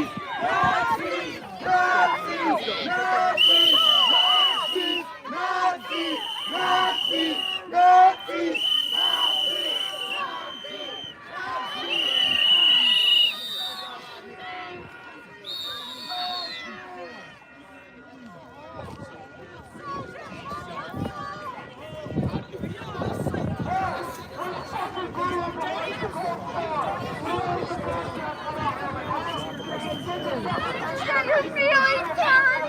It's not my fault. You're not get smart. You get your friends.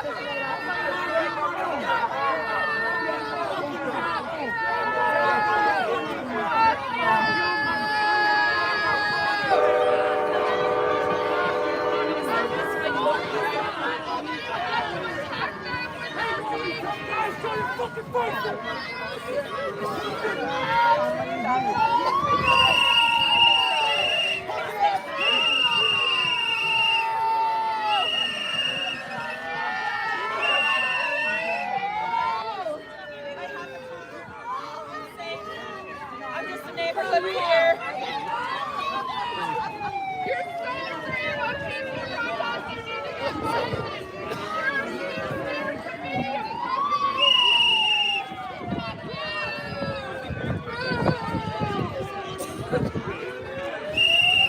Hey guys, you want to hide? Fucking wives!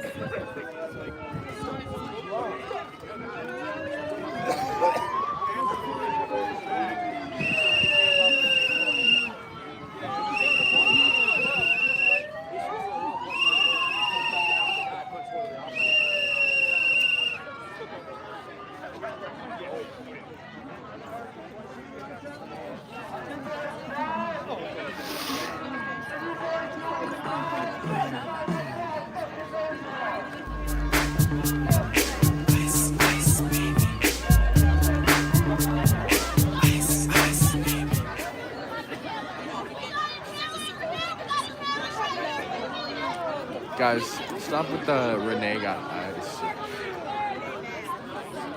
Death shouldn't be celebrated. What would the outlook that Jesus Christ would have on praise to death? You can't in one breath proclaim the name of Jesus Christ and in the next celebrate a death. Was it justified? Probably. Does that mean we should celebrate it? Absolutely not. It's disgusting.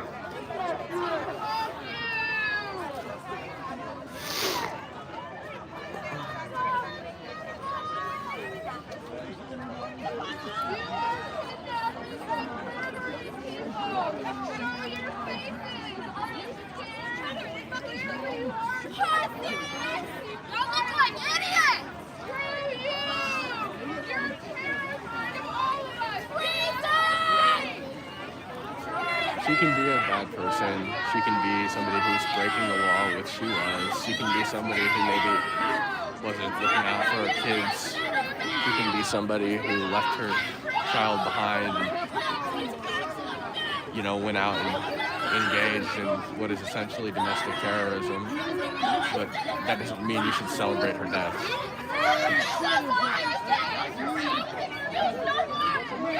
And she can be somebody you fuck around and find out. But that doesn't mean you should celebrate her death.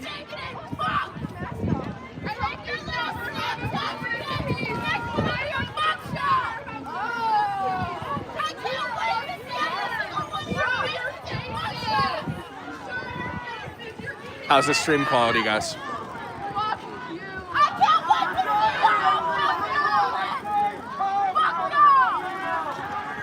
It doesn't, people are saying it, you know, they wouldn't afford us the same compassion or courtesy. It doesn't matter, right? It's not compassion. It's not compassion. It doesn't matter if they would afford it to us. We're not them. That's the whole point. We don't like them for a reason.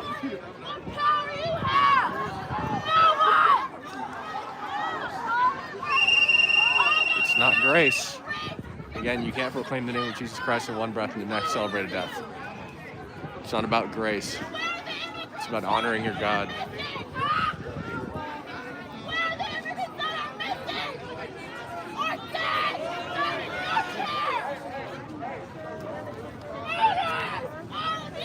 Again, you can say they wouldn't say you shouldn't celebrate death. They celebrated Charlie's death. It's all true. It's all true.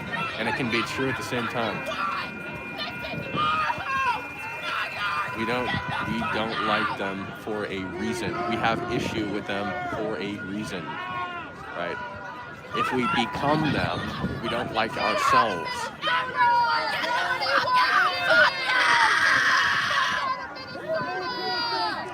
You think that you truly believe that Jesus Christ would have been cool with celebrating the death of a person who had children and loved ones? I don't think so. That's not what my God would want. Racist, kidnapping, pedophiles. Again, was the shoot justified? How can you support Yeah. this? How can you do this? Should we to celebrate the people? death? No.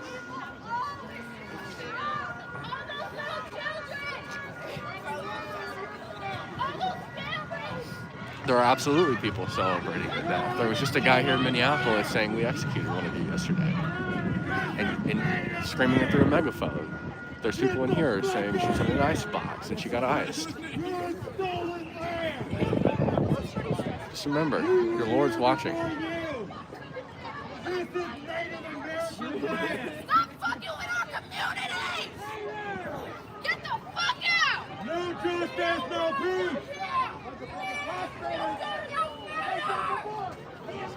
No more blood on streets!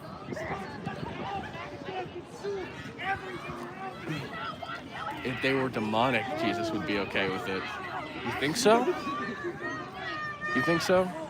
When Judas betrayed Jesus, did he, kill Judas? Did he want Judas dead? Or did it tear him apart that Judas betrayed him, still wanting him to accept Jesus, to accept God? Which was it? Because I recall Judas's betrayal tearing Jesus apart, and him desperately wanting Judas to know and believe in him.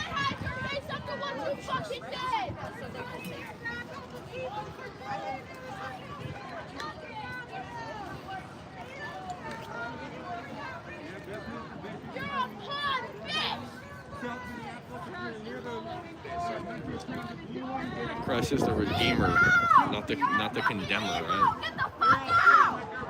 Fuck on!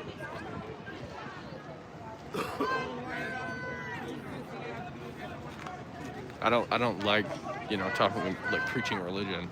It's not my thing, and I'm not, I'm a pretty new Christian, so I don't like sucking the oxygen out of the room, but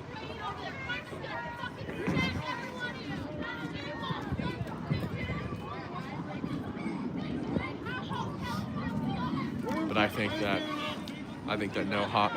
no matter how far somebody's strayed off the path, they can always return. And I know that for a fact because I was pretty far off the path. If you've seen my video about why I came to Christianity, it's because I was, when I was 12, I was a militant atheist. I argued online against Jesus Christ, against all religions.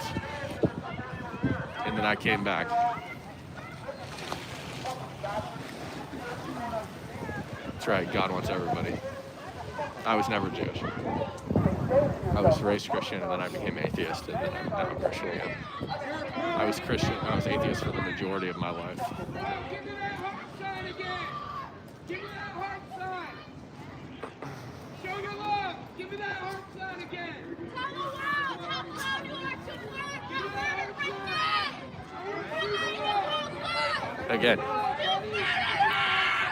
Again, was it a justified discharge? Yeah, I think so, at least at this time. But we shouldn't celebrate it. There's agitators in the crowd. There's agitators in the crowd. We see you. Get out of here! Fuck you guys! Fuck us! We see you. Get out of here! Nobody wants you here! Hi, how's it going? Nice to meet you. Get on out of here, fools! Nobody wants you here! Get on out! Nobody wants you! Nobody wants you here! Get on out of the crowd! Nobody wants you here! You're not doing anything to support us! Get out of here! Sorry, what would you say? Okay, thank you.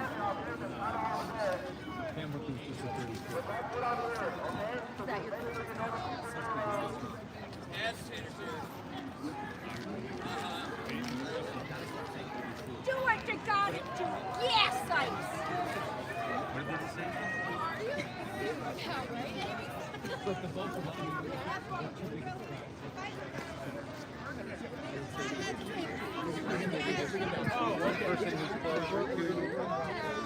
What a clown. Who's those guys? She kind of moved her together.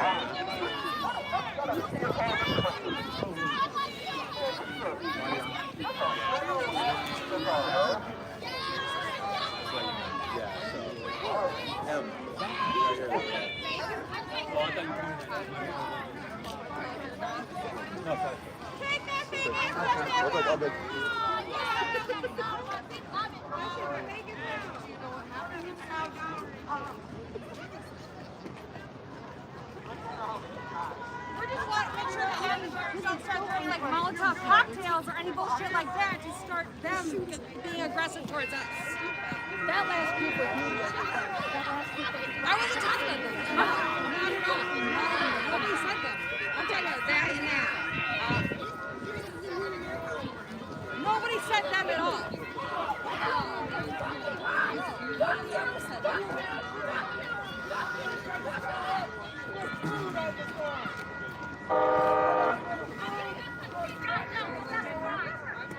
Hey, Miss O'Corney, thank you for the $10 super chat. Mindy Jasper, thank you for the $10 super chat. And M. Buffy, thank you for the $20 super chat. He says, I love you, thank you so much. I appreciate it. The super chats, really keep me alive out here. They allow me to, figuratively alive. They, allow me to eat, have a place to stay on these trips, get security, and, have a flight out to these things so I can cover them for you. So I really appreciate the super chats, guys.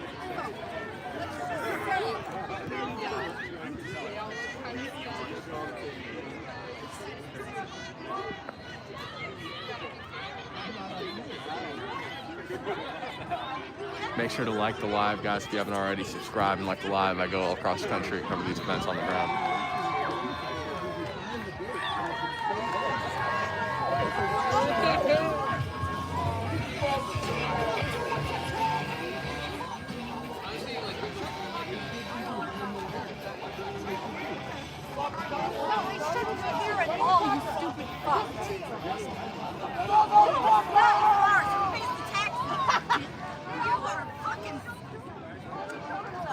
Just video him. Just video him.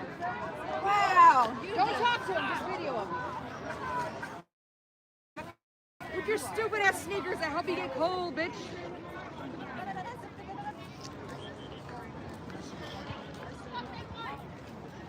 There's one too. Where? I have a feeling. I don't know. I'm not gonna say anything for sure, but.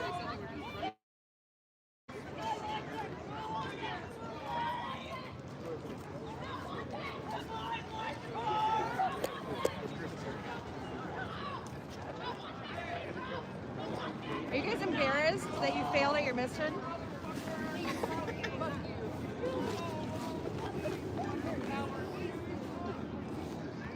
You failed at your mission. Hey, Julie Tobin, thank you for the $20 super chat. Thank you for streaming this. Now we can see what's happening. Much appreciated. Thank you so much for the $20 super chat. And again, these super chats allow me to come cover this stuff for you guys, so thank you so much. Fuck you! You are kidnapping Hey, people. Farm Moms Forever, thank you for the $20 super chat. Always keep an eye out, prayers and your safety for always. Thanks so much. Fuck you guys!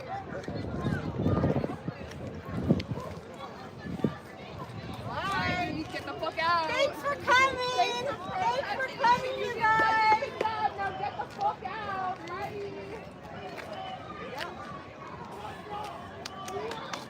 You did so good! We're so proud of you guys! Bye!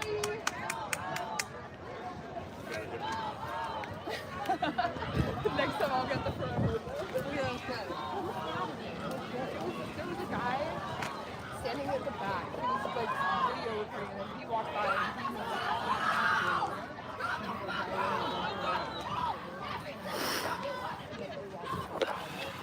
I'm not sure. And he walked away towards the camera. You know, be like, Yeah. you Yeah. by yourself And look, together. honestly, watch each other because two people are already been to yeah. Get in the fucking car park right here! Yeah! Get back. They're talking to two guys that they claim are paid agitators, and just like two guys came in, they said nothing, and they started going after them. They're basically targeting anybody who's like looks vaguely conservative. Eric, Sniden Strickle, thank you for the $10 super chat. Thanks for making it there, Cam. Please be safe and God bless. I will. Thank you so much. Get the fuck out of Minnesota! Make sure to like the live, guys, and subscribe to the channel. I travel all across the country, cover these events on the ground. I was able to brief the White House a couple months ago on the situation with these events, which is pretty awesome.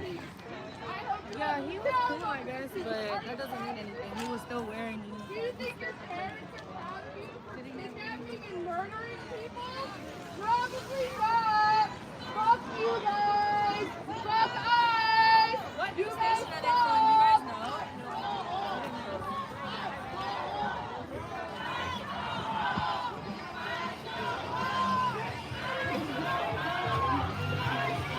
Hell yeah.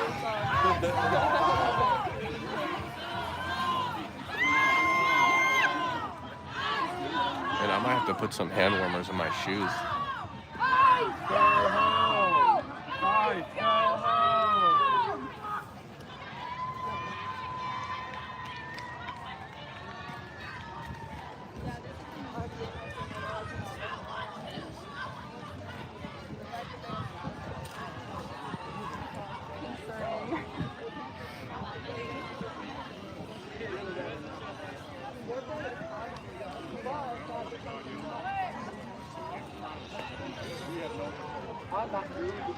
It's a little chilly. It's a little chilly. My feet, my toes are frozen.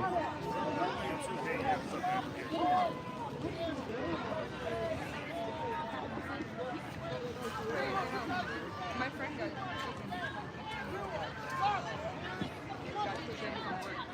taken from work. It's like a full background check. Like you have to have a background check, a full work permit, and everything. They got 7 people today. My friend got taken. Thank goodness.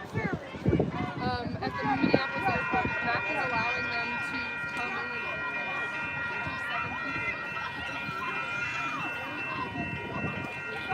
And it's mostly people that aren't from this fucking country that want to be.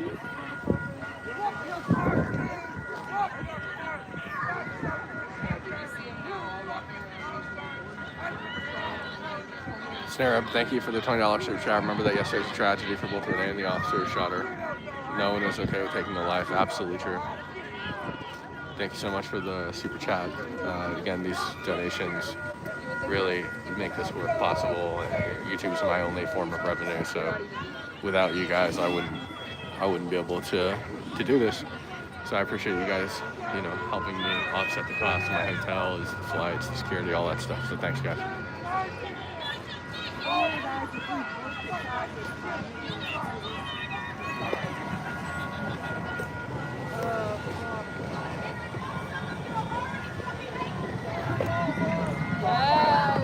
Yes, they do. Fuck all of you. You want some of these yet?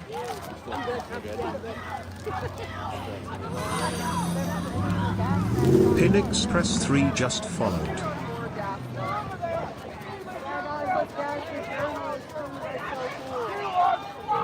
Oh my god, so you can help people!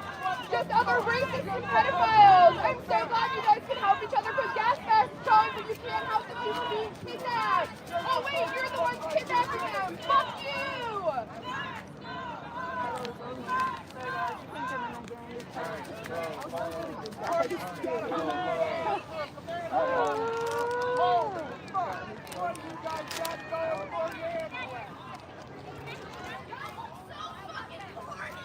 Yeah, they do.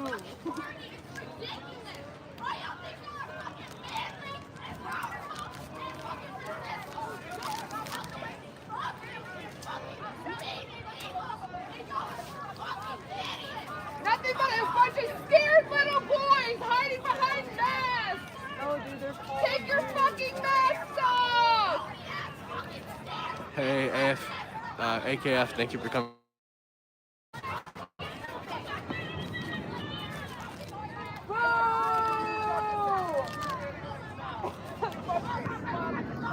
Hey, Two Idiots Game State, $5 super chat. I appreciate your coverage, Cam. Thank you for being out there. I do think it's too early, though, to call if it's justified or not. Yeah. Thank you for the $5 super chat. I appreciate it. Put your mask on. Oh, give me a break, bro. Dude, you're on the ball. The bomb is on. Those numbers are crashed.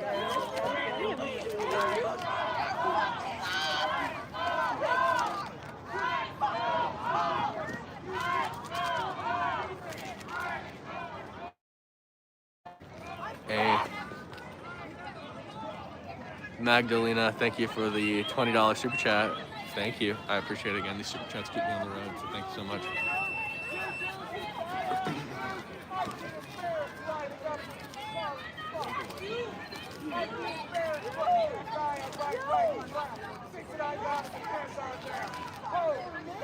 Are you in some bad company, dude? You're hard, you're tight, you're ready, you're down,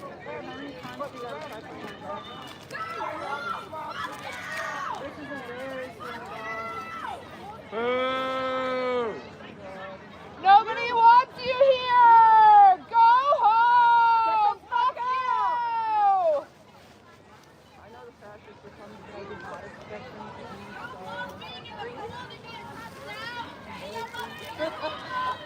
You couldn't even hold your job! You can't even see a silver more than a few minutes! Go home! Go home! Why do you have Yeah, where are they hiding from? It's not even thermal camo. They're wearing just like. You think they're at least fine for like. Oh, we got another one. All right, what we got? 744 BNM.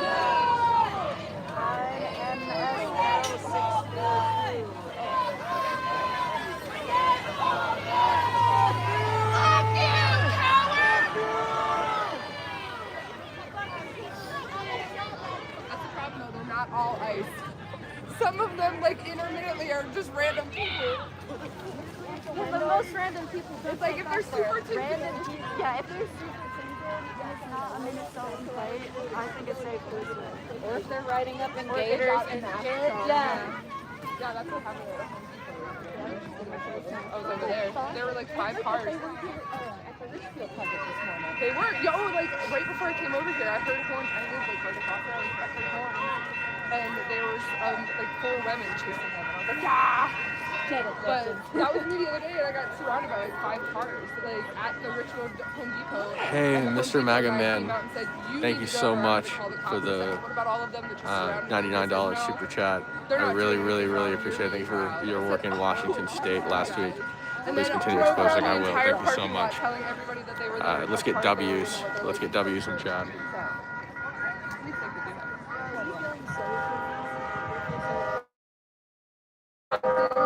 We're trying to protect you. And I was like, from what? You're the ones they need protecting from.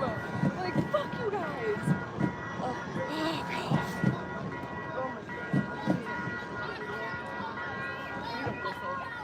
I was just thinking that.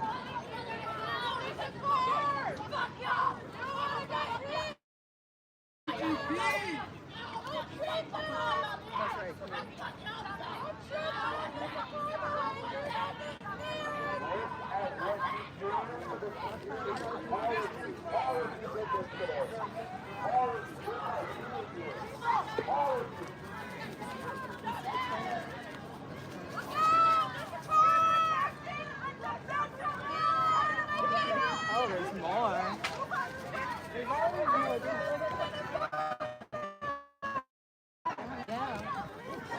Hey, Love USA, thank you for the $10 super chat. What are they protesting again? They're protesting against ICE because of the shooting that happened yesterday. I know they're gambling.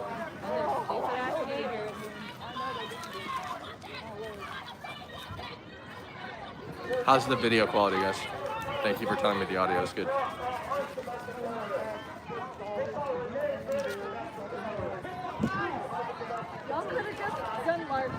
Y'all could have had a fandom. You could have had a different job.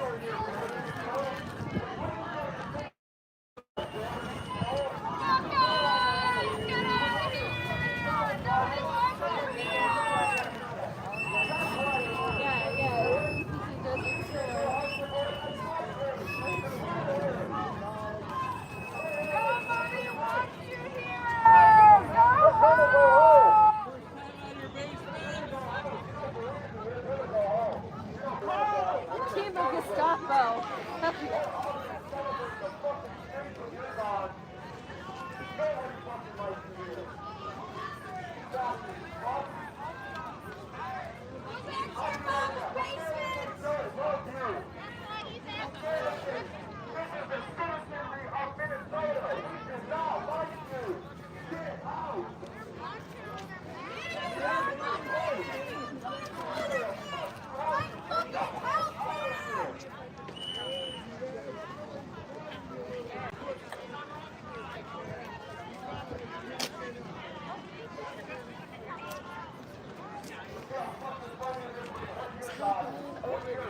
Oh, those people are getting in?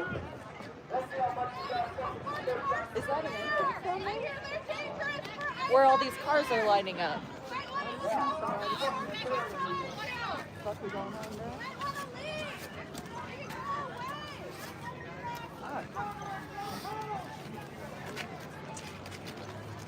Yo, Timo Gestapo, so good.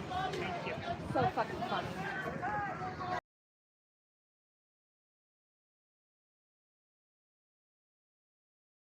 I know last night they had some people going out disrupting their sleep. I'm assuming we'll find out more information on where they're going to be at tonight. I say just good rule of thumb is to continue boycotting the Hilton hotels. Not only that, but also making sure that we don't support Target.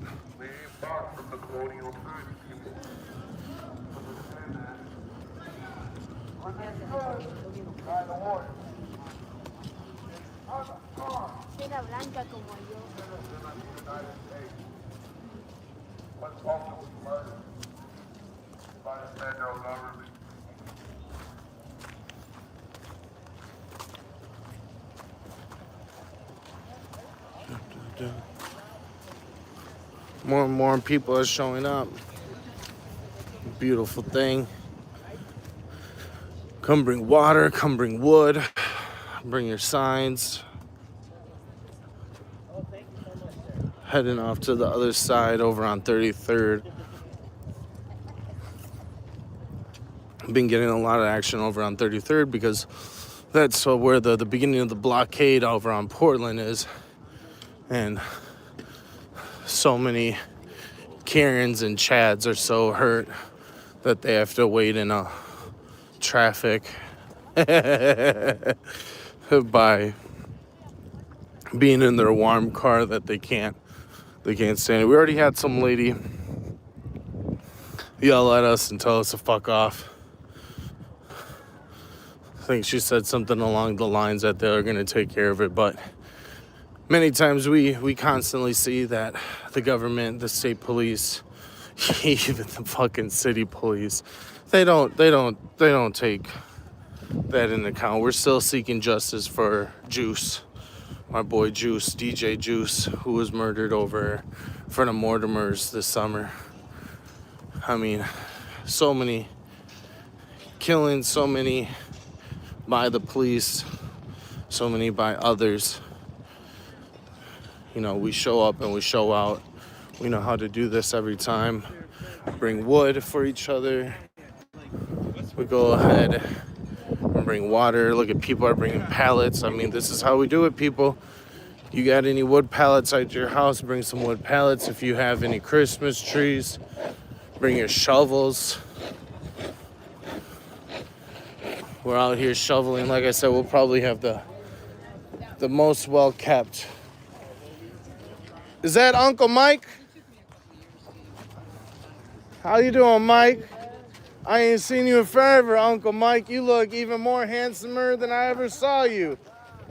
Man, the bike is treating you good. You look even younger than I saw you last. I'm live streaming. Is that okay if I get you on camera? Because you dead over here. Mike, tell them what it is. Why are we out here, Mike? Yep. Yes, representing the South Side. Outside, always. Outside. Bless you, Mike. You're the man. Elton. Oh, bless Elton. Elton. Yeah, there you go. That's what it was. Elton, my man. Thank you, Elton. It's been so long, man. Yes. That was when the Triple Rock and the Nomad was still Yes, around. no doubt. Bless you, Elton. I'm not going far. Thank you. Over on the other side, they have Ethiopian tea and some other food and all that stuff. So, yep, get hydrated. For the Roosevelt next cross. Blessings. Thank you, Elton. Bless you always.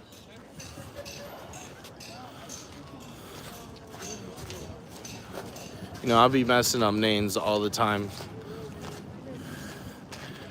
And, you know, the thing is, I've learned powers of the people is that you say it with confidence. And then, you know, when you mess up, you just take accountability. I fucked up. It was Elton. We're over here on 33rd Street in Portland, holding it down. Because why? Because we keep each other safe. The police, I have not seen not goddamn one police officer out over here. They know what happened over here. They know what went down, but they do not keep us safe. It'd be beautiful if the police came over here and set up some barricades up over here and, you know, the forklift. But no, we got to go ahead and make sure that we are safe. I mean, I said it earlier, when Winston Smith Jr. was murdered, assassinated about 3 years ago in Uptown, we were doing the same thing. We were setting up barricades and making sure that we were safe, and the police came by and tore it all down. When they tore it down that very same night, there was a group of protesters out on the block where he was murdered, and the young lady was murdered by a car that ran through the barricade that night. You know what I mean? So this is why we do it. We've done this for many years. Twin Cities, we keep each other safe. We keep each other safe out over here.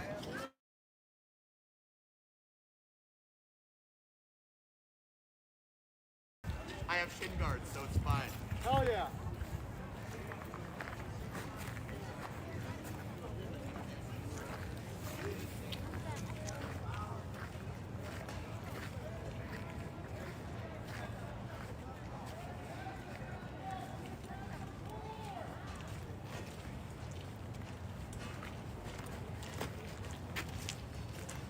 Of them. You're a peasant as well. You drive a Ford. I was waiting for that to come out. Blessings. Like what? Fuck me? Fuck you. By the way, fuck you energy drink. It's the best energy drink out there. Fuck you. Not you. I love you. I'm just doing an ad right now for my people. Shout out to everybody over on the Waterwave stream. Make sure you get the fuck you energy drink. That is the energy drink for Palestine. Many white people are very confused what's happening. Some very white privileged people are like, what the hell? I've never seen a pallet like that before. So, again, for people that don't know, we got volunteers out over here on 33rd and Portland holding it down, keeping us safe. Thank you, volunteers. You know, this is how we do it. We keep each other safe out over here. For those that know, we've been through this countless of times where we've had to go ahead and make sure that we are safe because the police, I have not seen not goddamn one police officer out over here since I've been here since 1. They don't care about us. They say that they don't want ICE here, but we know that they work in cahoots with them. So we set up these barricades using trash cans, recycling bins. You know, the beautiful thing is we see here in some of these trash cans and all that. What is it? Wednesday, Thursday.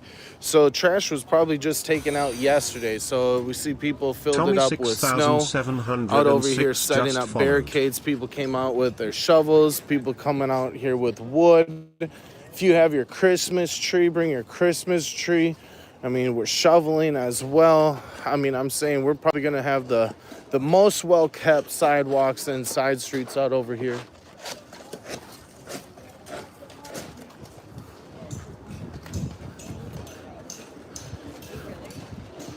Shout out to our volunteers holding it down. You can come out over here and hold space and solidarity. Bring water. You know, if you're coming out over here, definitely, you know, be prepared for the, you know, cold weather. You know, a good thing is that we got lots of water out over here.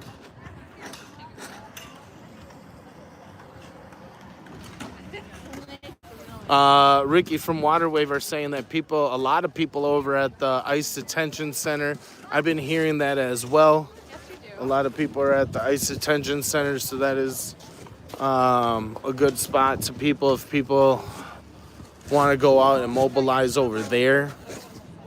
You know, that way they can't leave, or it takes them a long time to enter in. Over here on 33rd and Portland Avenue, holding down space. Everything's barricaded down over here.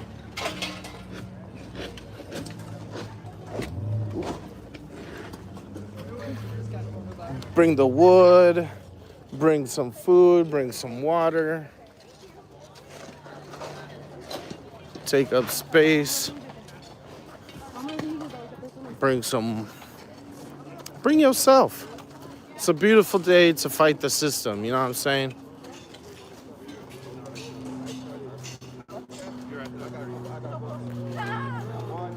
Beautiful day to fight the system.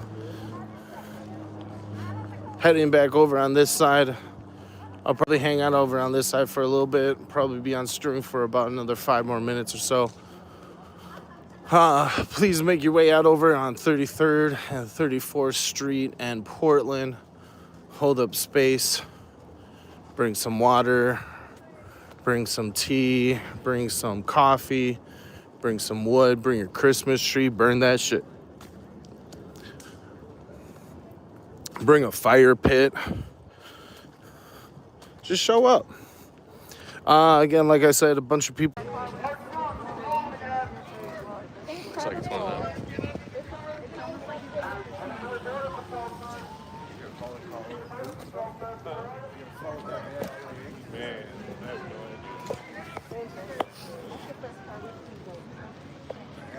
Except for down there.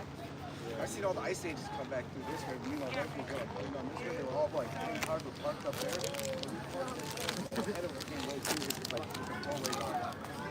Watch out, there might be a terrorist in that car. I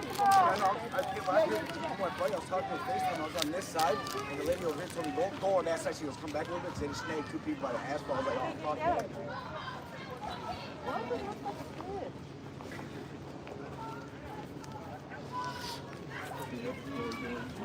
I said, you're good, no worries, no worries. Yep, I'm doing the same thing. Same thing.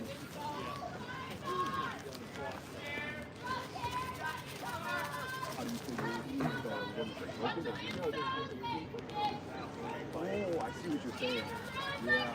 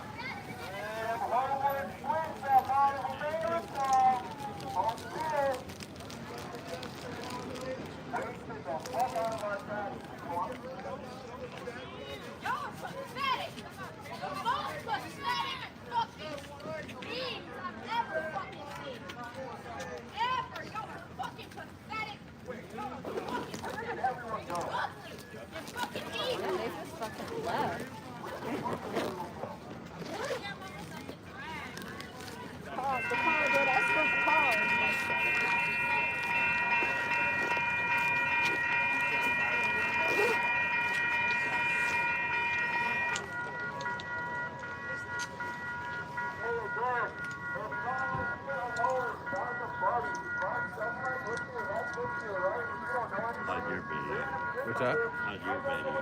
It's good.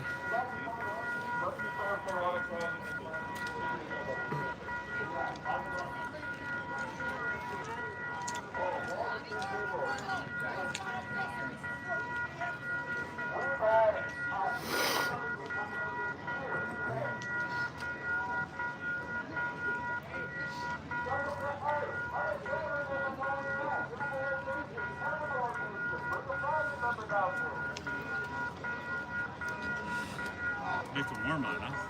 Yeah, right. It's great. Just in case you're wondering, how you doing, man? I'm good. Yeah. How are you? I love your work, dude. Oh, thanks. I appreciate it. Amazing. Yeah, thank you so much. Just so you know, man. I appreciate it. I am, but I It's love alright. you. Yeah, right. TDM 2014, thank you for $10 super chat. Stay safe, Cam. Thank you so much. I appreciate it. I follow Jake, too, ever since Which he one? started. Oh, Jake from Chicago? Yeah, he's a good guy. I actually texted him last night. Last night, too. Oh, really? I just checked in with his YouTube to see if he was still streaming last night. I shot him a text message to check in, see how he's doing. I'm gonna have to see if he responded. Yeah, no, Jake's a great guy.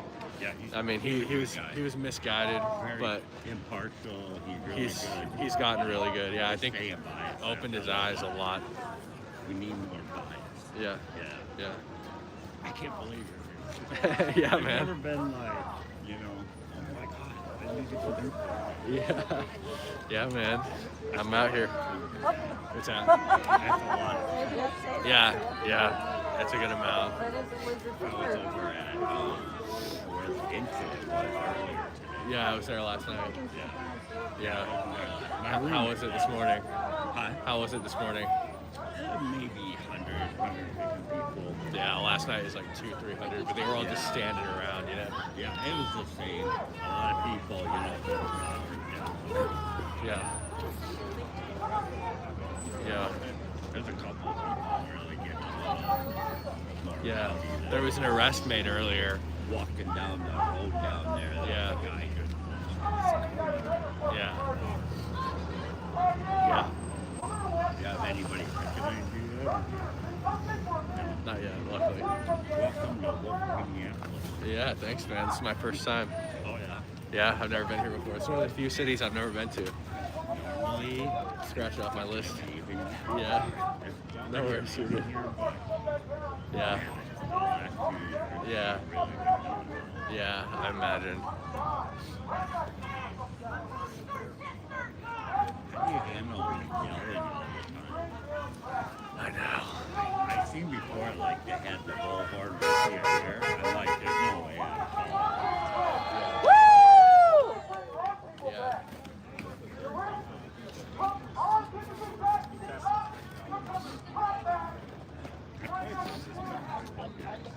Yeah.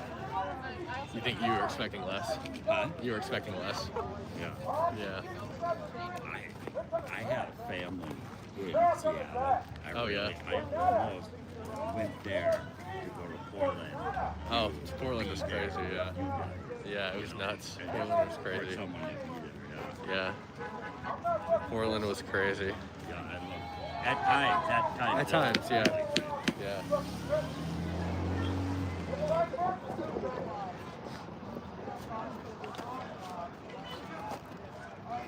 Make sure to like the live, guys. Subscribe to the channel. I go across the whole country. Fuck your pictures! Fuck you! And I cover these events. Fuck you! Yeah, it was just over the parking lot.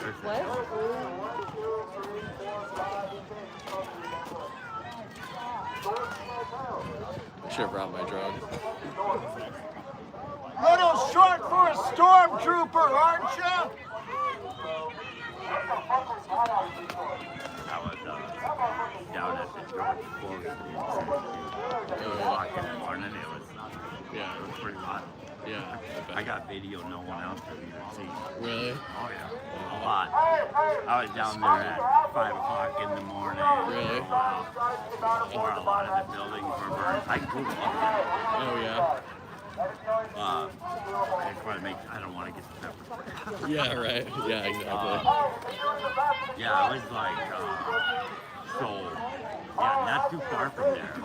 Like a mile is where I grew up until I was 9. Oh, yeah. And then I lived south of Floyd. Yeah. And those were historic buildings that they put. Yeah, I know. That was not Yeah. like, freaking 140-year-old buildings. Yeah.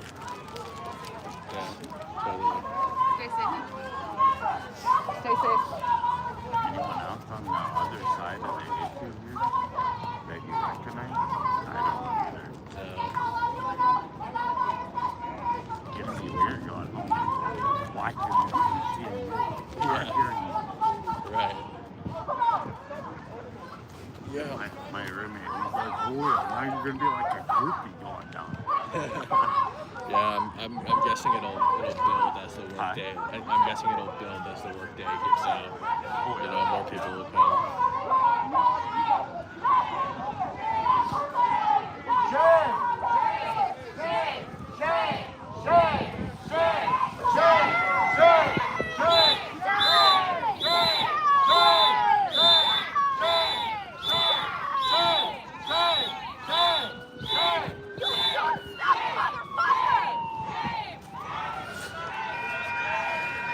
Hey, Kathy, thank you for becoming a member.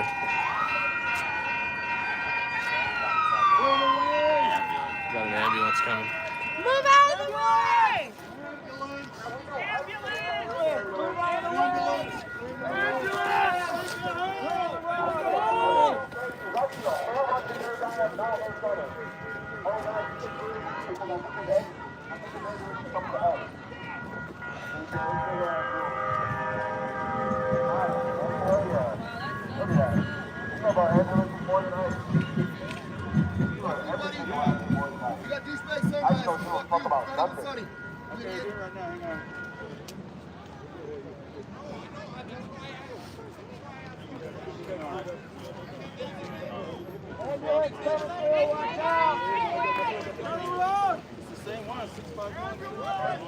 Ambulance! Get out of the road!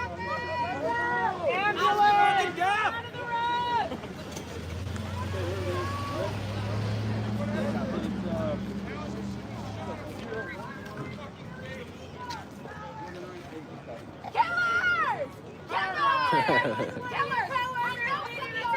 Pulling out milk and stuff.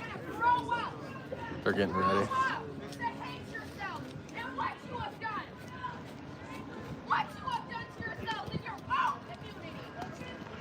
The world is watching, and it will judge you! It gets a little cold just standing here. Yeah, it does.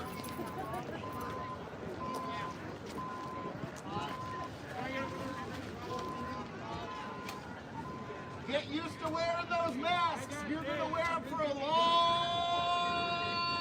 time.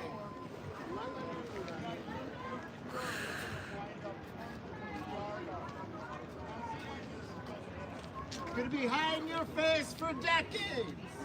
Decades. Well, someone brought some milk in case. I saw that, yeah. I worked at a bar. I know what it's like. Yeah. Not fun. Yeah. Oh! It's a whole lot warmer in Texas. Go home, man. It could be a lot worse out here. This Yeah. is pretty warm. Pussy! Actually. Yeah. A couple of weeks ago, it was like -20. Oh, really? Sheesh. Yeah.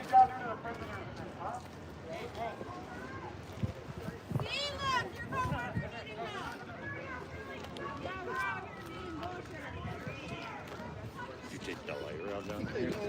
No, I got a ride. Yeah. I know you usually do work. Yeah. I commented on a lot of I have family. Oh, yeah. Just I my appreciate area, that. so. Okay. Yeah. I appreciate Thank that. you.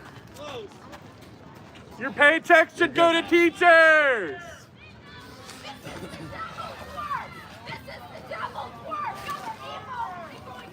I'm out here for free. I don't have to get paid to be here. Bunch of pussies. You guys suck.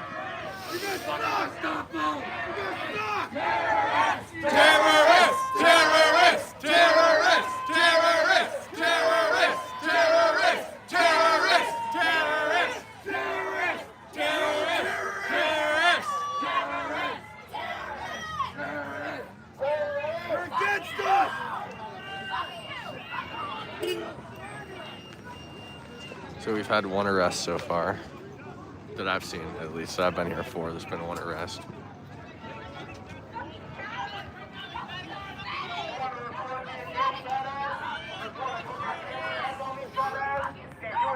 Mel Smith, thank you so much for the $5 super chat.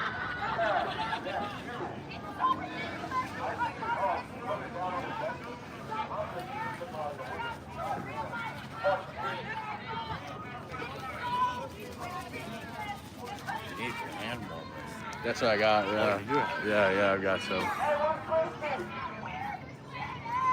Yeah, some actual boots help too. Yeah, right now.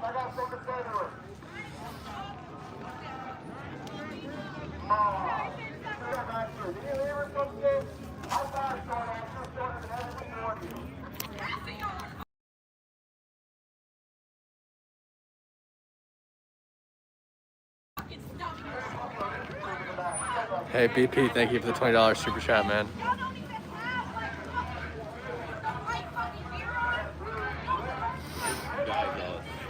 I used to drive these. Oh, how was it? It was during COVID. I worked like all the days. All the day? Yeah. All day long, too? 66 hours a week. Wow. What I need to do is get some boots tonight. It was a lot. Sneakers are not cutting it in this weather. Yeah.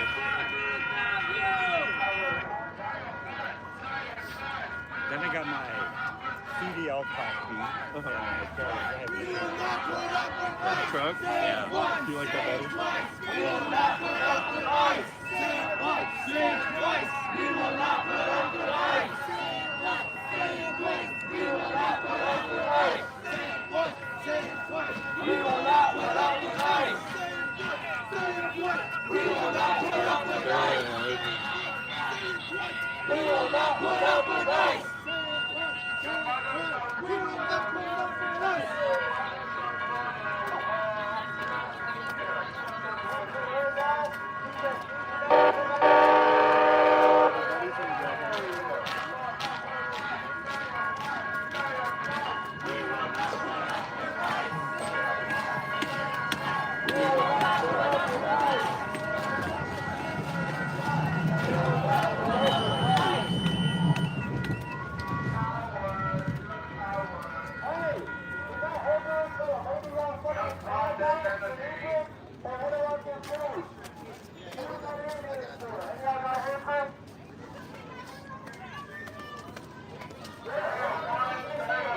Metal Smith Oz, thank you for the $5 super chat.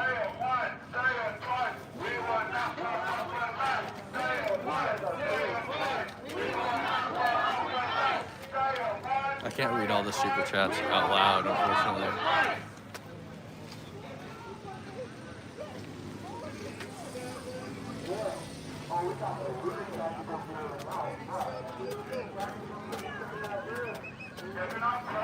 I assume this is going to build and build as, like word gets out and stuff like that.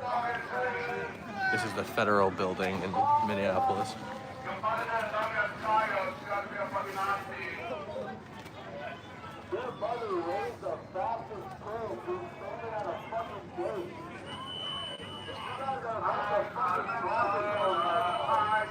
I know, right?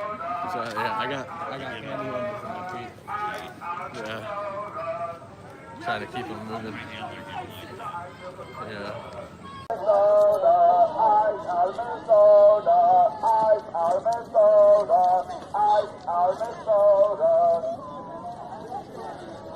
These are ice vehicles right here, bud.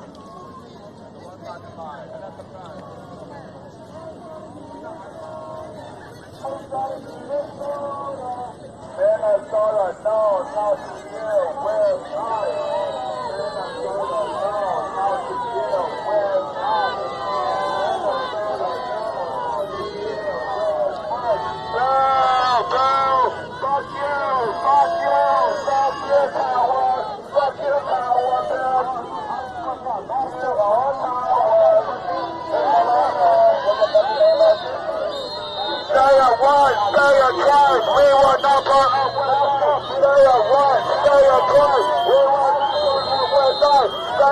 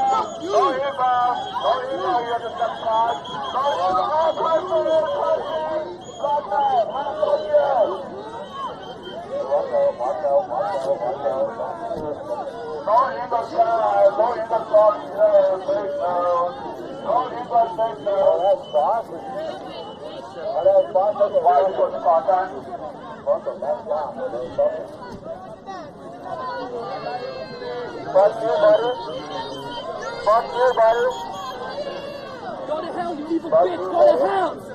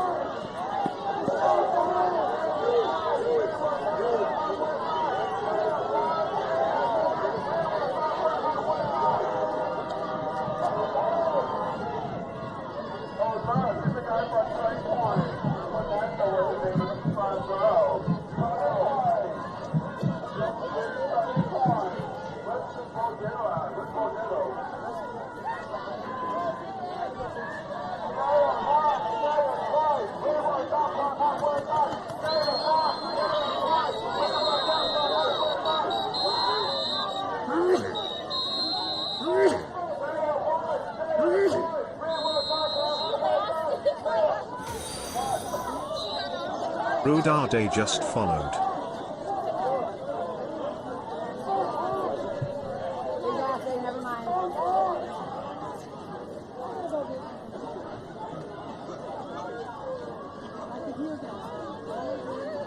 Derek, do you need water?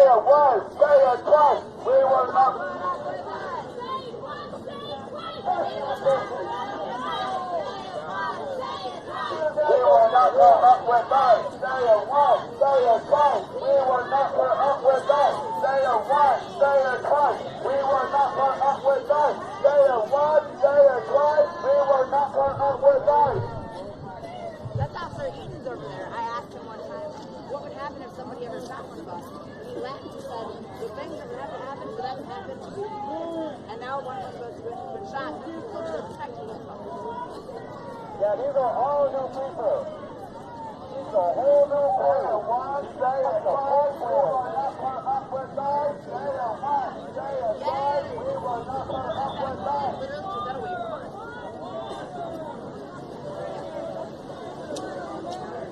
Minnesota knows how to deal with time.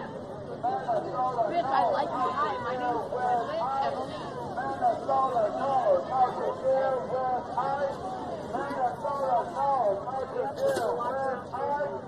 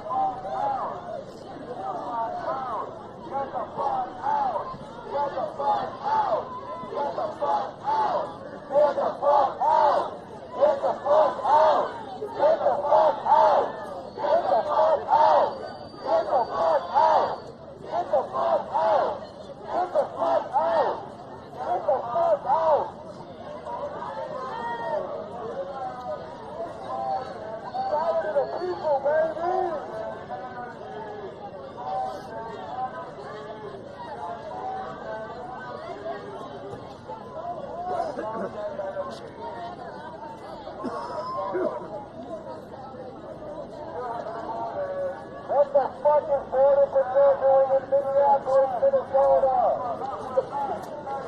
What the fuck are you doing here? We will not put up with that. Stay at one, stay at twice. We will not put up with that. Stay at one, stay at twice. We will not put up with that. Stay at one, stay at twice. We will not put up with that. And fuck out.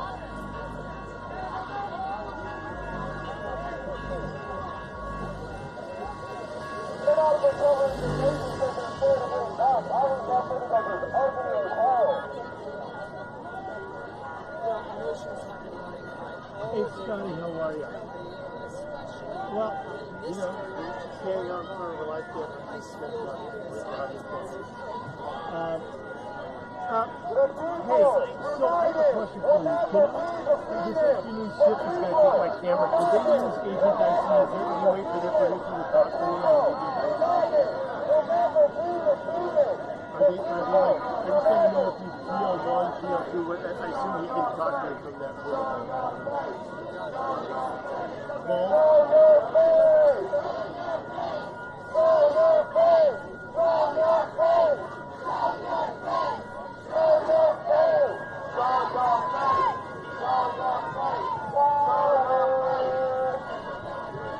Paul or Grace, I don't know who's producing that.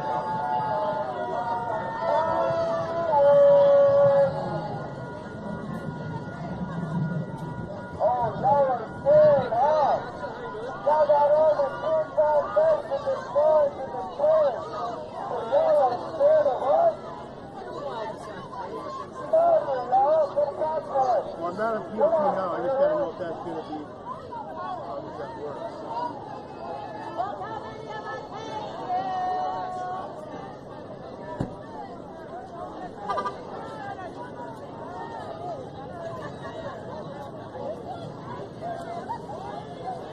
Yes, that works great.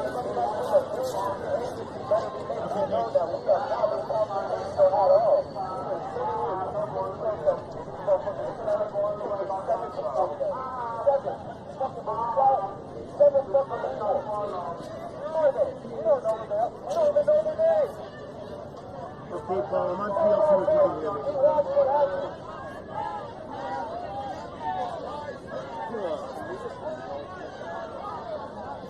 God knows how many they killed today in Minneapolis and in the Twin Cities. God knows.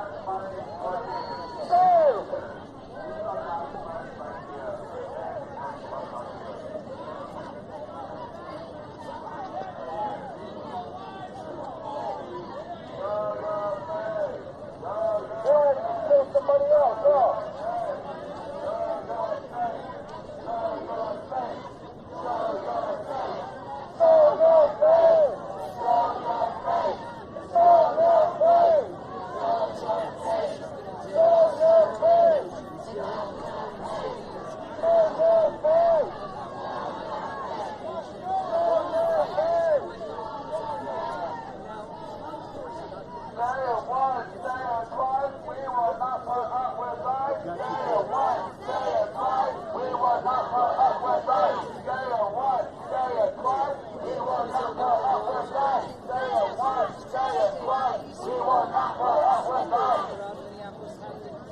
Yeah, I mean, I'm going to be here. I've got another hour and a half on, probably another hour on the live view. So just let me know when I'm on. I'm just standing by my camera. Teacher Hunter.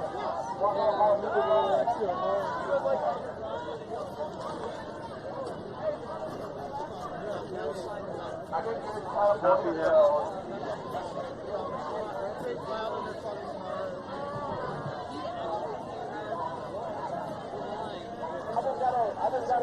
I don't know how you do it, but what I heard was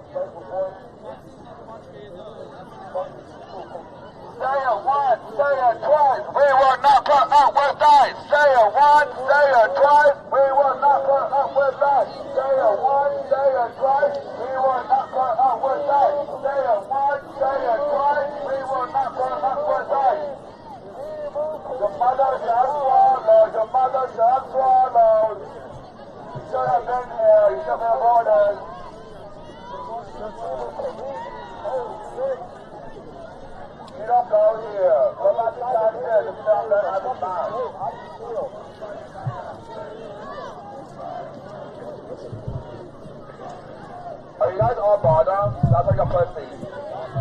You all give hand dogs a bad name. give hand jobs in the car.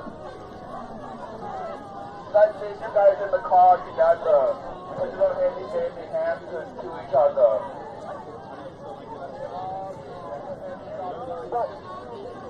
You guys have dogs free too. You guys put my phone number, my address online. What the fucking traffic zone? What border are you? You've been out here a while. What is the fucking border? You've been out here a while. A little bit, yeah. Why are you here? You don't go here. You don't go here. Back, back! Get go! Let go! Whoa!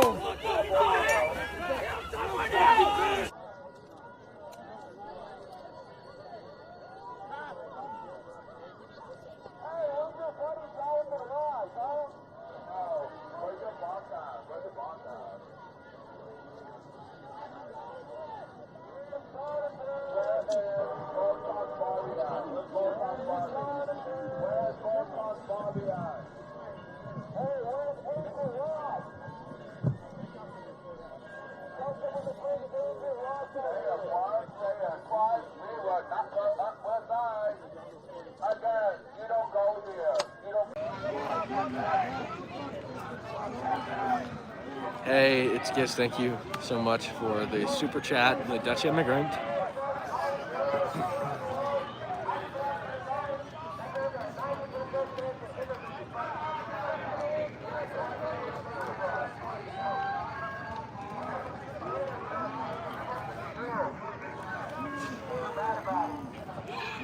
Hey, XLX Mythos. Thank you for the $10 super chat. Stay safe out there. Thank you so much. No, you're not.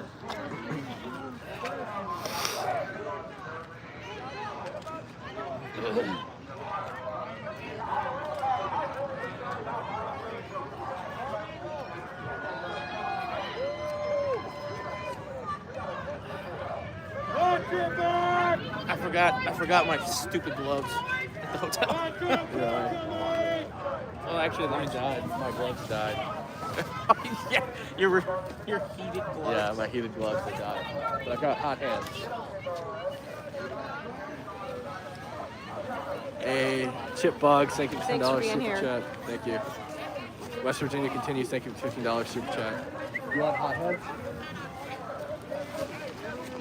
What? I would appreciate one if you have.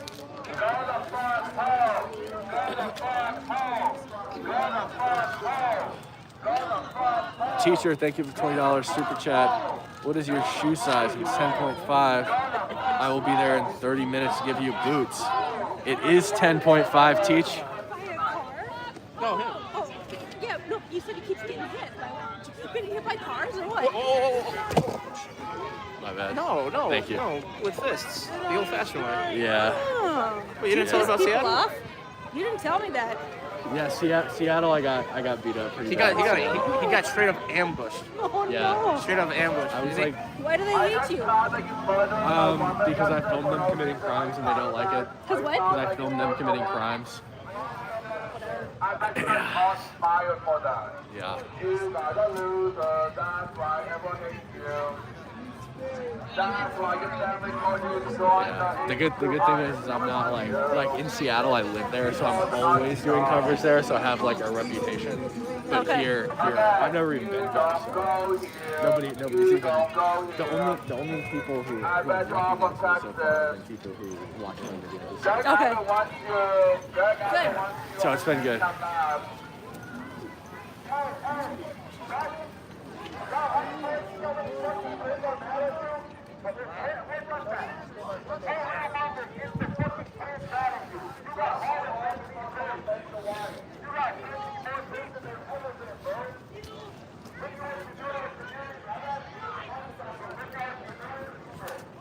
Yep, my toes are cold. It's still not as bad as the Super Bowl, though. The Super Bowl? The Super Bowl here, Which back one? in 2018. Oh, it was? That was You got the to it? coldest weather I think I've ever experienced. And everybody from out of town was here. It was so cold. Wind chill and everything? Like way below zero. Oh, Like 30 well, that's why, because wasn't it like below zero last week here? Yeah. Yep. Yeah. So I'm like, It's been weird this winter. It's warm and cold. Yeah, it's like, cause like I know for you guys, like 30 degrees ain't nothing. See, I'm like, The dampness like right now that makes it feel really cold. Yeah. I'm very like mission motivated and like I care about my work. But as far as the cold weather goes, for anything else other than work, I have given it up. Yeah. I do not do cold. I can handle like all kinds of discomfort, like hunger, tired, same. whatever. I do not want to be cold. Cold and wet. Yeah. Cold and wet back home. Yeah. Same. No thanks.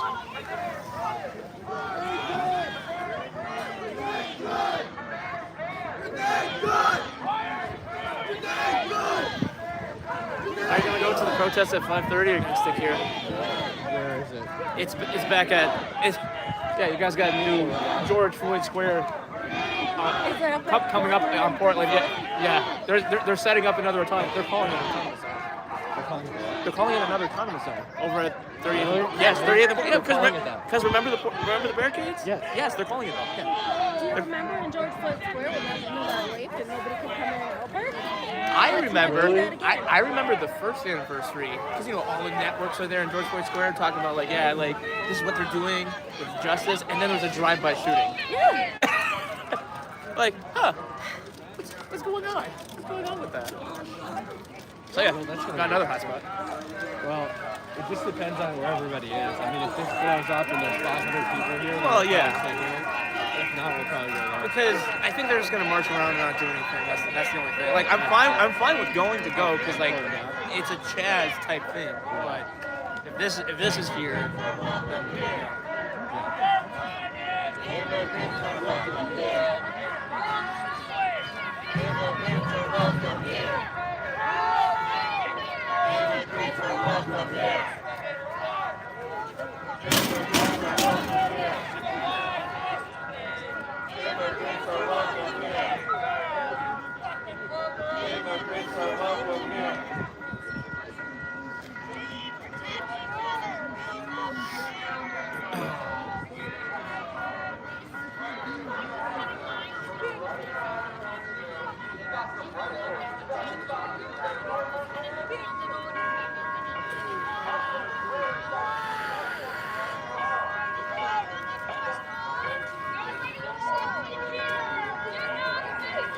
I never said that you have to love Renee Good. I just said you shouldn't celebrate her death. It's not a liberal value. I think it's a Christian value. You shouldn't be happy that other people are suffering. Think about her child and her loved one. She might have been a bad person who's doing a bad thing and died doing a bad thing. Doesn't mean you should celebrate her death. I don't think Jesus would appreciate or condone celebrations of Renee Good's death, and therefore I won't. I don't think other people should as well.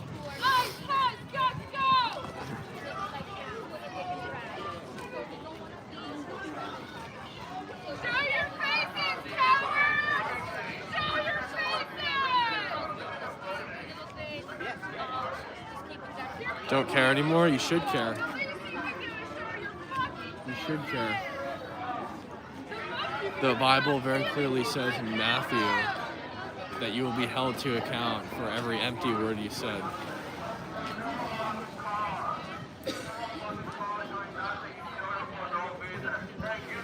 And you should. Excuse me. And I'll be back if y'all don't get one. Medium? Just have medium? Here's the extra large. Oh, ya acabo ya. Okay, I'll be back. Ya estamos. Vamos. Vamos a volver de arriba. ¿De dónde? ¿Qué? ¿De dónde? Ya para irme a cargar. Están dando las camisetas para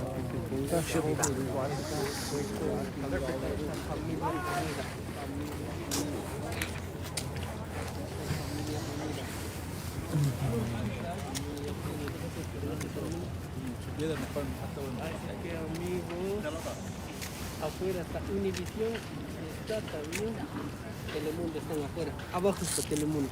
¿Dónde? Allá abajo en la esquina. ¿Sí? Extremist or something, you don't got to worry about that. You could just scroll past this stream. But if you're hot, basically if you're on the left, hit the follow button, join our community. So to everybody tuning in, on this side of the aisle here, we have American patriots turning out to protest Donald Trump's lawless ICE raids. Here in the middle, separating everybody, is the federal building. And here are men who have never been touched by women, also known as ICE agents. That cough is good. Pardon the cough. That's called tear gas.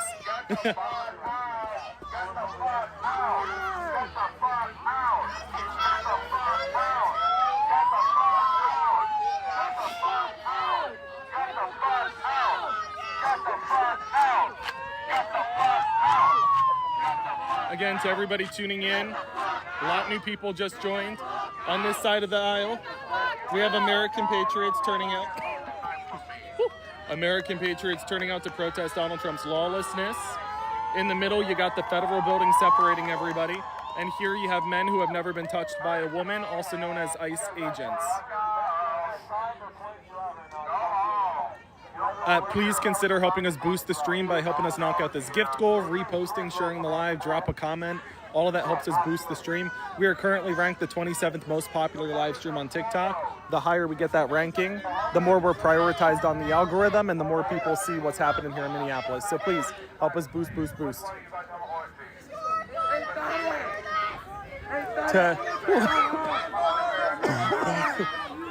Again, what you're looking at here, we have American patriots turning out to protest Donald Trump's lawless ICE raids and his radicalized extremist agenda on the ground in Minneapolis. In the middle is the federal building separating everybody. And to the left here are men who have literally never been touched by a woman, also known as ICE agents.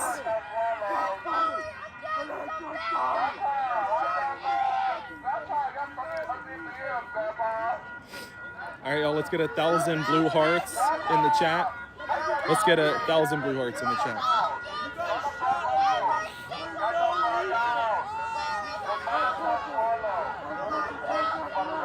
What are these pants? Okay. You're not matching. You're fruitier than I am. That outfit doesn't fit you. You're freezing cold and you need gloves. Those pants are 2 sizes too small. What are you doing? 3, get that tailored. You literally, your sleeves are too small. 4, what is that? Brother, please, put something over the bottom patch there. Okay. 5, this, dude, your stomach is popping out. Lay off the candy. All right. Over here, actually, that outfit's, that one's fine. That one, yeah, that one's fine. He's at least matching. All right, this one here, abomination to society. Y'all, welcome to the stream. If you're just tuning in, we're currently in Minneapolis outside of the federal building. Here you have American patriots turning out to protest Donald Trump's unlawful, his radicalist ICE raids. And over here, you have the federal building separating everybody. Here are a bunch of men who have never been touched by women, also known as ICE agents. You are a class traitor! All of you! I have a question for all of the ladies in the chat. Ladies, would you feel safer surrounded by, and this question makes MAGA so mad, do you feel more comfortable being surrounded by 1,000 undocumented immigrants or 1,000 MAGA supporters in red hats? Thoughts? MAGA hates when I ask this question. They hate it. It makes them so mad. Oh, MAGA! Oh, God. It looks like all the women in the chat would rather be surrounded by the undocumented immigrants. MAGA, doesn't that says something to you, I think, MAGA, doesn't it? MAGA, that male loneliness epidemic isn't a male loneliness epidemic. It's a MAGA loneliness epidemic. To everybody tuning in on this side, ooh, thank you for the galaxy. I appreciate the boost. On this side, we have American Patriots. Okay. On this side, we have American Patriots turning out to protest Donald Trump's lawless ICE raids.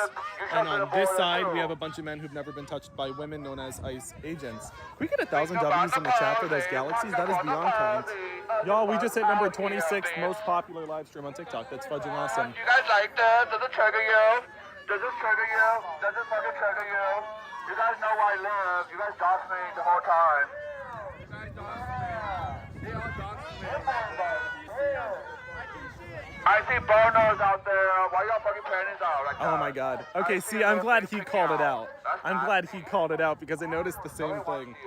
All right, y'all, if you're just tuning in again, welcome to the stream. We are currently the 26th most popular live stream on TikTok. Please, repost, share, drop a comment, help us hit the gift